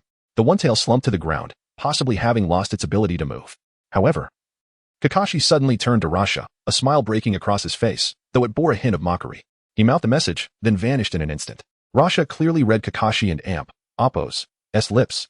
You and Appo's in deep trouble now. A piercing howl erupted from the motionless one-tail, and Monk Finfu, having been struck by Kakashi and Appo's limitless void, fell into chaos, unable to suppress the one-tail and Appo's consciousness any longer. A tremendous energy gathered within the one-tail and Appo's maw, and the tailed beast bomb launched forth, indiscriminately targeting the sand village. Meanwhile, on the outskirts of the sand village, Guy and his companions awaited Kakashi and Appo's emergence. The sound of massive explosions echoed from within, yet they could not discern the events transpiring. Kakashi, he won, and Appo's be in danger, will he? Mori Daiki fretted. Having spent little time with Kakashi, but recognizing him as the next pillar of Konoha, his esteemed position among the villages was not solely due to his noble lineage. It was because of exceptional shinobi like Kakashi paving the way with their valor. The more such outstanding ninjas there were, the better. Even losing one was a heavy burden to bear. Moridano, please stop pacing and remain calm. Captain Kakashi will definitely emerge, Shursui urged, observing Mori Daiki and Appo's restless movements. Are you not worried for him at all?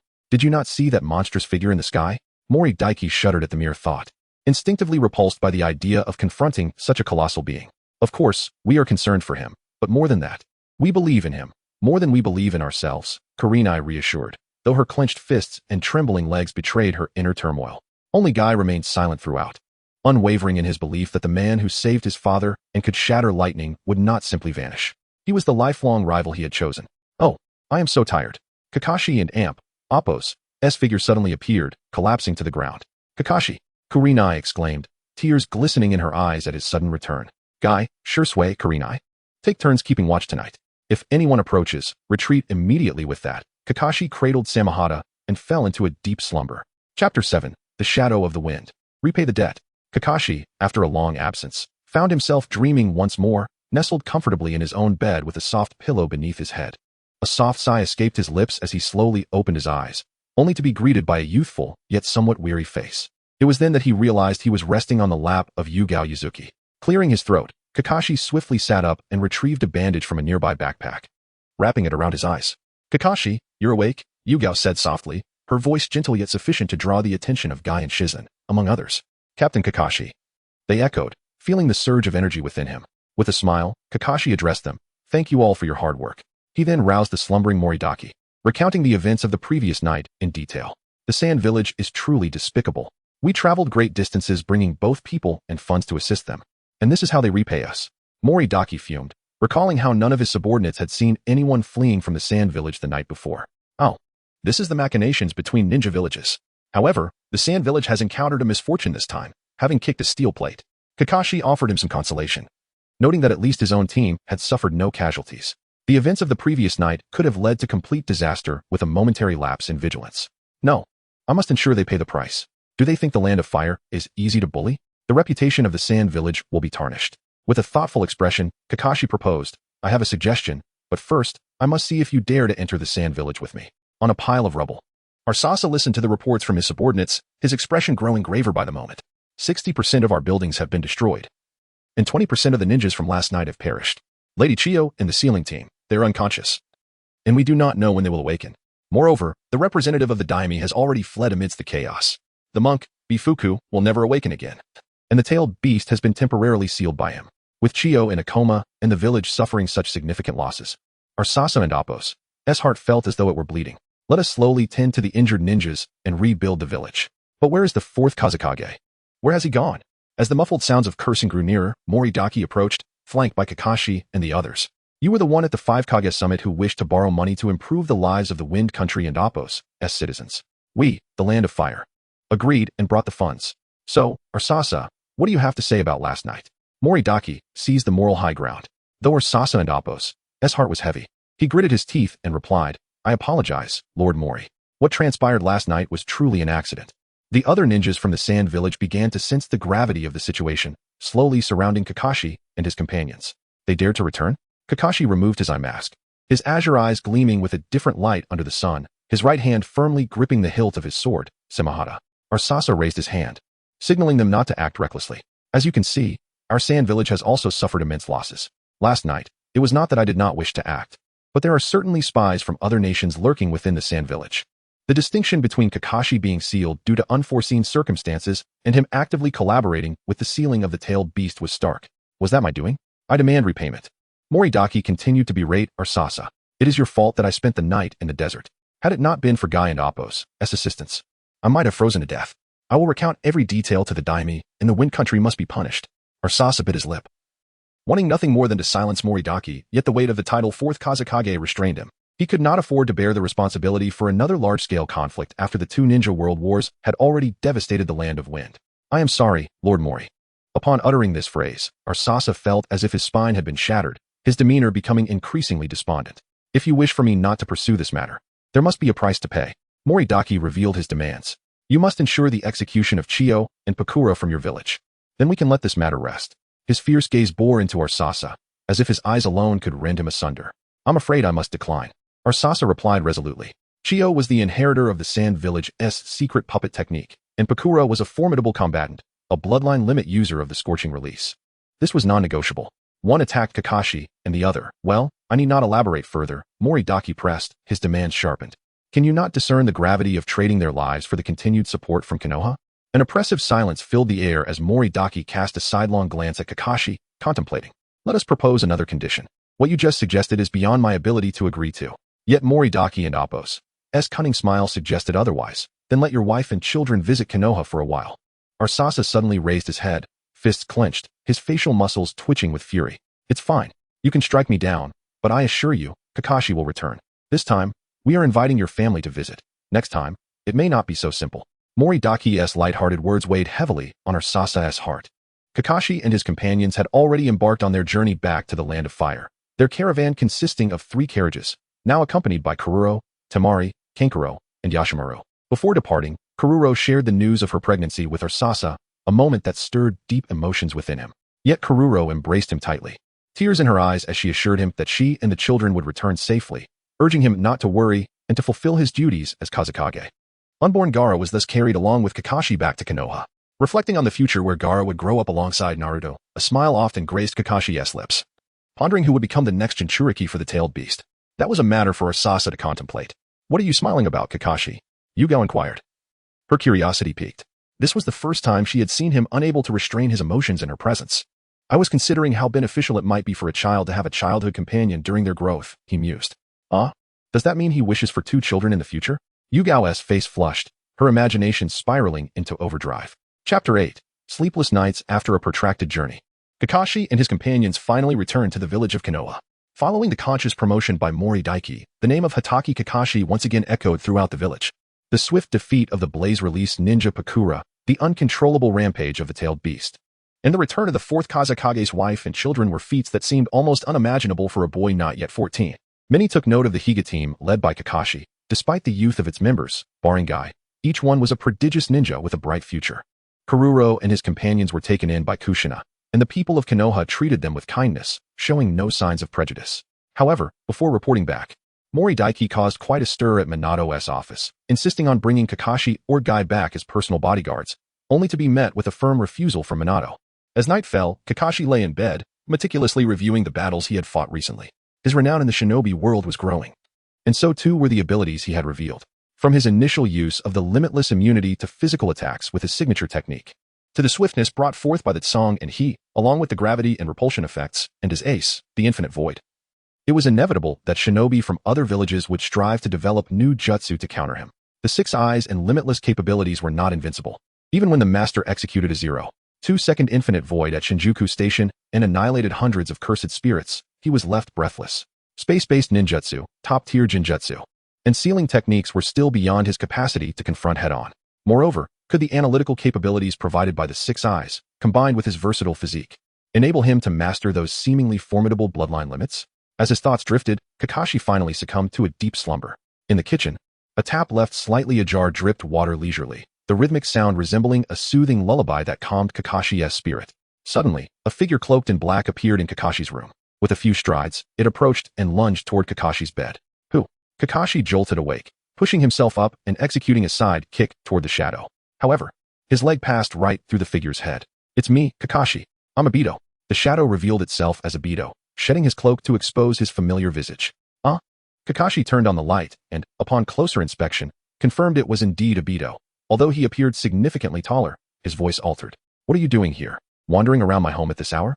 Kakashi expressed his bewilderment. Even though we are half-brothers, we still deserve some personal space. It was Shirsue's idea. I just returned from a mission and wanted to treat you and Rin to a feast, but she said you had already come back to rest. Obito scratched his head, a bit embarrassed, as anyone would be after being abruptly awakened in the middle of the night. Kakashi, Captain. Rin and Shirsue peeked through the window, stifling laughter. Once they entered, Kakashi rushed over, playfully grabbing Shirsue's head and giving it a good tussle. You rascal, I've been so nice to you, and you've turned out this way. After some playful banter, Kakashi, Obito, and Shirsue settled in the living room, while Rin went to the kitchen to boil water for tea. Obito, what have you been eating? You've shot up so much. It's only been 2 months since we last met. Could it be that Hashirama cells have a growth-boosting effect? Kakashi remarked, astonished. Honestly, I have no idea. Even my voice has deepened. It feels strange to me, Obito replied.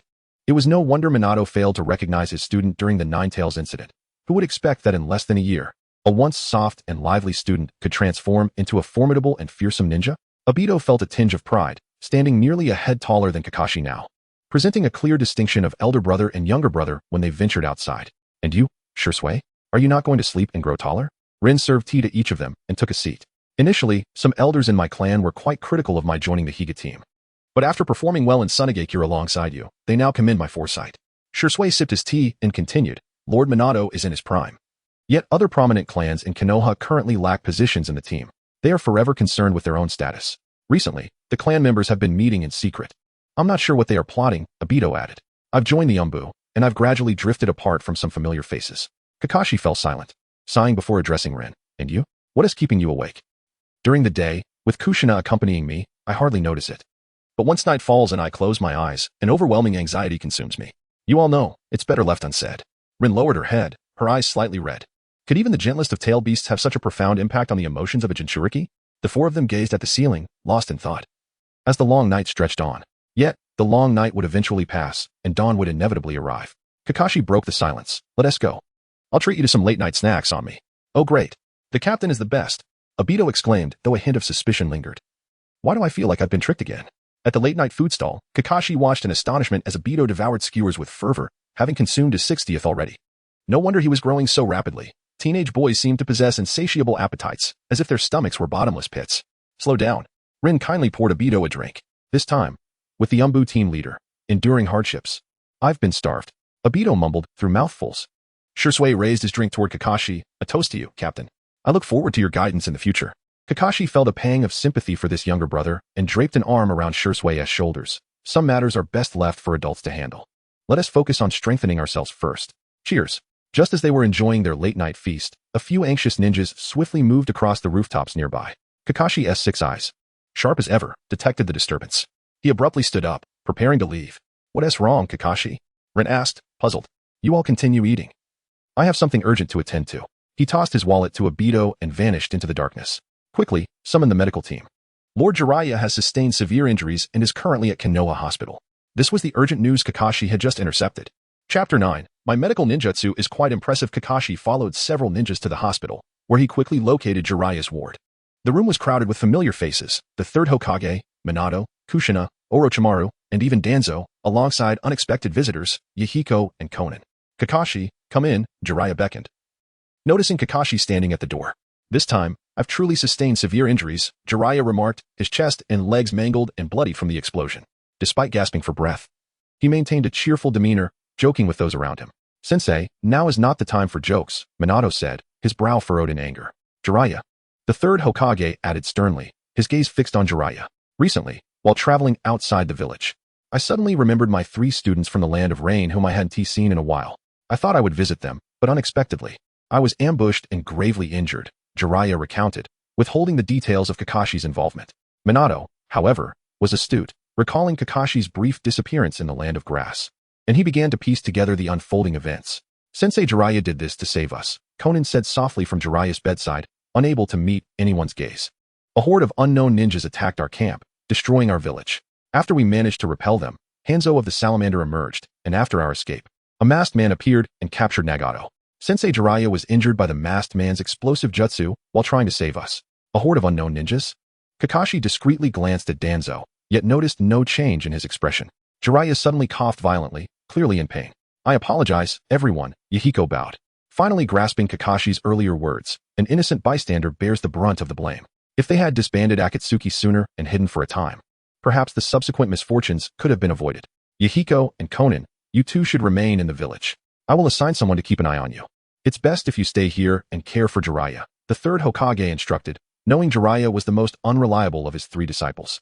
I must take my leave. Danzo followed the third Hokage out of the room. Orochimaru glanced at Jiraiya. I once said on the battlefield that eliminating these 3 brats would be the best course of action for them. Upon hearing Orochimaru's words, Yahiko and Konan lowered their heads even further. Do not speak of my disciples in such a manner, Orochimaru. Do you understand the resolve they possess to survive? Jiraiya retorted loudly. Suit yourself, Jiraiya.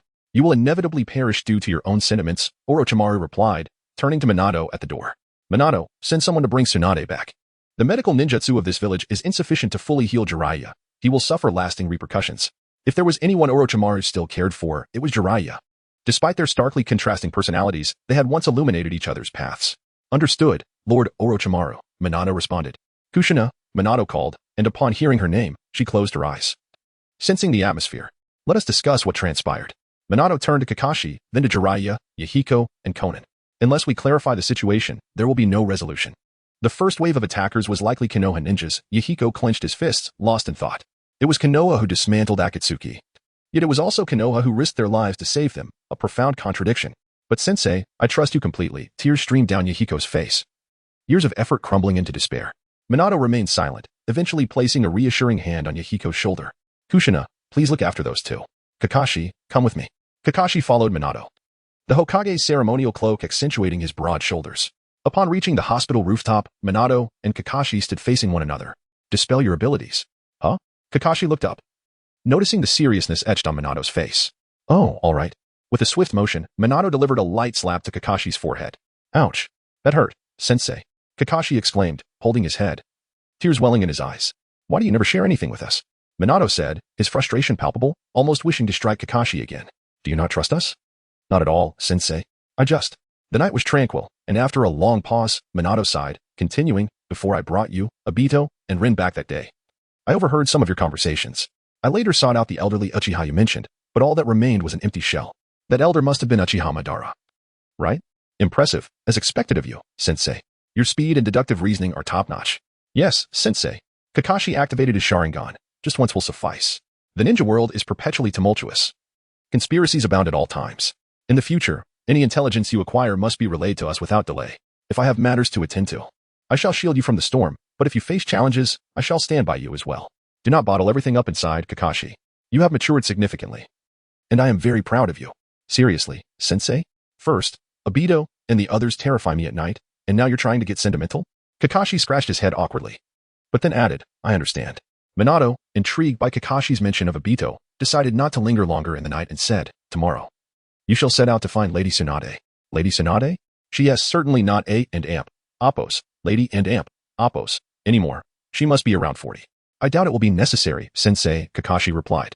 My medical ninjutsu is rather impressive as well. Chapter 10, The Arrival of New Lives. Kakashi sat beside Jiraiya and Amp, Oppos, as hospital bed, his hands pressed against the injured area, emanating a gentle green light. After a long night of effort, he had finally stabilized Jiraiya's condition. With a sigh of relief, Kakashi reflected on the exhausting night. Having been awakened by Obito and the others, and having intensely utilized the reversal technique for hours, even someone as resilient as Kakashi felt particularly fatigued. I'll be heading back now, sensei. Kakashi waved at Minato, preparing to take his leave. Suddenly, a thought struck him, and he turned to Kushina, saying, congratulations. You're expecting a little one. Eh? Kakashi, how did you know? Kushina replied, a hint of surprise in her voice. Apart from Minato, she had not informed anyone else. As a Jinchuriki's pregnancy was a perilous matter, the sealing strength of the tailed beast weakened as the pregnancy progressed, reaching its lowest point during childbirth.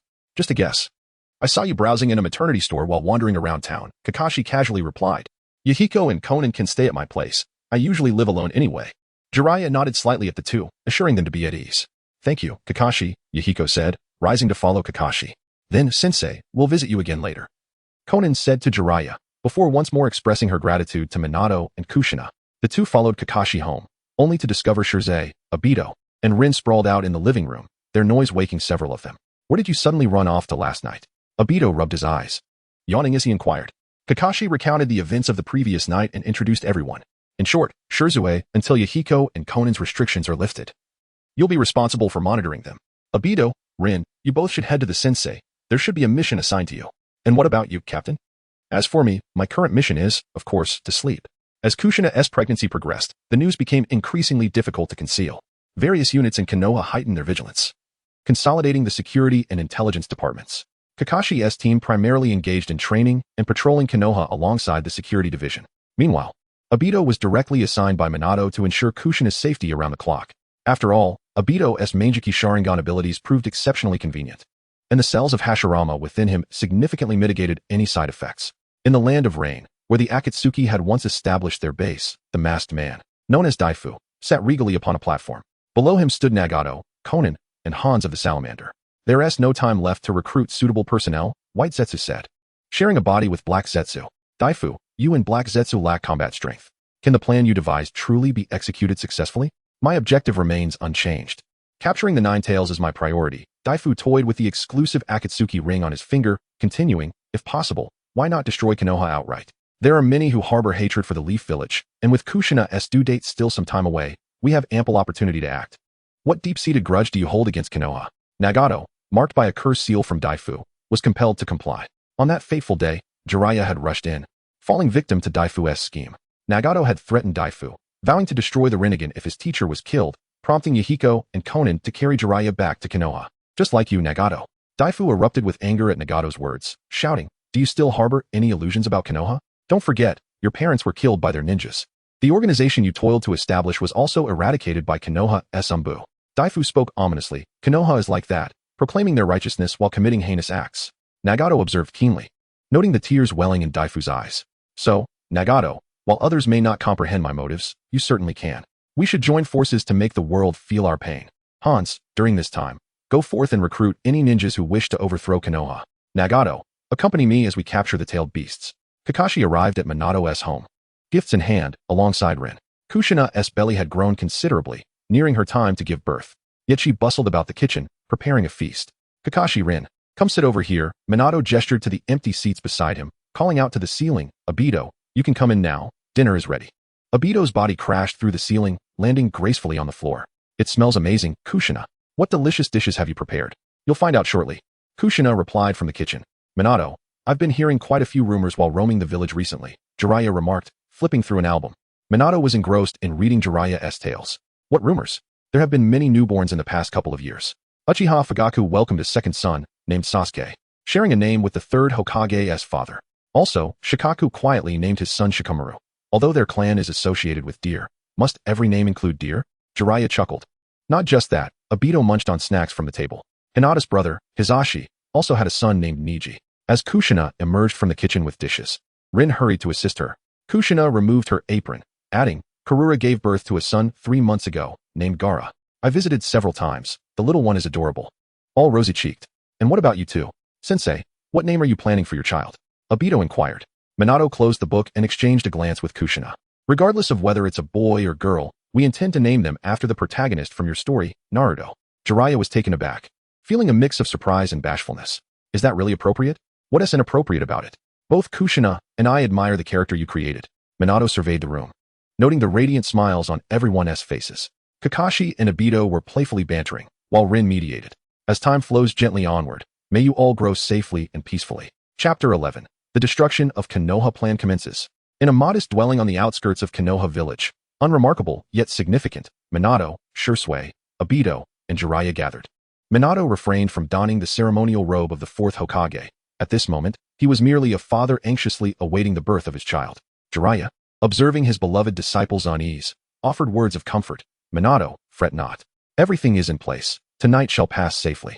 During Jiraiya's recovery in the hospital, Kakashi had engaged Minato and Jiraiya in conversation, urging Jiraiya to postpone his travel plans until Naruto's birth. Jiraiya believed that with Konoha's formidable defenses and capable ninjas present, any lurking threats would be negligible. However, feeling indebted to Kakashi, he acquiesced, thinking there would be ample time for travel in the future and also wishing to see the newborn child of Minato. Despite Kakashi and Appo's revelations regarding the masked man, Minato sensed that matters were not as straightforward as they appeared. He shook his head, attempting to dispel the troubling thoughts. As a father, he worried for the safety of his wife and child. As Hokage, he bore significant responsibilities. Meanwhile, within Konoha, the third Hokage had donned his battle attire.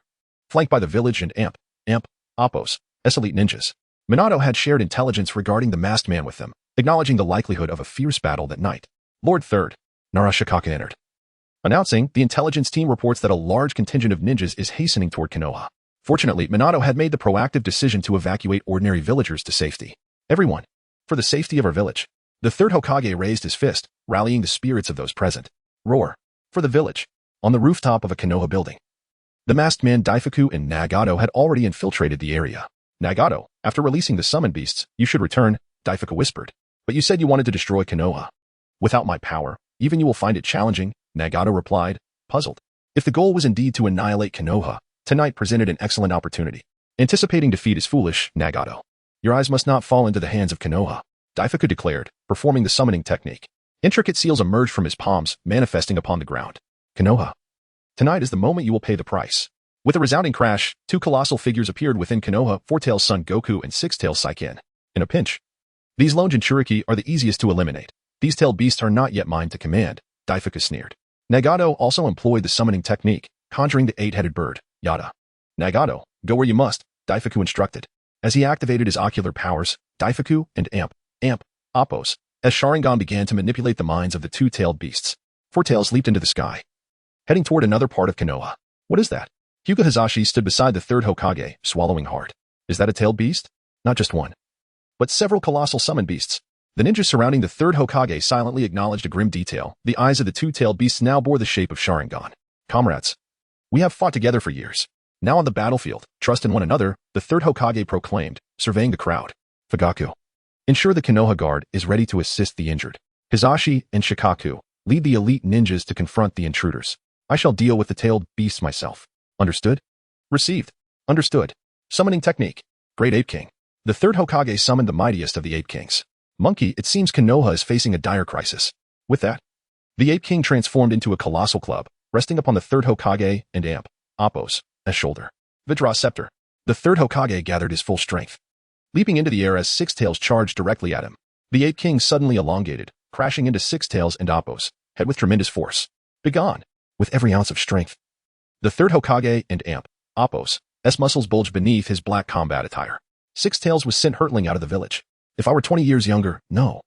Even 10, this beast would not dare act so brazenly. Following my prior strategy, engage the enemy in an orderly fashion.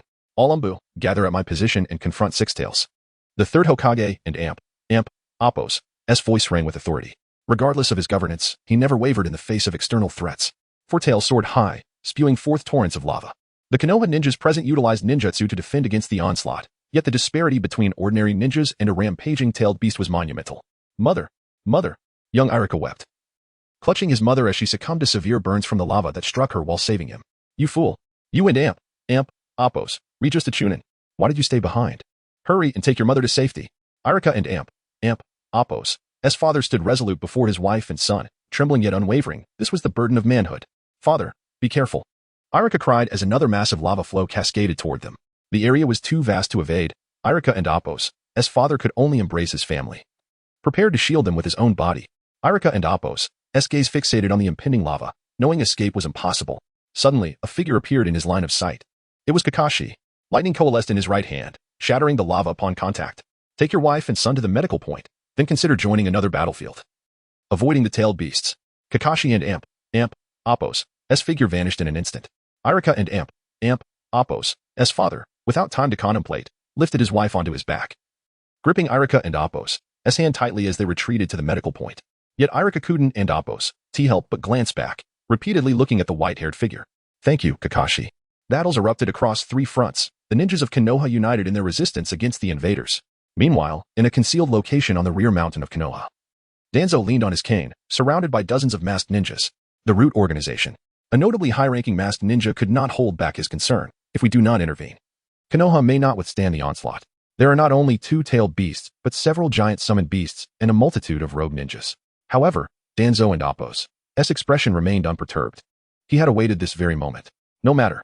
We shall strike at the last possible moment and turn the tide. Chapter 12. The method to defeat Kakashi. Kakashi stood atop a building, his hands bound across his chest, and the legendary sword, Samehada, resting against his back, exuding an aura of calmness akin to still water. At that moment, the Four Tails remained motionless, its visage contorted by the mental control of the Sharingan. As if it were enduring immense agony, Daifuku stood atop the beast and Appos' head, wielding a colossal scythe. Kakashi, your performance in the Sand Village is commendable. With a swift body flicker, the two clashed in midair, their weapons colliding, as Samehada made a diagonal slash, attempting to siphon a fraction of Daifuku and Appos' chakra. Just as the Crimson Chakra was about to be absorbed, a violent explosion erupted. Explosive release, Source Bomb. Kakashi swiftly enveloped Samehada in an unlimited void, preventing any potential damage from the explosive release. The two retreated, Kakashi deep in thought regarding his strategy, with Minato and Jiraiya at Kushina's side. If he could just stall until Naruto's birth to reinforce the seal on the Nine Tails, he could claim victory. Meanwhile, the third Hokage, accompanied by a legion of Umbu, was engaging the Leaf Village's ninjas against the Six Tails, leaving no room for defeat. Despite Daifuku possessing a significant amount of Hashirama and Appos' cells and wielding a Sharingan ability reminiscent of Izanagi, Kakashi was confident in his victory, albeit requiring considerable time and effort. I know what you're thinking, Kakashi, but tonight, you shall perish. Daifuku formed hand seals, and the Four Tails unleashed a thunderous roar. Go berserk, Four Tails. Annihilate the Leaf Village. Melting release, scorching river rock technique. The Four Tails expelled a massive sphere of lava, igniting everything in its path into a sea of flames. Daifuku charged towards Kakashi, and once again, they engaged in combat, their ninjutsu clashing relentlessly while other ninjas found it impossible to intervene. A multitude of ninjutsu was unleashed by the Leaf Ninjas in a desperate attempt to halt the Four Tails and Appos'. Advance. It's heading for the medical point. Hurry, stop it. Daifuku had infiltrated the Leaf Village from the very beginning and was thoroughly familiar with its layout. Melting release, Flower Fruit Mountain. The Four Tails planted its hands on the ground, creating a vast expanse of lava. Everyone, get away. Kakashi shouted upon witnessing the technique and Appos' preliminary movements. Are you still concerned for others, Kakashi? Mind your own affairs. Daifuku retorted mercilessly, firmly restraining Kakashi to prevent him from providing aid. The ground had transformed into lava, and some Leaf Ninjas, stepping upon it, suffered severe burns, emitting cries of anguish. Detonation. A surge of lava erupted from the technique and Appos' radius, poised to claim the lives of these ninjas. Kakashi pushed Daifuku aside, employing the unlimited void to compress space, and instantly transported himself to the center of the lava sea, activating the technique's area of effect. The lava erupted yet inflicted no harm upon the Leaf Ninjas within. Run, now. Most of the ninjas remaining here had weathered countless battles and recognized this as Kakashi and Appo's ability, which had shielded them from a lethal strike. With no time for gratitude, they fled the scene. If you don't leave soon, you'll become a burden. The Four Tails continued its relentless march towards the medical point, while other ninjas could only resort to ranged ninjutsu, too fearful to approach closely. Daifuku once again flickered to the top of the Four Tails, completely engulfed in madness, gazing at the inferno that was once the Leaf Village, feeling immense satisfaction. I have already discovered the means to defeat you and the fourth Hokage, Kakashi. What use is your power if the leaf is your home and not mine? I come to your home to wreak havoc without concern for the outcome. As long as I keep attacking others in the leaf, you will be compelled to rescue them. Eventually, there will be a flaw, and in the world of ninjas, a flaw signifies death. The Four Tails leaped high, accumulating energy in its mouth. Tail Beast Bomb. Kakashi removed his eye patch, Samahata resting behind him, and began forming seals, the clash of opposing energies culminating in Void Style, G. A tremendous explosion erupted above the leaf. Shockwaves rippling through the air, shattering every window in the village. Explosive release, blazing sun duel. Daifuku formed seals, generating a multitude of fireballs that soared in all directions, prepared to obliterate everything in sight. What a lunatic, Kakashi muttered under his breath, exerting every ounce of his unlimited void to shield those who might be caught in the explosive release. Flames surged. Many wooden structures had already succumbed to the blaze. Yet the Leaf Ninjas dared not intervene to extinguish the fires, for they understood that Kakashi was locked in a standoff with the enemy within. Gasping for breath, Kakashi drew upon the chakra stored within Samahata, gradually restoring his energy. He found himself challenged by such an unscrupulous opponent. Fortunately, the ordinary villagers had been evacuated beforehand. Otherwise, the situation would have been entirely dire. Meanwhile, at the gates of the Leaf, Hayashi led a cadre of elite ninjas to purge the remnants of the rogue ninjas. We must return to support the third Hokage and Kakashi. The situation is dire, Hayashi commanded. Clap, clap, clap. The sound of applause resonated from the darkness. As expected of the head of the Hyuga clan, he was formidable and decisive in action. Hayashi felt the weight of impending danger upon recognizing the newcomer, the demigod of the ninja world, Hanzo of the Salamander, accompanied by a throng of elite ninjas from the Rain Village. At last, we have reached the Leaf, Hanzo proclaimed. Tonight, we have no other task. Let us wreak havoc at will. Yes. The ninjas from the Rain dispersed, while some Leaf ninjas hurried to engage in combat. The name of a person is but the shadow of a tree. The first Hokage, hailed as the god of shinobi, ended the era of chaos and ushered in the age of ninja villages. Before them stood the demigod of the ninja world. Hayashi clenched his fists, whispering to his brother. Hizashi, brother, we are no match for him. I will hold him off. You must return. My child is due in less than 3 months. If it is a boy, he shall be named Ningon. If a girl, she shall be called Hinata. Brother, you go. I will hold him off, Hizashi replied, concern etched on his face. Yet as a branch family member, he bore the responsibility of protecting the main family. To hell with the main family, you are merely my brother. With a glare, Hayashi charged at Hanzo, summoning blue chakra lions at his fists. Gentle step twin lion fists. Hizashi gritted his teeth, wanting to join Hayashi in battle. But recalling his brother and Appo's admonition, he could only glance back 3 times before rushing into the Leaf Village. Brother, you must survive. However, Hanzo, living up to his title as a demigod, found that not all Leaf ninjas possessed Kakashi and Appo's extraordinary abilities. After removing his gas mask and releasing a noxious gas, Hayashi soon collapsed to the ground, his complexion turning a ghastly purple from the toxic fumes. Hanzo raised his weapon, preparing to eliminate Hayashi. I expected a random shinobi from the Leaf to be so formidable, but it seems I was mistaken. The weapon descended, yet the anticipated scene of bloodshed never materialized. A white snake suddenly appeared, coiling tightly around Hanzo and Appo's weapon, preventing the fatal strike. Oh, one of the legendary 3, Orochimaru? It appears you have forgotten who bestowed upon you that title. Emerging from the shadows, Orochimaru and Appo's pallid face revealed a long absence from sunlight. I recently hit a bottleneck in my research and lamented the lack of experimental material. The demigod of the ninja world. Splendid. I am quite pleased. Chapter 13. I also wish to protect you. The cries of a newborn echoed through the air as Kushina exhaled with relief. Mother and child safe. Minato. Let me see my child, she beckoned, and Minato hurriedly wrapped Naruto in swaddling cloth, placing him beside Kushina. At that moment, the fierce, fiery demeanor usually present on Kushina and Appo's face was replaced by a gentle radiance, suffused with maternal love. He shares your golden hair, Minato. Minato leaned in, planting a soft kiss on Kushina and Appo's forehead, whispering tenderly, just a little longer. He then formed a series of hand seals, pressing his hands against Kushina and Appo's abdomen, reinforcing the seal that suppressed the 9 tails. The process went smoothly, yet the resounding explosions emanating from the direction of Konoha continually tugged at Minato and Appo's heartstrings. As the 4th Hokage, he found himself unable to stand with his comrades against the formidable enemy. Rest well here. I will step outside for a moment, Minato murmured to Kushina. Teacher, you're out. Obito exclaimed, his face lighting up with joy. How are Kushina and the baby? They are both safe, Minato replied, feeling a weight lift from his heart. He then glanced around, noticing Jiraiya was absent, and inquired, where is Jiraiya-sensei? Lord Jiraiya sensed a familiar chakra and rushed off, Shursui explained. Minato looked towards Konoha and then at the ceremonial robe hanging nearby. Observing Minato and Appo's expression, Shursui hastily reminded him, Lord Fourth, I understand the battle is intense. But Captain Kakashi has stated that the enemy's ultimate goal is to capture the Nine Tails. Therefore, regardless of the cost, you must remain by Kushina and Appo's side. Minato clenched his fists, his breath becoming erratic. Clearly, the situation had escalated beyond everyone's expectations. Even from a distance, the two sinister chakra signatures were palpable. Two-tailed beasts, the third Hokage, Kakashi, can you all hold on? Kakashi had been entangled with Daifuku for quite some time. Whenever Kakashi attempted to form a one-handed seal, Daifuku would instantly teleport in front of him, commanding the Four Tails to unleash a barrage, denying him the opportunity to utilize his dimension of infinite space. You possess such formidable control. I shall use all of Konoha as and Appo's hostages and Appo's to compel you to defend against my unbounded might, in the absence of a definitive countermeasure. If confronted by Kakashi in the wild, Daifuku would keep his distance. However, the scenario had shifted dramatically in Konoha. Kakashi, how does it feel to be powerless? Do you have enough chakra left? Daifuku struck with a familiar combination of attacks. Kakashi panted heavily, unwilling to engage in debate with Daifuku, conserving his strength instead. After all, the enemy had invested heavily in orchestrating this invasion of Konoha. Could mere words sway them? From the village elders, he had heard that upon death, souls drift toward the Pure Land, and Kakashi and Appo's mission tonight was to escort Daifuku there. In moments of urgency, Kakashi remained remarkably composed, swinging his sword, Samahada, toward Daifuku while preparing to form seals with his right hand. Daifuku smirked, his Sharingan blazing with a brilliant red light, as the Four Tails let out a fearsome roar, unleashing a torrent of flames. The Four Tails crashed to the ground, a massive volcano erupting. In loss, there is gain. I apologize if anyone is harmed by the Four Tails and Appo's jutsu. Dimension of infinite space. A blinding light enveloped Kakashi, encapsulating the Four Tails. However, as he attempted to ensnare Daifuku as well, Daifuku had already teleported away. Kakashi had been analyzed by Daifuku since their confrontation at the Kamui Bridge, with Daifuku considering Kakashi as a hypothetical enemy.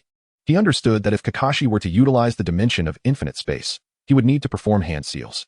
There was no scenario where it could be executed without them. Daifuku gazed at the black orb hovering above Konoha, hesitating to attack, uncertain of the consequences. Caution bore no harm. This was a foolproof strategy. 30 seconds later, the black orb shattered, and the colossal form of the Four Tails crumpled to the ground. Yet, Kakashi too was out of strength. The intensity of the battle had drained him entirely.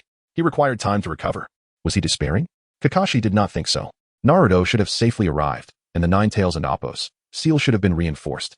As Daifuku drew ever closer, Kakashi remained as tranquil as water, facing everything with serenity. Suddenly, a figure appeared before Kakashi, lifting him and teleporting away. Lin, what are you doing? Didn't I tell you not to come out tonight? The newcomer was none other than Noera Rin. Earlier, Kakashi had expressly instructed her not to appear, regardless of what transpired. For Daifuku's Mangeki Sharingan was augmented with Hashirama's cells, rendering it unparalleled even among the Uchiha clan. If Rin appeared on the battlefield, she could easily fall under Daifuku and Appo's control, risking the potential rampage of the Three Tails. Kakashi, I understand, but I also wish to protect you all. Rin and Appo's voice was gentle yet resolute. With many comrades in Konoha, she felt compelled to stand alongside them. Daifuku moved swiftly. Even though Rin was tapping into the chakra of the Three Tails and had manifested a tail, she could not match Daifuku's speed. He intercepted her, prompting Rin to quickly shut her eyes to avoid direct eye contact. What a delightful surprise. I and Appo's searched for you for so long, and here you are, Daifuku sneered.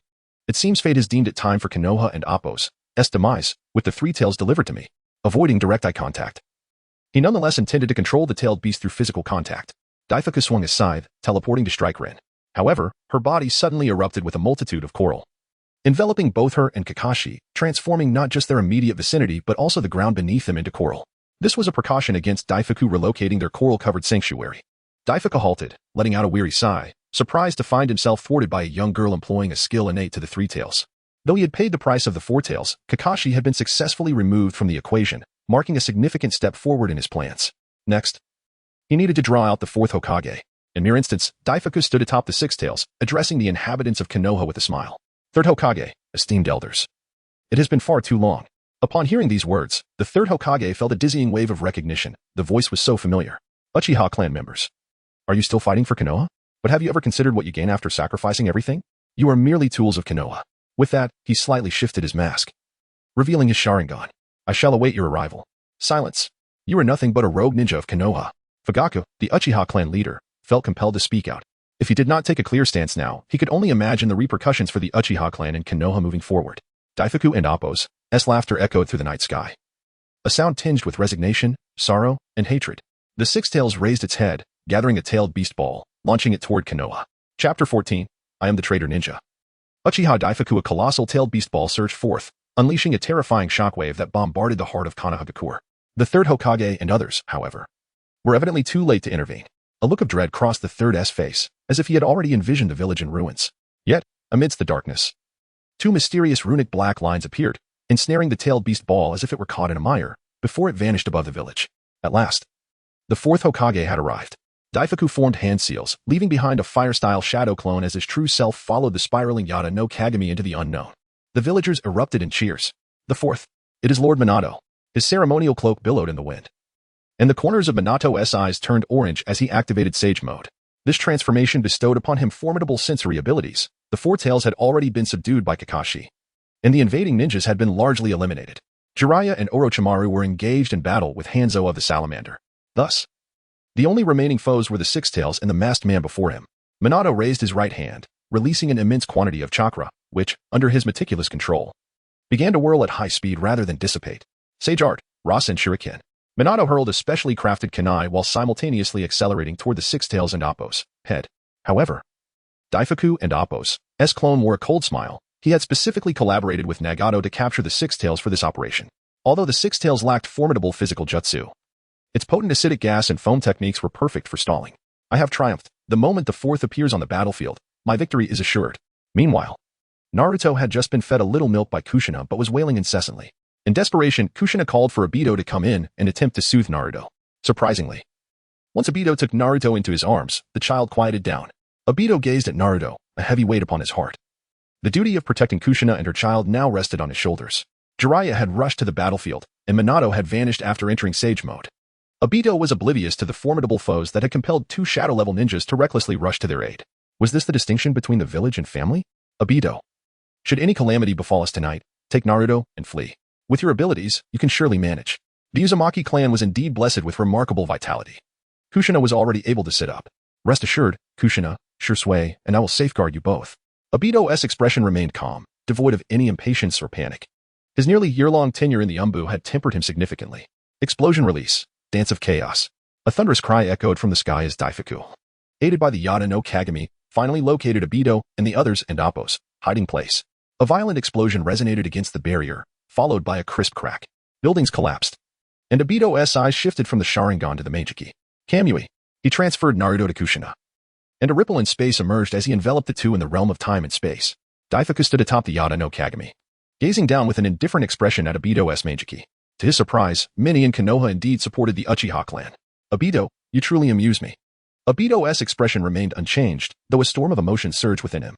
How could he mention the Uchiha clan? Who are you? Obito inquired, willing to engage the masked man in conversation to buy time. Who am I? Daifuku laughed suddenly, as if he had heard something profoundly amusing. Why not ask Shursui beside you? Obito jolted back to reality, quickly turning to Shursui. Shursui is a traitor? Shursui dared not raise his head. The kunai he had tightly clenched slipped from his grasp, and he felt an overwhelming heaviness, as if he might faint. Shursui, do you not wish to greet your elder brother? The words seemed to drain the last vestiges of Shursui's strength, causing him to collapse to the ground, barely managing to utter, Daifuku, brother. Daifuku? Uchiha Daifuku? Son of Uchiha Kagami? Cousin of Shursui? Daifuku removed his mask, revealing a face strikingly similar to Shursui's. As their Meijiki met, Obito realized that the man before him was indeed truthful. Shursui, do you not wish to know why my father died under such mysterious circumstances? Why we were ambushed during the Third Great Ninja War due to intelligence leaks? Daifuku leaped down from the Yada no Kagami, his tone fierce as he addressed Shursui. It was all because of that scoundrel, Shimura Danzo. My father was gravely injured protecting him, yet he chose not to save my father but seized his Sharingan instead. The right eye hidden beneath is my father and Appo's SI. Obito was at a loss for words. If this revelation were to spread, it would undoubtedly lead the Uchiha clan to revolt. Uchiha Kagami, who did not covet power, held a prestigious position within the Uchiha clan. Even the most discerning individuals could see that the second Hokage had a profound mistrust of the Uchiha clan. Yet Kagami had still been selected for the direct guard team alongside the third in Danzo, a testament to his capability and character. Shursui's thoughts were now in utter disarray. His beloved uncle had perished at Danzo's hands, and his cherished brother had succumbed to multiple wounds in front of him during that ambush, which had awakened his Sharingan. Hatred for Danzo consumed Shusui's heart, tears streamed down his face, and finally, under the immense psychological strain, he fainted. Very well, Shursui. Witnessing Shursui collapse without drawing his weapon brought a flicker of warmth to Daifuku's heart. His father had always taught them to rise above the narrow perspective of clan loyalty. Obito, after watching this performance for so long, do you still intend to protect Konoha? Daifuku donned his mask once more. At this moment, he was no longer Shursui's elder brother, but the traitor ninja, Uchiha Daifuku. I have no desire to partake in these matters. I only wish to protect those I hold dear, Obito whispered softly, readying himself for battle at any moment. You fool. Why not join forces with me, who possesses the Mangeki, to create a perfect world? My present is your future. Meanwhile, within the coral cluster, Kakashi had awakened from his unconsciousness, sensing with his remaining chakra that Minato had indeed appeared on the battlefield. Something has gone awry, Rin. Kakashi urgently called. What should we do? Rin, hearing Kakashi, usually composed, sounding so frantic, also grew anxious. Should we unravel the jutsu now? You are not in a good state. I fear there may be ambushes outside. Release chakra and touch the Samahata. All right. Rin hastily released her chakra. The orange energy slowly being absorbed by the Samahata before being transmitted to Kakashi. Meanwhile, the tail behind Rin gradually shrank until it vanished entirely. Chapter 15. I am Uchiha Obito, a ninja of Konoha. The enormous scythe wielded by Daifu sliced through the air with ferocity. Each strike was exceptionally brutal. While Obito deftly maneuvered, straining to defend himself. According to Kakashi's intelligence, Daifu's Mangeki Sharingan granted him the ability to leave behind a shadow upon receiving damage. When 5 shadows appeared, they would bind the source of the injury directly. If one lacked the capability to eliminate the shadows after their emergence, Daifu would become your most terrifying nightmare. Where have you hidden Kushina and her child, Obito? Daifu pressed, suppressing Obito while simultaneously launching a verbal assault to disturb his composure.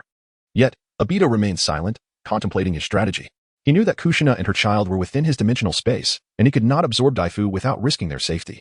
He had no choice but to confront him head-on. Kamui!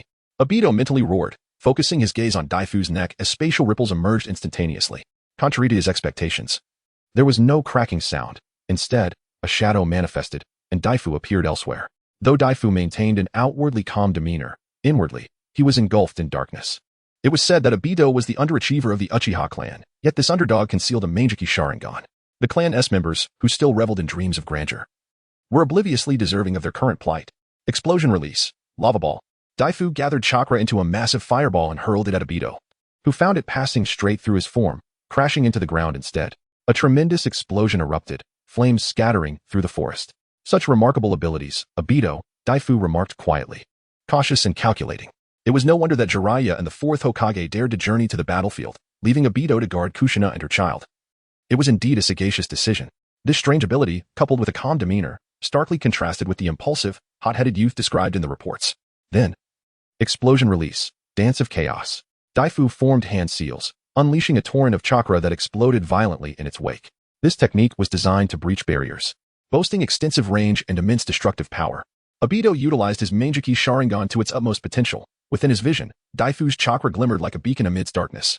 As any part of Daifu's body made contact with the explosion, it activated his intangibility, while his kunai remained firmly gripped, charging toward the explosion's epicenter.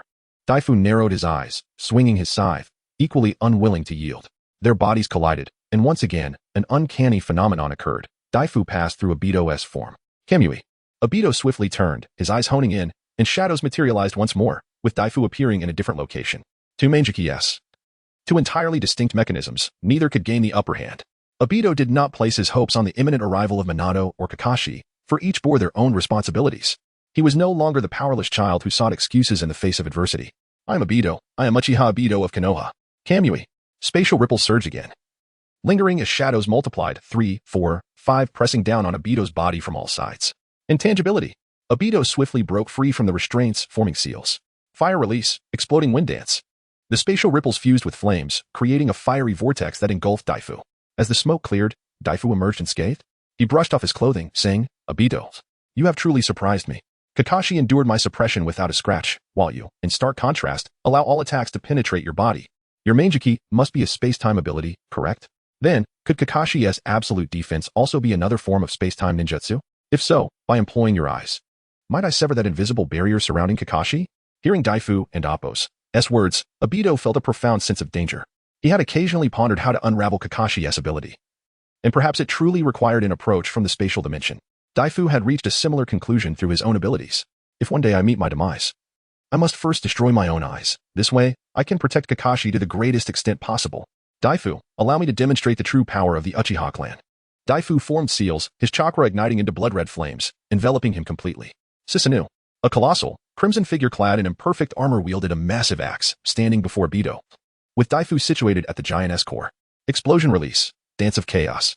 This time, Daifu employed the jutsu after summoning Susanoo, tightly encasing Obito within the explosion and Appo's reach. Obito utilized his intangibility to traverse the forest at breakneck speed, explosions trailing closely behind him. He contemplated drawing near Shursui, hoping to deter Daifu, yet ultimately refrained.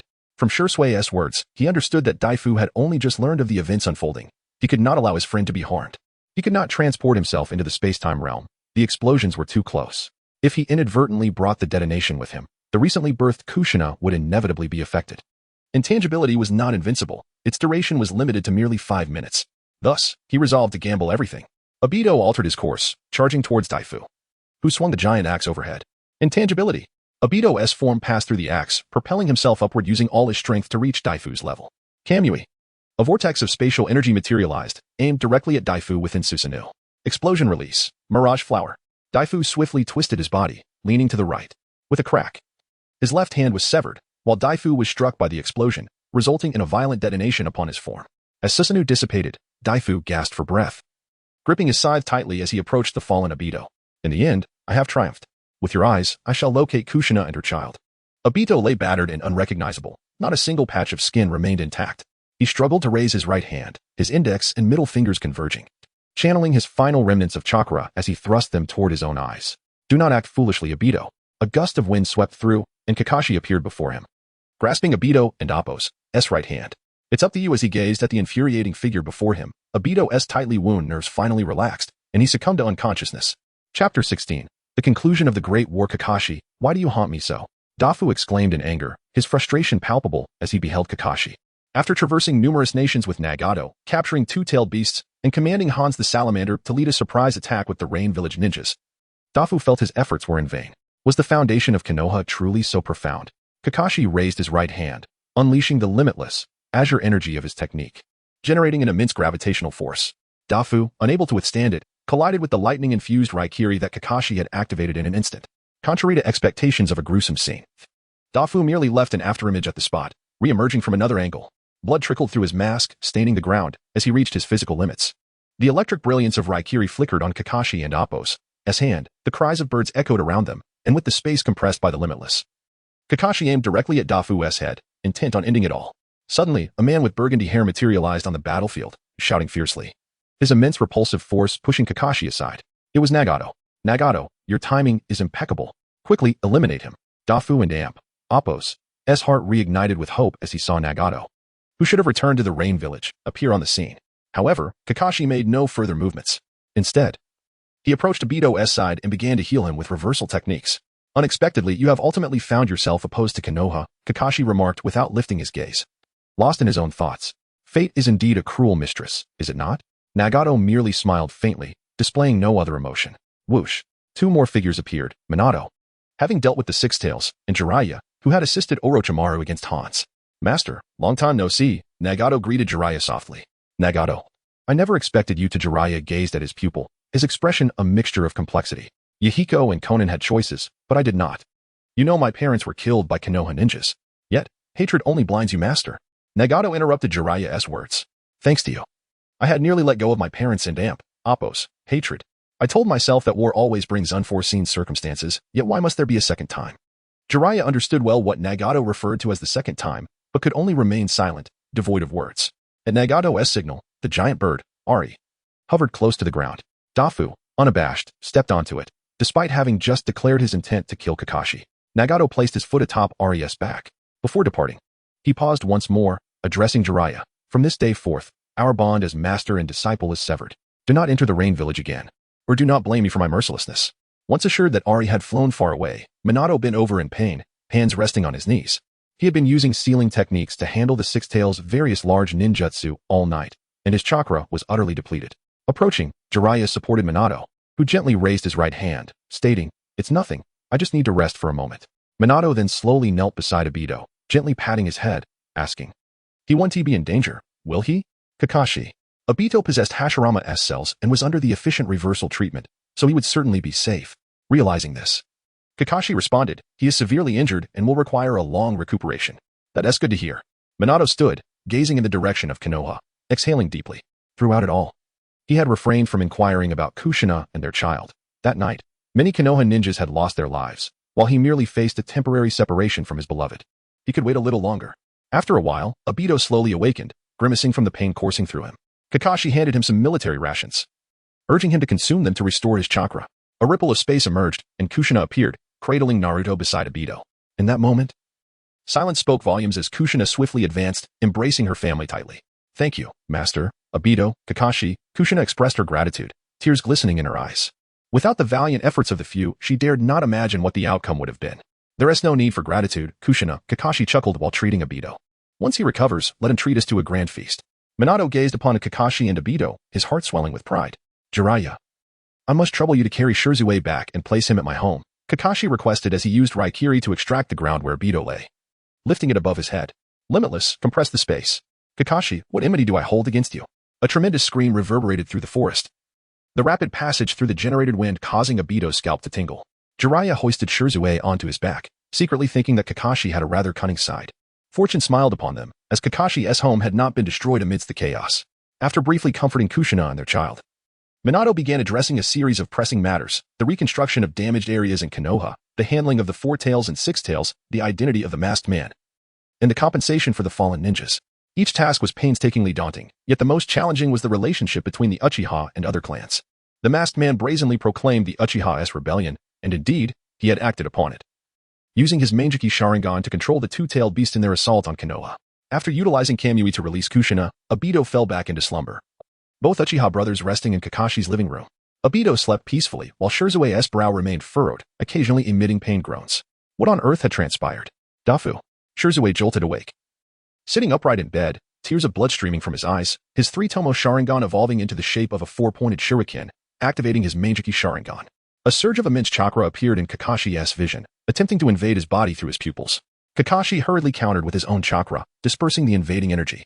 Is this the secret of the Uchiha clan's ocular techniques? The unintentional activation of Shirzue's Manjiki had caused this chaos, tears flowing uncontrollably down his cheeks. He then drew a kunai, aiming it at his own neck. To contemplate suicide at such a young age? This cannot be allowed.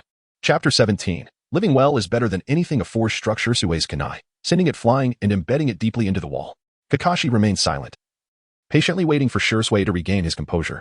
After a long while, Shirzue's sobs finally subsided, and he voluntarily shared everything concerning Uchiha data with Kakashi. Indeed, Madara had failed to ensnare Obito and had shifted his focus to others. From Dato's perspective, father and son were betrayed by the very ideals they upheld. I don't know what to do, Captain. Shirzue supported his forehead with his hands, curled up on the bed, too afraid to meet Kakashi's gaze. If Dato's words were true, he had a duty to avenge his uncle. Morally, Danzo's persecution of their fellow villagers warranted retribution. However, without evidence, questioning recklessly could lead to disaster before even confronting Danzo, who would undoubtedly exploit the situation to implicate the Uchiha clan. Most importantly, Shirzue did not wish to burden Kakashi and the others. Dato's words caused him immense distress, and the plight of the Uchiha clan tormented him. After much contemplation, Shirzue felt that perhaps it would be better to simply end it all. True courage lies in confronting the bleakness of life and the stark reality of bloodshed, Kakashi advised. This situation is indeed intricate, but your life cannot solve everything. Even if you were to perish, Dato's hatred for Konoha would persist, Danzo would remain unpunished, and the crisis facing the Uchiha clan would not dissipate. These are objective truths that do not vanish with your death. Be brave and continue living, Shirzue. Regardless of the choices you make, I will understand. Kakashi laid his thoughts bare. Given the circumstances, demanding loyalty to Konoha would be truly unreasonable. It was essential to empathize with their plight. Another prolonged silence ensued, and ultimately, Shirzue declared, I am merely a member of Team Kagaya, Shirzue Uchiha. His gaze was resolute, emanating an undeniable conviction. Kakashi stepped forward, enveloping Shirzue in an embrace, patting his back, and in that moment, Shirzue's sobs intensified. The intelligence department of Konoha confirmed that no further enemy attacks were imminent, prompting the relocation of displaced residents back to the village. The spirit of Konoha's citizens was commendable. Those whose homes remained intact voluntarily took to the streets to assist in the post-war cleanup. As a prominent figure in the village, Kakashi felt compelled to set an example for the ninjas. Demolishing a building might require only a minor jutsu, but reconstructing one demanded considerable time and effort. Wiping the sweat from his brow, Kakashi murmured, Kakashi, Yugao rushed over with a water bottle, wearing loose clothing that accentuated her youthfulness, though her slightly hunched posture lent her an endearing quality. Yugao, what happened? It's been a while since we last met, and you seem to have developed a hunch. Kakashi inquired, puzzled. Since learning of Kushina's pregnancy, Kakashi and Obito had been assigned various missions, while Guy and Yugao, due to their current limited strength, had not been included in the operations. Hearing Kakashi's words, Yugao's cheeks flushed with indignation. The awkwardness of adolescence often led to self-conscious postures. My spine has been a bit uncomfortable lately, hence the hunch. What about Guy and the others? I haven't seen them. Yugao quickly diverted the topic. Guy and his father are occupied with a wood transportation task, serving as physical training, while Rin is temporarily acting as Kushina's bodyguard. Shursui and Obito are both recuperating. With this thought, Kakashi sighed, noting the dichotomy of their injuries, one of the heart, the other of the body. Yugao, quick-witted, sensed Kakashi's sudden exhale and playfully remarked, Kakashi, do you think there's a jutsu for that, like would release 3 rooms and a hall? With a snap, a house could rise from the ground. And we wouldn't have to exert ourselves so much. Kakashi chuckled at Yugao's whimsical comment. You know, there is indeed someone who can perform that technique, though I'm unsure of his current whereabouts. Together, they worked diligently to clear a substantial area. Suddenly, a cough echoed through the air. The familiar, listless face of Muri Daiki appeared, accompanied by his retainers. In the hidden stronghold of the Uchiha clan, all but Obito and Shursui had gathered. The young and the able, each possessing a double Tomo Sharingan, encircling the clan leader, Fugaku. Leader, that masked man. It must be him. The one they call Uchiha Sengu, a wielder of the 3 Tomo Sharingan. Why not ally with him? We could overturn Konoha, right here and now. Sengu, do you wish to lead the Uchiha into irretrievable ruin? Is your mind still lost in fantasies? From the words of that child, it's evident that there are discrepancies surrounding Brother Kagami's death. Loyalty to Konoha yields only this fate. The factions clashed vocally, until they turned their gaze to Fugaku, the stabilizing force within the clan. Sengu, I understand your concerns, and I hear you, Ichin. However, I believe the Uchiha clan and Appos' relationship with Konoha is far from reaching the point you describe. Fugaku and Appos' voice was steady. Konoha has the 3rd Hokage, the 4th, Danzo, Jiraiya, Orochimaru, and Kakashi, who can single-handedly contend with tailed beasts. What do we have to instigate a rebellion? Conflicts are natural. We should not exacerbate them, but rather seek to resolve them. Every clan has its share of rogue ninjas. The 4th Hokage has already arranged a meeting with me to discuss matters. During this period, I expect you all to exercise restraint and caution, lest you provide others with leverage against us. Do I make myself clear? A tremendous chakra flared from Fugaku, overwhelming the assembly into silence. Though a few 3 Tomo Sharingan users were present, they understood the disparity in power. Engaging the clan leader would be tantamount to striking a stone with an egg. Understood. Leader. Sengu led the affirmations, and the others echoed in agreement, allowing Fugaku to retract his imposing aura. As the assembly exited, their expressions remained inscrutable. Although the seeds of rebellion had been temporarily quelled, Fugaku was acutely aware that if matters continued in this manner, he would inevitably find himself tethered to a sinking ship. The thought of his wife and 2 beloved sons weighed heavily on him, inciting an unbearable headache. Perhaps it would be better to simply walk away. Father. Itachi emerged from an adjacent room. When I came out, Sasuke had already finished his milk and fallen asleep. Fugaku ruffled Itachi's hair, suppressing his displeasure, and smiled. Well done. Itachi. Sasuke is fortunate to have such a good older brother. Then, with a thoughtful gaze, he inquired, what are your thoughts on Kakashi? He's excellent. A likely right-hand man to the 4th Hokage, Itachi replied softly, puzzled by his father's inquiry into such a widely acknowledged fact.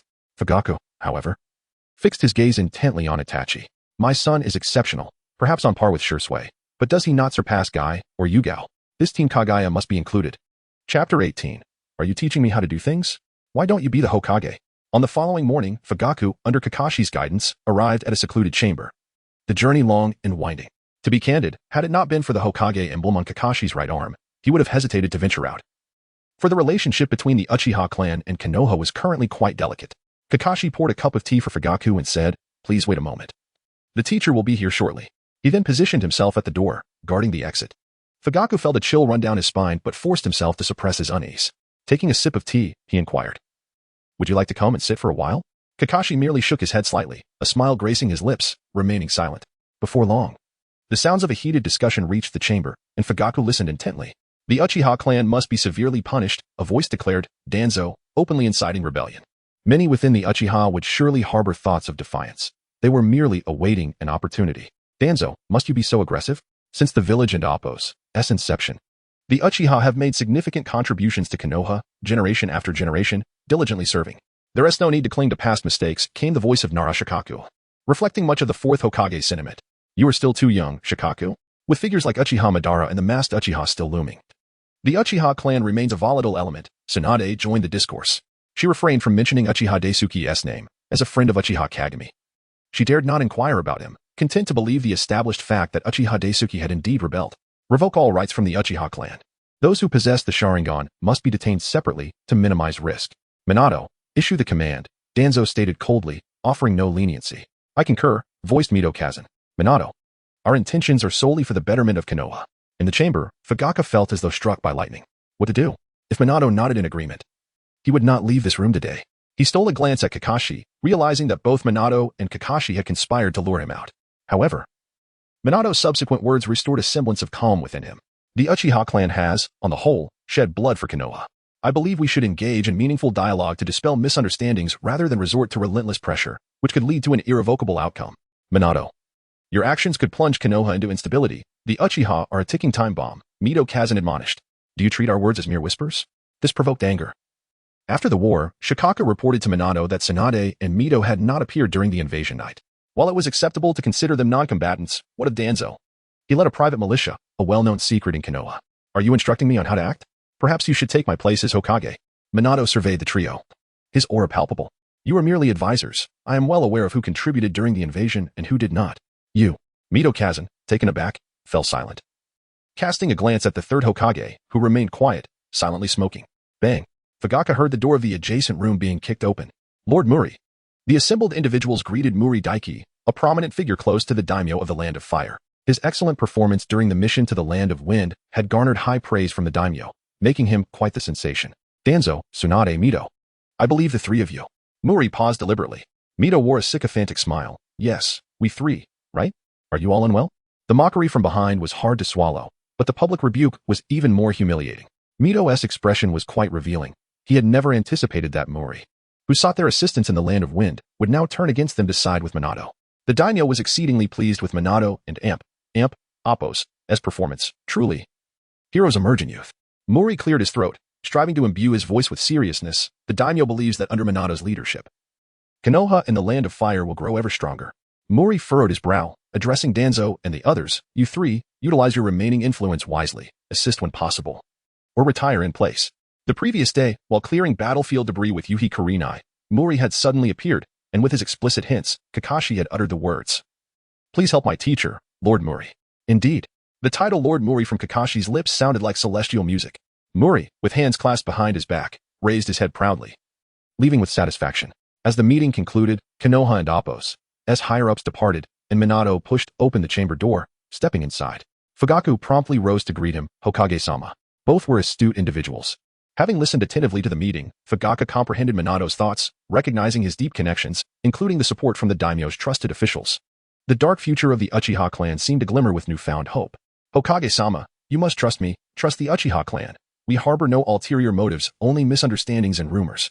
Fugaka began his performance.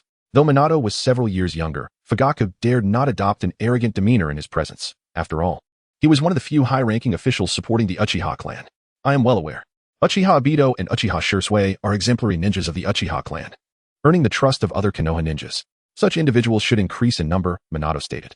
Yes, you are absolutely correct. I shall certainly educate them well, Fugaku replied. Fugaku, remember, only Konoha can embrace the Uchiha. Minato's words bore weight. After all, Uchiha Madara had repeatedly faced defeat against the first Hokage before, after persistent invitations. They jointly established Konoha Village. It was only the first Hokage's expansive heart that could transform the bitter rivalry between the Senju and Uchiha clans into a bond of friendship. This statement was profound. And Fugaka bowed his head, acknowledging, I understand. The Jinchuriki of the Four Tails was originally from a Wagakure, the third Suchikage proposed.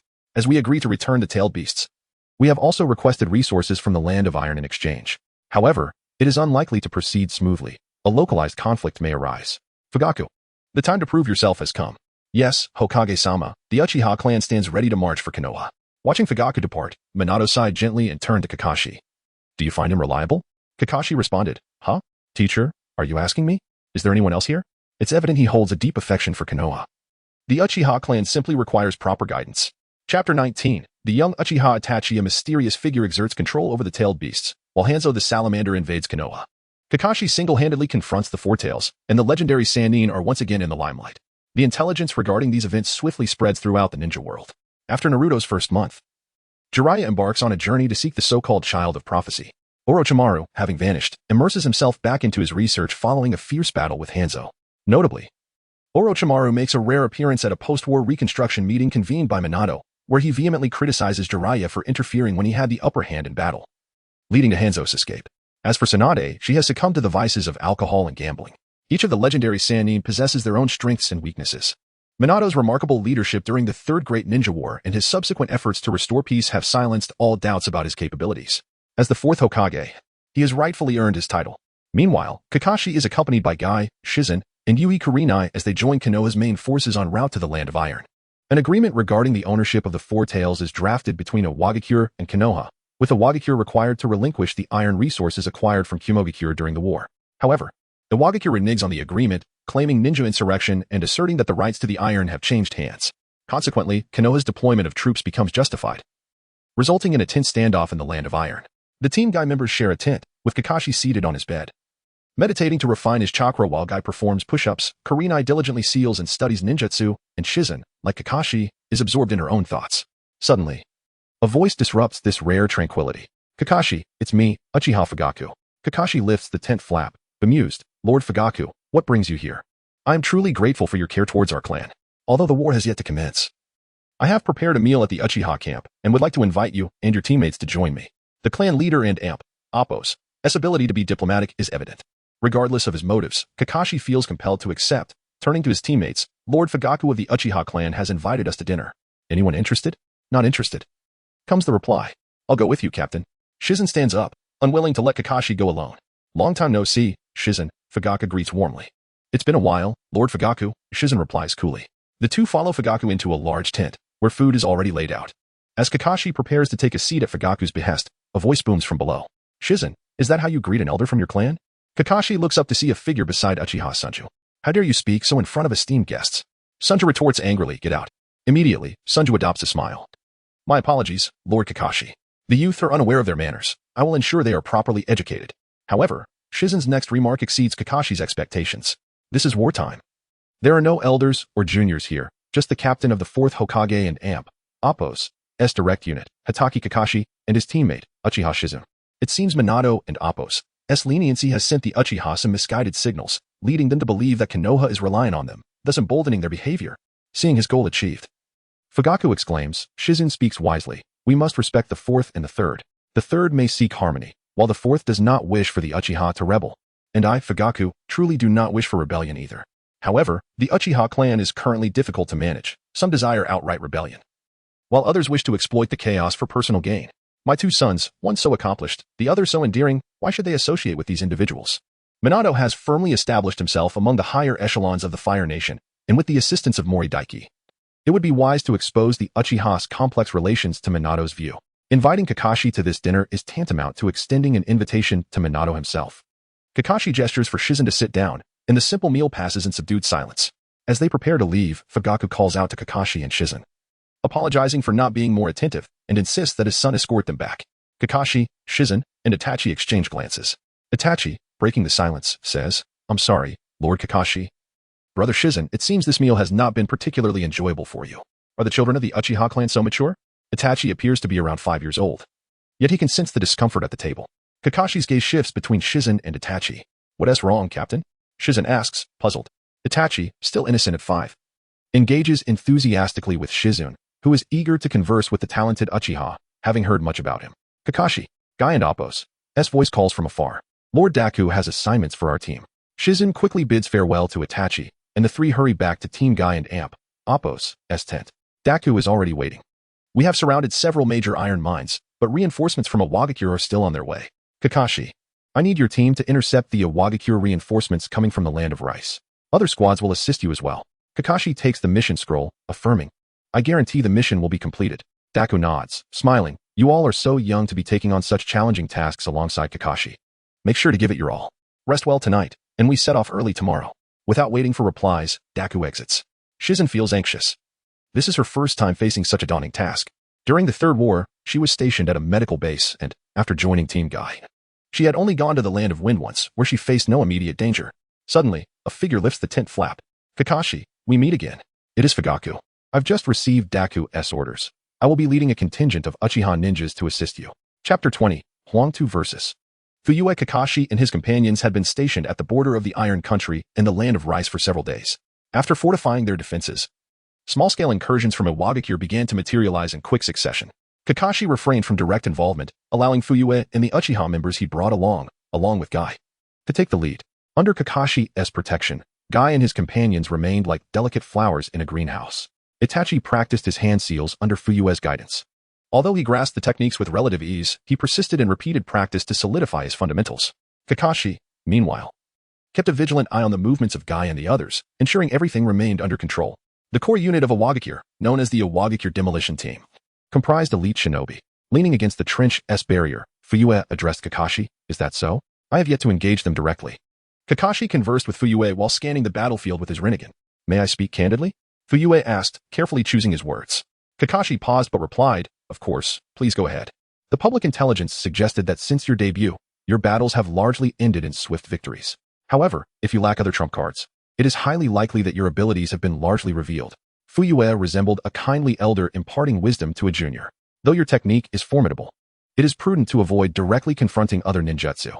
Upon hearing this, Kakashi smiled and nodded. Thank you for your advice. I shall heed it.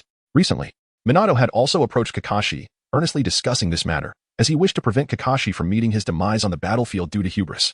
Guy was currently engaged in a standoff with an Iwagakure ninja, wielding his nunchaku. His expression was calm, while the Iwagakure shinobi displayed visible fear. This Konoha youth, despite lacking ninjutsu, possessed incredible reflexes, evading ordinary techniques with ease, and he had a penchant for delivering head kicks, leaving his opponents either incapacitated or suffering severe concussions. With a fierce shout to bolster his courage, the Iwagakure ninja slashed downward with his long blade towards Guy, who effortlessly sidestepped and swung his nunchaku with a whistling sound, aiming for the ninja and Appo's head. Calm your temper, young man. Suddenly, a hand seized Guy and Appo's nunchaku.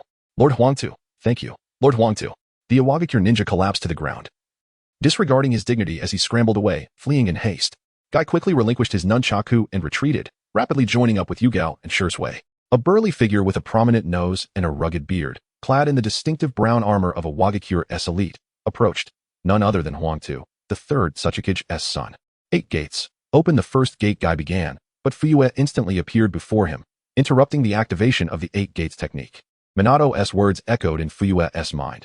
Proving oneself is not merely a matter of shouting slogans. It requires fervent effort. Other Uchiha shinobi gathered around Shursui upon witnessing their clan leader's emergence. Shursui, though frowning, said nothing as they retreated together. At the moment Fuyue appeared, Huangtu closed his eyes, a gesture of respect when facing a top-tier Uchiha. Earth release, rock fist.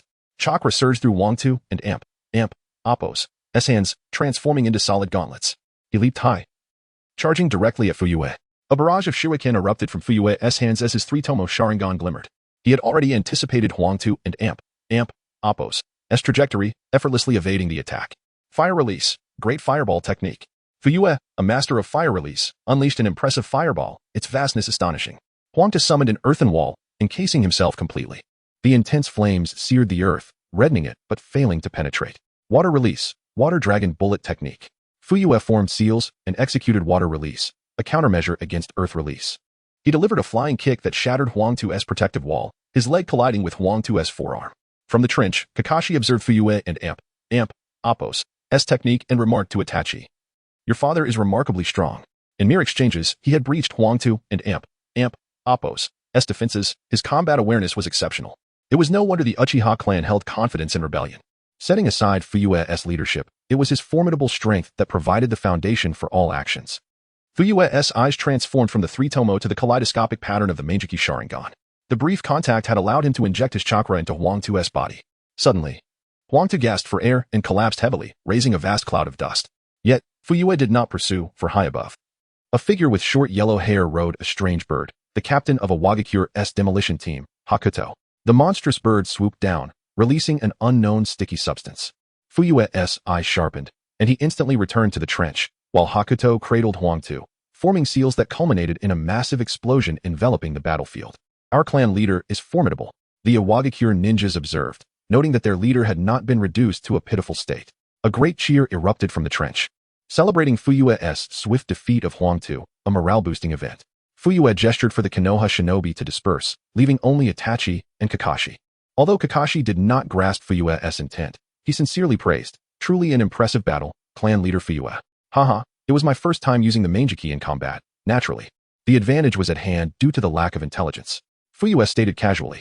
Kakashi maintained his composure. Indeed, it would be peculiar if the Uchiha clan's strongest did not possess the Manjiki. He had now encountered 3 possessors of this powerful eye, aside from Obito and Shursui. "You seem unfazed, Kakashi," Fuyue remarked with a hint of mischief in his smile. "Rest assured, I have not disclosed these matters to anyone in the clan. Neither about myself nor your friends." "Father, what is the Manjiki?" the young Itachi inquired. "You will understand when you grow up," Fuyue replied, lifting Itachi and moving toward the rear encampment. However, a statement slipped from his lips, causing Kakashi to feel unsettled. Every Uchiha ninja on this battlefield has been meticulously selected for their unwavering loyalty to Konoha. You must find a way to ensure their survival, Kakashi. Chapter 21, Kakashi vs. Yamato. The words of Fugaki were light, yet they weighed heavily on Kakashi and Appo's heart. He had not anticipated that Fugaku would bring the entirety of the Uchiha clan with him. And it was evident that this group was converging towards Shursui under Fugaku's directive. In the stillness of the night, Kai, while lifting dumbbells to strengthen his muscles, gasped. "I never imagined that the clan leader Fugaku would be so formidable."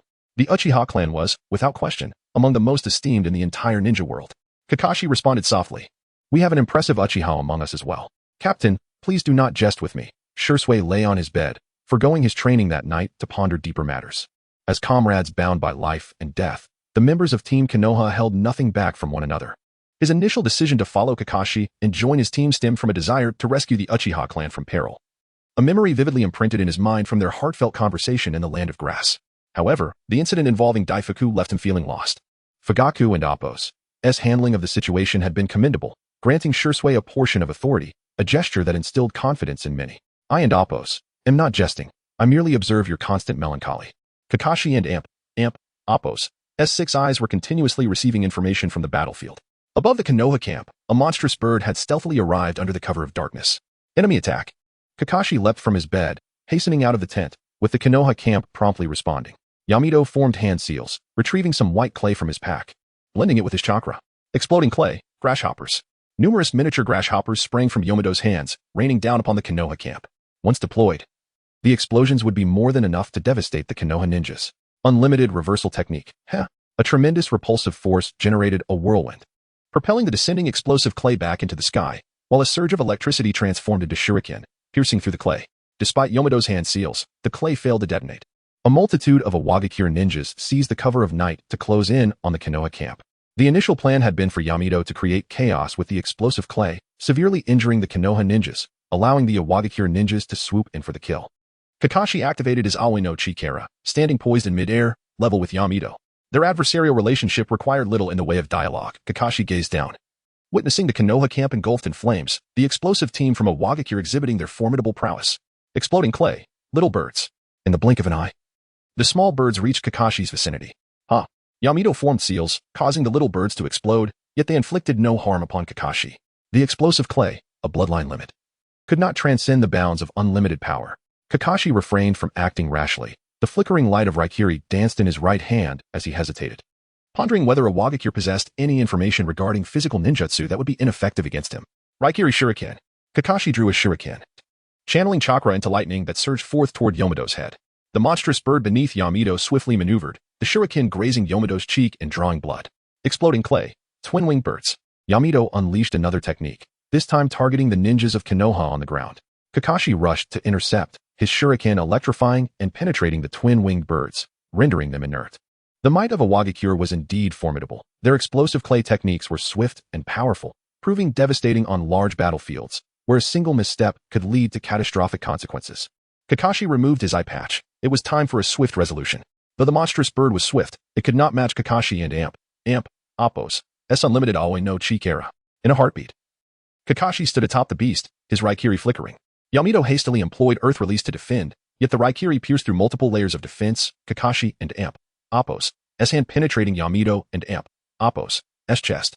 However, Yamato and Appo's body morphed into a viscous substance, enveloping Kakashi entirely before rapidly drying.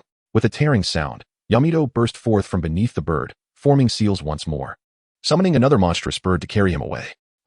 A tremendous explosion resounded as the clay-binding Kakashi was instantaneously detonated.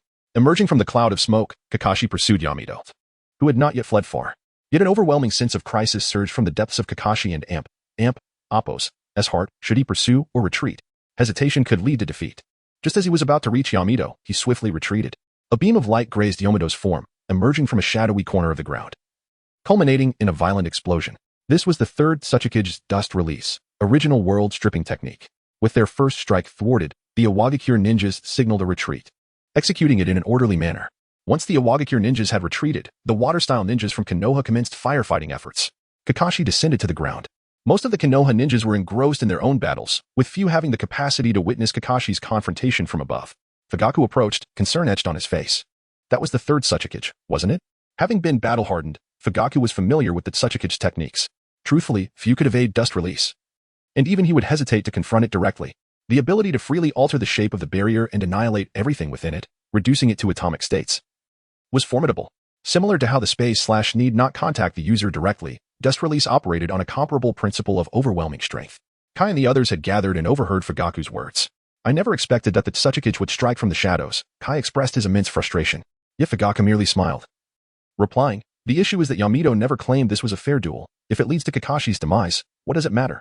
I still have many matters to attend to tonight, so I must take my leave, he concluded, departing with Itachi. What a precarious situation.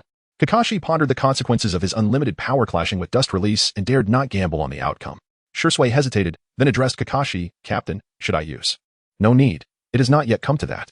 Kakashi ruffled Shursui's hair, stating, if you're concerned about being unable to contend, then seek assistance from the village. That is the third Tsuchikage. We must summon Lord Minato, right? Yugao, aware of the dangers, offered her counsel. Lord Minato? That is quite unnecessary, Kakashi thought, having a worthy candidate in mind. At that very moment, a spiky-haired youth in Konoha suddenly awoke from his slumber, sneezing vigorously. Glancing at the photograph on his bedside table illuminated by the moonlight, he drifted back to sleep, pondering, who could it be? Thinking of me at this hour and causing me to sneeze? Chapter 22. Tobi's dashing rescue days had passed since the night raid on Iwagakure, and the third Tsuchikage had made his appearance. The explosive units of Iwagakure, in conjunction with the regular army, launched multiple offensives, while Fugaku skillfully directed his forces, leading both sides into a protracted conflict. However, a drawn-out battle favored Konoha, as the stationed troops of the Iron Country in Iwagakure were bound to crumble eventually. Shursui gradually set aside his personal grievances, collaborating seamlessly with the Uchiha ninjas, thus elevating his prestige. Fugaku observed quietly, having already sacrificed much for the Uchiha clan. Once, he would have been incensed by the injustices of Konoha's policies, but ever since the birth of his second son, Sasuke, and having felt the profound goodwill emanating from Minato as Hokage, he resolved to maintain peace. This was his desire. Kakashi, noticing Fugaku lost in thought, approached him with a query. Clan leader Fugaku, is there any chance of disorder at the beach battlefield where we intercept the Iwagakure ninjas? Fugaku understood Kakashi's insinuation. Recognizing that gaining complete trust required time and camaraderie, he smiled and replied, here, we have only 2 elite jonin to maintain order, you and I. However, on the other side, the leaders of great clans like Hyuga and Akimichi are present. The restless members of the Uchiha clan will find no indulgence from them. My apologies. I did not mean to be so confrontational, Kakashi said, feeling remorseful at Fugaku's sincerity. Not at all, I understand, Fugaku chuckled before adding. It's a pity Itachi is still too young, otherwise, I would have wanted him to join your team. Kakashi paused, impressed by Fugaku's foresight. No worries. We can encourage him to interact more with Shursui. When he graduates from the Ninja Academy, he can follow Shursui directly. Kakashi envisioned his own ambitions. The Hound Squad had little privilege in Konoha, the greatest advantage being direct communication with the Hokage. Fugaku, too, had his considerations, Tobi, Shursui, and eventually Itachi. Joining this elite team of 3 Uchihas would undoubtedly elevate the Uchiha's influence in Konoha once internal conflicts were resolved. As their conversation flowed, a voice interrupted the atmosphere. Clan leader, look at the sky. Kakashi glanced upwards to see the third Tsuchikage riding a monstrous bird, hovering above the battlefield. Fugaku cast a knowing gaze at Kakashi, realizing that Tsuchikage was targeting him. The middle-aged ninjas of Iwagakure lacked exceptional prowess, with Minato in the lead and Kakashi following. Konoha was indeed a source of anxiety. Perhaps it would be wise to retreat. We need not engage in a desperate fight. I estimate that the Iron Country's forces are on the verge of collapse, Fugaku suggested rationally. Evading is not an option. Let us give it a try, Kakashi replied, activating his limitless azure power, stepping into the void to confront the Tsuchikage. On seeing the white-haired youth before him, Noki felt a mix of emotions. Why could such a remarkable ninja not emerge from Iwagakure? He formed hand signs, employing Earth Release, ultra-light heavy rock technique. Detaching from the monstrous bird to levitate in the air. Kakashi remained vigilant. Noki was akin to the third Hokage, a figure whose prowess had shaped Iwagakure's prosperity. Kakashi, why not abandon Konoha and join Iwagakure? Noki suddenly proposed, knowing full well Kakashi would likely refuse. What a shame. Earth Release, Rock Fist technique. Noki initiated an attack. His right hand enveloped in a mass of rock, lunging directly at Kakashi's face. Unfazed, Kakashi gathered chakra to his right hand, unleashing Raikiri, resembling a lightning short sword, colliding with Naka's strike. After a brief clash, they separated. Noki pondered. During their momentary contact, it felt as though his fist struck an invisible barrier. While Kakashi's devastating lightning technique was all too palpable, defeating him would necessitate a strategy of overwhelming numbers, deploying elite Jonin to exhaust his chakra, rendering his defensive technique ineffective.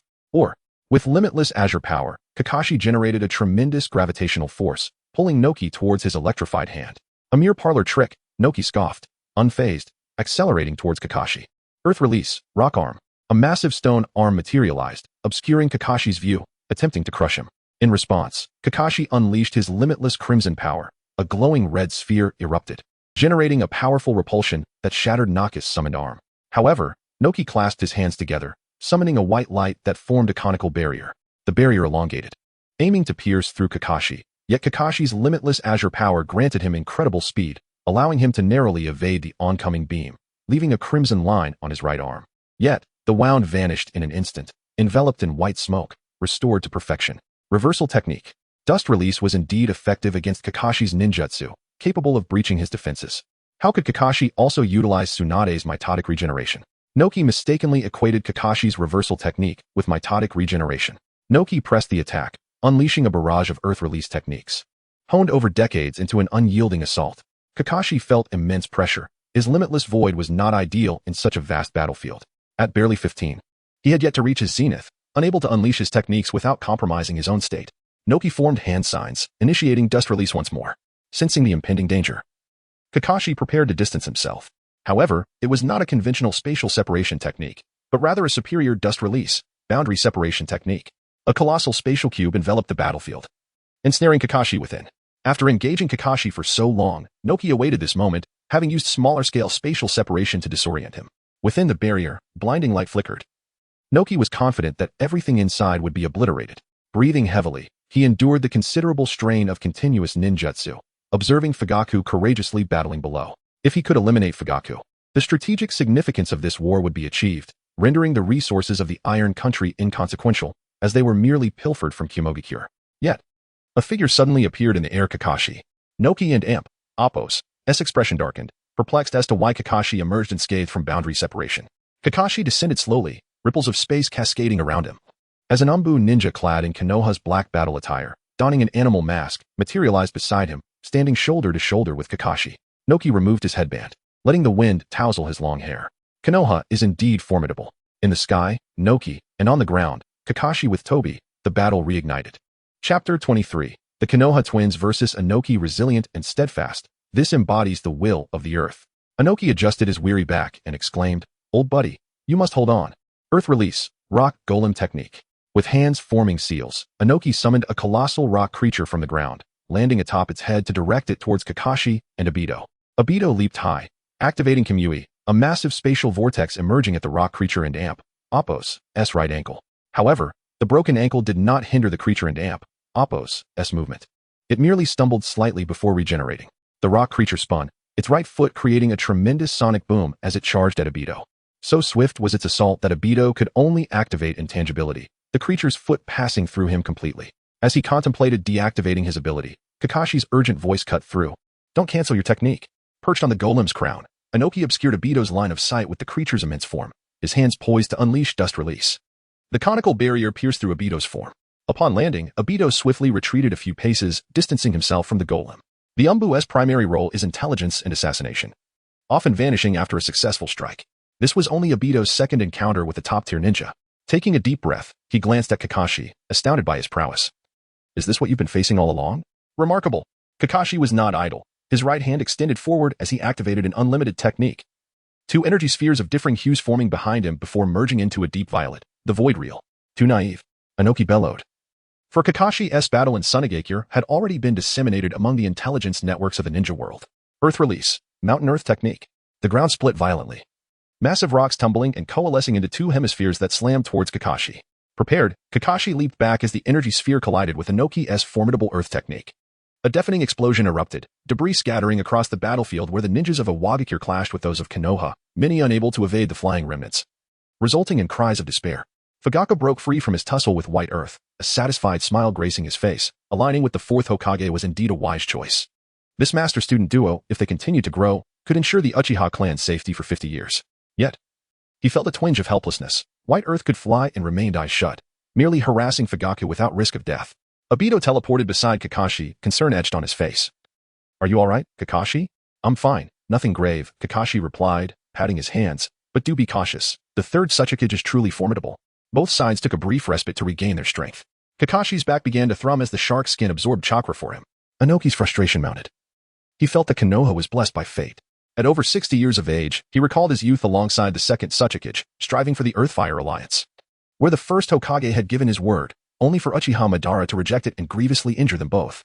With the first Hokage deceased, Madara also gone, and the second Suchikage perishing due to an attack from rogue ninjas of Kumogakure, surely Konoha should have weakened by now? Yet, the third Hokage had rallied against the tide during the Third Ninja World War, when the four great nations besieged Konoha, aiming to annihilate the middle generation. Then, Minato emerged, followed by Kakashi, a young Gumbu clearly not lacking in skill. Rage flared within him. Why did Saratobi Hiruzen enjoy such fortune, surrounded by so many exceptional successors? Dust release, original world extraction technique. Kakashi dodged, while Obito, undeterred, activated his intangibility. Growing bolder, Obito ascended onto the rock creature, climbing to its head to engage Inoki in close combat. "Fear not the young," Inoki declared, "as Suchikage, age only strengthens my resolve." Yet, Obito's abilities caught him off guard. Like a slippery eel, every time Inoki thought he had secured a decisive blow, it would pass through Obito, revealing vulnerabilities in his own technique. Had it not been for his earthen armor, he might have sustained serious injury. "Am I to falter here today?" Inoki roared. "Get away from me. You're merely children." Earth release, boundary extraction technique. Inoki's voice thundered as a massive square barrier pressed against Obito, even enveloping the rock creature beneath him. Intangibility, you can't maintain that forever. Inoki and Amp, Appos, as chakra surged forth like a flood. Obito's intangibility could only last 5 minutes, as per official setting, but Inoki overlooked one crucial detail. Obito was not alone in this battle. Having faced life and death together, Obito and Kakashi trusted each other implicitly on the battlefield. With Obito present, Kakashi had no reservations left, forming seals with his right hand. Kakashi invoked the Indra's Arrow, Infinite Void. A radiant light emanated from Kakashi's eyes, enveloping Inoki and Obito. Inoki, lucid yet immobilized, struggled to unleash his jutsu as an overwhelming flood of information inundated him. Ultimately, he could not withstand the pressure and succumbed to slumber. Kakashi and Amp, Appos, domain dispersed, and Obito, noticing Kakashi's deteriorating state, activated his Sharingan and pulled Kakashi into his Kamui dimension. As Inoki collapsed, Obito drew forth a kunai, preparing to end Inoki's life. Explosive clay. Little Bird. White Earth, having observed the battle, prepared to detonate a large explosive upon Inoki's capture. Obito swiftly evaded, and White Earth seized the opportunity to rescue Inoki, departing on the back of the creature beneath him. From afar, the Iwagakure camp sounded the alarm for retreat, prompting jubilant cheers from the Konoha ninjas present. A surge of pride welled within Obito's chest, and he could not suppress a hearty laugh. With Kakashi wielding the Six Eyes and Eye activating Kamui, who in the ninja world could possibly stand against us? Chapter 24, collaborating with the tiger for its skin. Obito had also taken residence in the tent of the Huiya team, yet, adhering to the regulations of the Hidden Leaf Village, he did not remove the mask from his face, though everyone present recognized him. Kakashi had made a full recovery, busily refining his chakra while engaging in jovial conversation with the others. Notably, Itachi was present as well. He and Shursui shared a profound rapport, akin to that of brothers, discussing everything under the sun. Fugaku, observing from a distance during his patrols, often found himself filled with nostalgia as he glanced at the Huiya team's tent, for within it lay the future of the Hidden Leaf. Kurenai was the only woman present, possessing a remarkably delicate sensibility. She recalled the medical post from the Third Great Ninja War, where she had heard Obito's self-congratulatory boasts from afar upon his return with his comrades. Yet now, despite Obito and Kakashi's joint triumph over the Suchikage, there was no trace of arrogance on Obito's countenance. He dedicated himself tirelessly to training.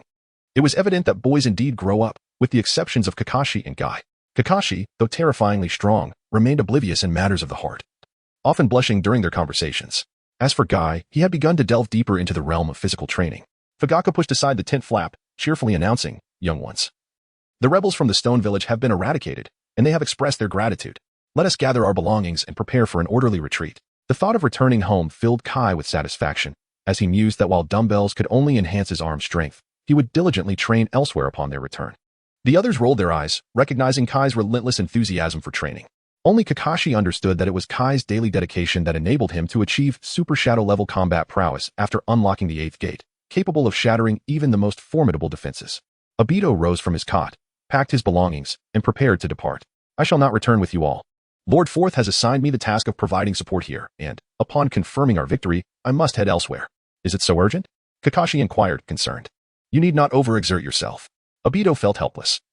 He was acutely aware of the high standards he had set for himself since the 4th Hokage had presented him with another Hokage's insignia during the inauguration ceremony. He aimed to excel in the Umbu. Do not worry, I shall exercise caution, he replied, determinedly fixing his gaze toward the land of wind before vanishing in an instant. Upon returning to the leaf, I shall treat everyone to a hot spring. Kakashi, understanding Obito and Appo's resolve, refrained from further persuasion. As he observed his team members, who had battled through the chaos of war, he felt a sense of responsibility as their captain to bestow a reward upon them. Hooray! Long live the captain! Am I the only girl here? No, I must invite a few more. In the land of Earth, at the Stone Village. Anoki was brought back after a fortnight of unconsciousness. The ninjas of the Stone Village were at a loss, only able to sustain him with nutrient solutions. Eventually, Anoki awoke. Albeit listless, accepting the defeat he had endured. Father, you are awake. Tsuchi remained by Anoki and Appo's side, unwavering in his vigil for the past 2 weeks. Anoki was the pillar of the Stone Village, and no error could be afforded. After a lengthy pause, Anoki finally spoke, stroking Tsuchi and Appo's head. My child, you possess many admirable qualities, but you have yet to master dust release.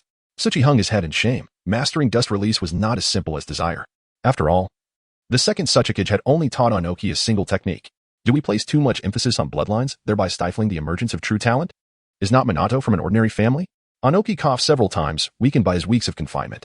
Father, please rest, Tsuchi urged. Anoki waved his hand dismissively, continuing, however. I can no longer afford to be selective. Deidara, Akatsuchi, and my granddaughter Kuratsuchi must be nurtured. One of them must inherit my jutsu. Cough, cough, cough.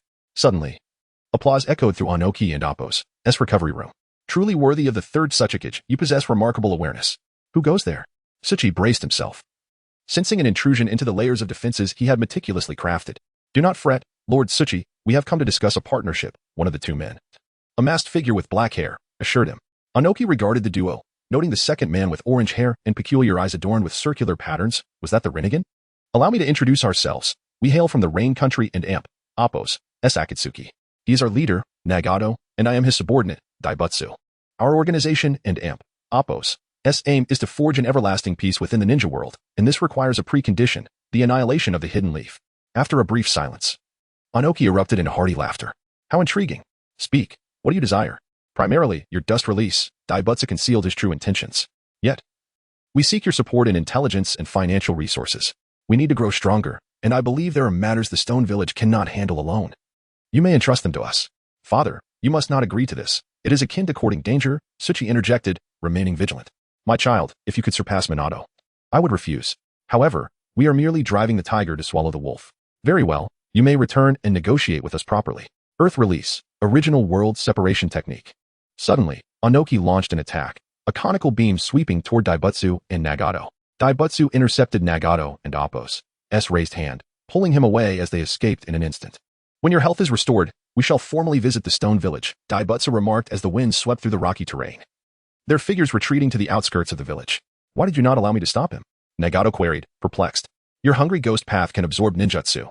Yet we need not provoke conflict, as we are the ones seeking cooperation, Daibutsu yawned, adding, to court danger. Indeed, the old Suchikage merely wishes to flex his muscles. And what are our subsequent plans? Daibutsu and Appo's expression turned steely as he calmly responded, we shall gather elite ninjas, amass all power, and obliterate the hidden leaf. Chapter 25, Daily Life at the Hot Springs. Deerhorn Hot Springs, did we not agree that this was merely a team benefit? Kakashi pondered as he gazed at the figures before him. As the only female member of the team, Yuhi Kurenai had extended an invitation to Noera Rin, who in turn invited Kushina. In a display of camaraderie, Kushina invited Karura as well, due to his overwhelming duties. Minato had not ventured out of the village for a considerable time, ultimately being recruited by Kushina as both a guardian and caretaker to join the gathering. Naturally, safety was assured with 2 Jinchuriki present, along with Minato and Kakashi. Kakashi, it seems this time you truly have to treat us, Minato remarked. cradling young Naruto in his arms. Occasionally inviting everyone out to relax is quite delightful, teacher, Kakashi replied, though he felt distinctly uncomfortable as he held the young Gaara. The two cherubic infants, sucking on pacifiers, gleefully kicked their limbs. Minato sighed as he looked at Gaara. To be honest, I was utterly astonished when you brought Karura and the others back. However, I soon understood your reasoning. They are indeed better off in Konoha than in Sunagakure. Before Kakashi could respond, Minato vigorously shook his head, attempting to dismiss thoughts of work. Why do I always end up discussing work? Let us not dwell on that. Minato hoisted Naruto above his head and sought a new topic. Kakashi, have you been developing any new jutsu lately? Jutsu? Yes, teacher, Kakashi replied. He possessed chakra of all 7 natures and, with his 6 eyes, could effortlessly perceive the structure of techniques, making the practice of ninjutsu remarkably efficient. However, Kakashi had been preoccupied with missions and had not devoted much attention to it. He was now widely known as the white-haired Kakashi with azure eyes, rather than the illustrious copy ninja Kakashi of Konoha. Alas, I feel that the Rasengan has reached the pinnacle of its form. To enhance it further, I must focus on nature transformation, Minato stated. However, as Hokage, my duties are quite demanding.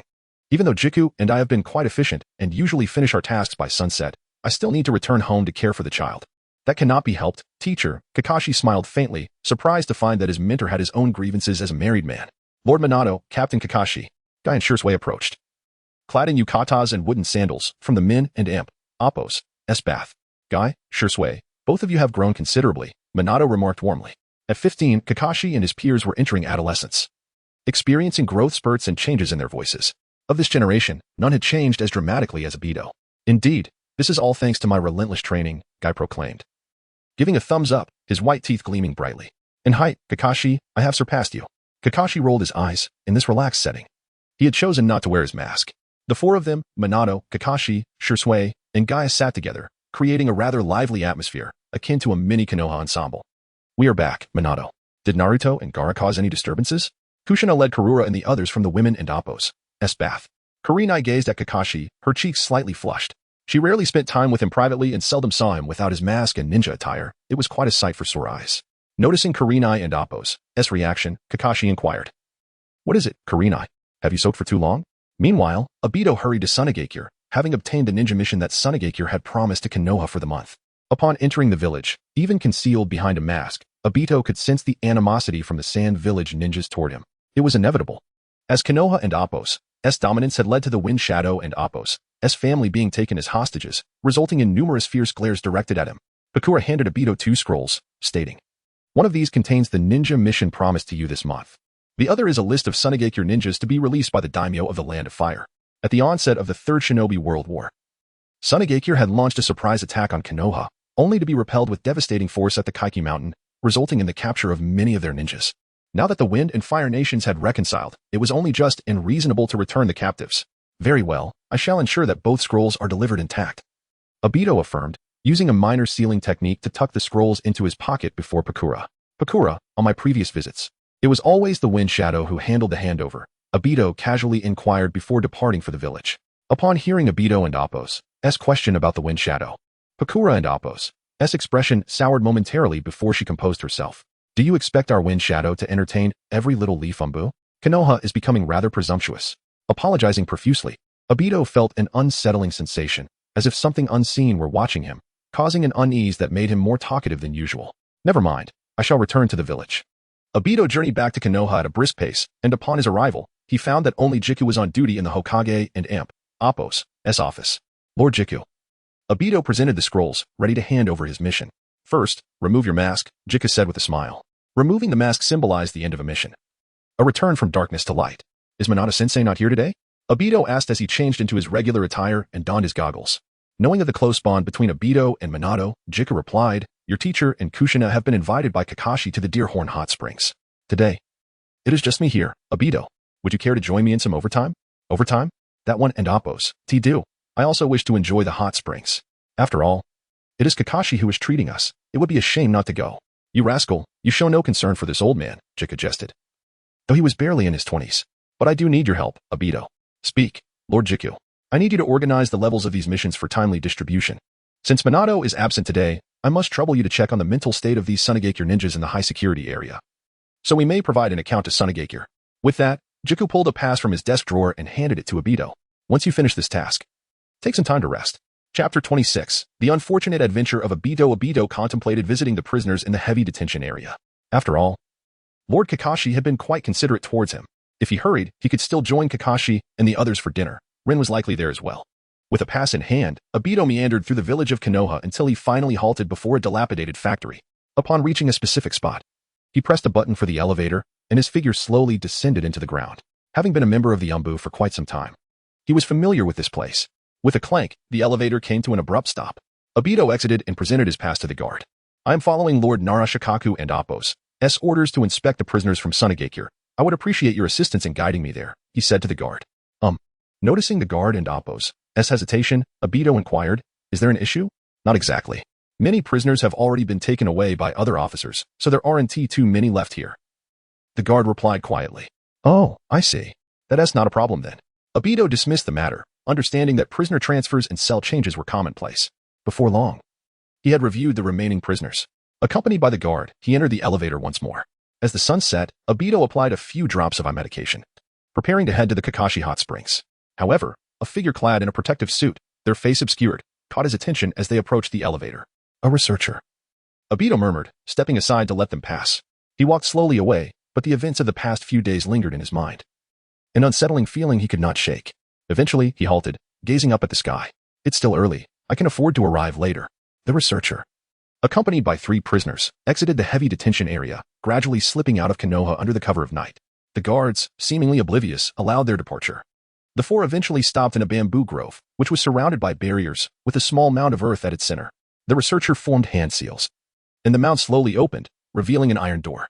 After they entered, a ripple of space emerged at their previous location, and Obito and Appo's form gradually materialized. I seem to have stumbled upon something significant. Obito swallowed hard, his lips dry as he hesitated to follow. Moistening his lips with his tongue and bracing himself, he ultimately chose to pursue them. My lord, the individuals have been brought, the researcher said respectfully, not daring to lift his gaze. Proceed, and attend to your duties, came the command. Trembling, the 3 prisoners regarded the man before them, too fearful to speak. Have you not already been informed by Matsuwai? As long as you agree to assist me with an experiment, regardless of the outcome, you shall be free to go. Yes, Lord Orochimaru, we will cooperate fully, one prisoner mustered the courage to reply. Oh, you recognize me? Orochimaru and Appo's lips curled into a barely perceptible smile as he spoke softly. Indeed. I have had the fortune of observing your battles from a distance, aware of your esteemed reputation. Excellent. Then you shall be the first, Orochimaru declared. Forming seals as a gray serpent materialized in his hand, swiftly sinking its fangs into the prisoner and Appo's neck, uncertain if it was poison or some unknown serum. The prisoner gasped for air, veins bulging, while Orochimaru stood coldly to the side, meticulously recording all data from the experiment. With a pop, the prisoner and Appo's body exploded like a balloon, blood splattering across the entire room. May 7th, Subject A, expired 1 minute post-injection of live serum type 1. Cold and unfeeling. These words seemed to epitomize Orochimaru's essence. The remaining 2 prisoners, paralyzed with fear, clung tightly together, wishing to flee but finding their bodies devoid of strength.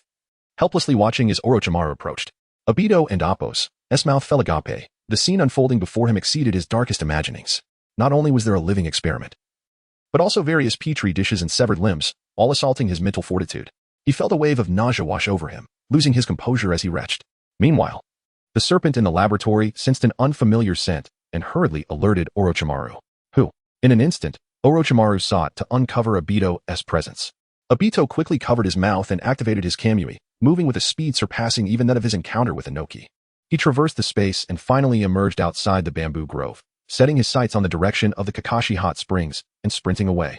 Kakashi and the others had already finished dinner and were gathered, enjoying a rare moment of leisure. Kakashi, what do you think? If I were to incorporate nature transformation, would cutting or piercing be better? Minato earnestly discussed the further development of the Rasengan with Kakashi. I personally believe cutting would be advantageous, like the wind-release Rasengan. Kakashi replied, it seems I must ponder that further. Minato appeared somewhat unsatisfied, having already envisioned a grand name for his forthcoming technique, yet feeling embarrassed that the name had emerged before the technique itself was fully developed. Minato, you've never discussed ninjutsu with me at home, Kushina teased lightly, covering her mouth with a laugh. It seems the topics flow more freely among you men. Before Minato could respond, Guy interjected, naturally. We men are filled with youth and passion. Laughter erupted, and Guy sheepishly scratched his head, as his exuberance was something everyone had grown accustomed to. Kakashi, where are you? Obito's voice echoed from afar, ascending from the foot of the mountain towards the Hot Springs Hotel. I believe I heard Obito's voice. Rin stood up, scanning the surroundings. Did I mishear? You did not mishear. Kakashi activated his Sharingan and indeed saw a figure racing up from the base of the mountain, though he has arrived late. If he is hungry, I suppose he will simply have to indulge in a late-night snack, Kushina remarked with a smile. Within moments, Obito's figure appeared before them. Rin rushed over, eager to grasp Obito's hand, but this time, he did not respond as usual. Gently, he pushed her hand away, saying, I'm sorry, Rin. Kakashi, sensing Obito's unusual demeanor, asked earnestly, What is it, Obito? Obito's eyes transformed into the Mangeki Sharingan. Urgency etched on his face as he implored, Teacher, Kakashi, do not resist. With that, a ripple of space surged, and the three were drawn into Obito's dimension. Chapter 27, Master and Apprentice. What is the true meaning of life? Orochimaru has pondered this question since childhood. The loss of his parents, the sacrifice of comrades, and the helplessness of his closest friend Tsunade as she witnessed the deaths of her lover and brother, all these experiences highlight the fragility of life. Yet, the power inherent in life is boundless. If only there existed a jutsu capable of unraveling the mysteries of life and death, freeing everyone from the fear of mortality. But for now, it is time for me to depart. Taking a deep breath, Orochimaru reclined in his chair, quietly replenishing his chakra. Clatter. Matsuo rushed into the laboratory, breathless.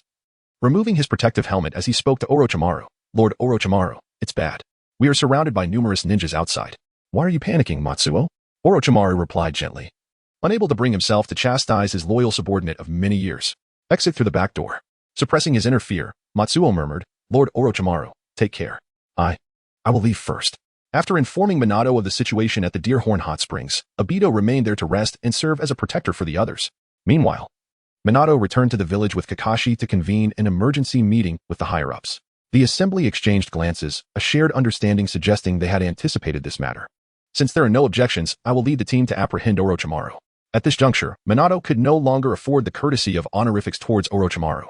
The third Hokage, aged and weary, nearly stumbled upon hearing Minato's report about Orochimaru. He was bewildered. Decades ago, his three students were vibrant and full of life. Yet now, Tsunade had succumbed to her fear of blood and lost her spirit. The student he had once cherished was now descending into darkness, transgressing moral boundaries.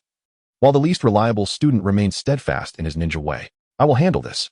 The third Hokage, regaining his composure, declared, I am his teacher. I failed to guide him.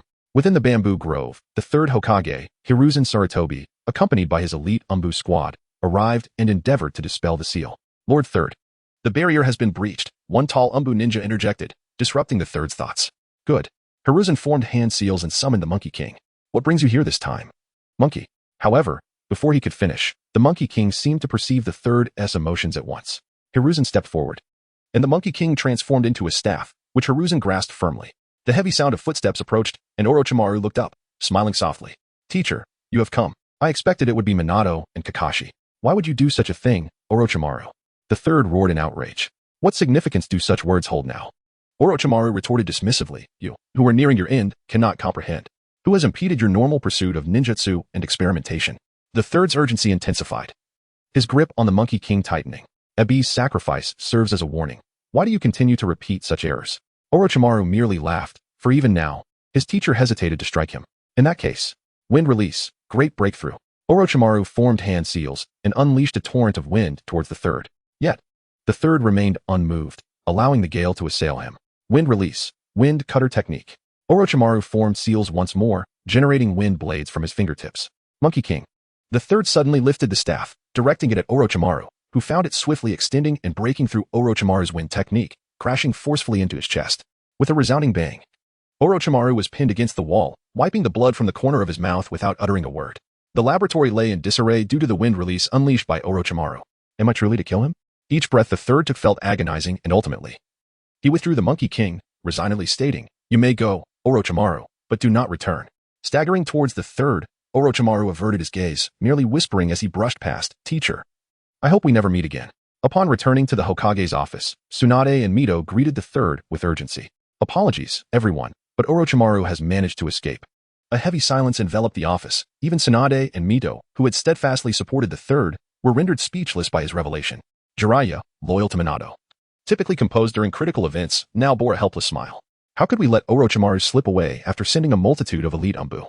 Recently, Konoha successfully weathered the invasion of two-tailed beasts, yet Orochimaru is akin to facing two-tailed beasts? Third Hokage, you have indeed gone too far. Minato rose from his chair, turning away. Do you not understand the implications of Orochimaru's actions? I have just checked the number of war captives in Konoha's prisons. Nearly all are gone, and even some civilians in surrounding areas have vanished. Can such news be concealed? The assembly watched Minato's back, the weight of the title fourth Hokage pressing heavily upon their hearts.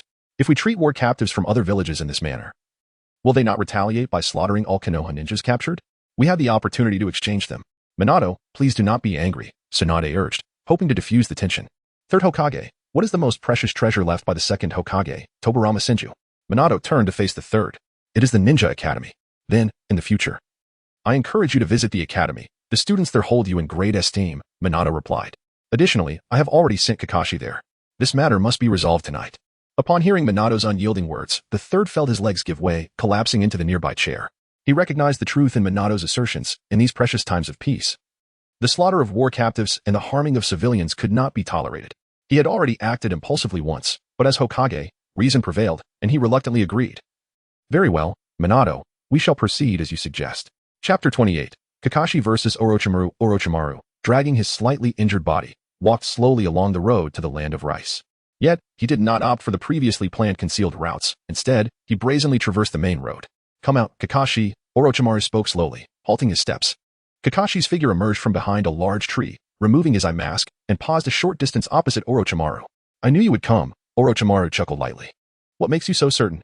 Kakashi clenched his fists, ready to strike at any moment. Relax. My presence here implies that your arrival was anticipated. I have already calculated what will transpire next, Orochimaru replied. If my foolish teacher were still in power, I would have long departed. However, if it is Minato, I am intrigued to witness where this new current will lead. Do you believe you have a chance to escape tonight? Come back with me. With the third and others mediating, your life would be secure, Kakashi stated. The advantage of close relationships was apparent. Kakashi did not believe Orochimaru would face any inhumane treatment upon his return. At most, he would be restricted of chakra and languish in a dungeon for decades. Forget it. I am tired of them. The moon hung above the branches as a gentle breeze passed, and Kakashi and Orochimaru clashed fiercely. As Kakashi matured, his physique grew, and his physical prowess experienced tremendous enhancement. In the past, he needed 1.5 or even 2 steps to engage an enemy. Now, a single step sufficed. Orochimaru, engrossed in his experiments, had never witnessed Kakashi's prowess firsthand. He merely knew that Konoha had produced a top-tier genius, and upon becoming adversaries, he realized Kakashi's terrifying capabilities. No matter how Orochimaru attacked, Kakashi effortlessly deflected every strike.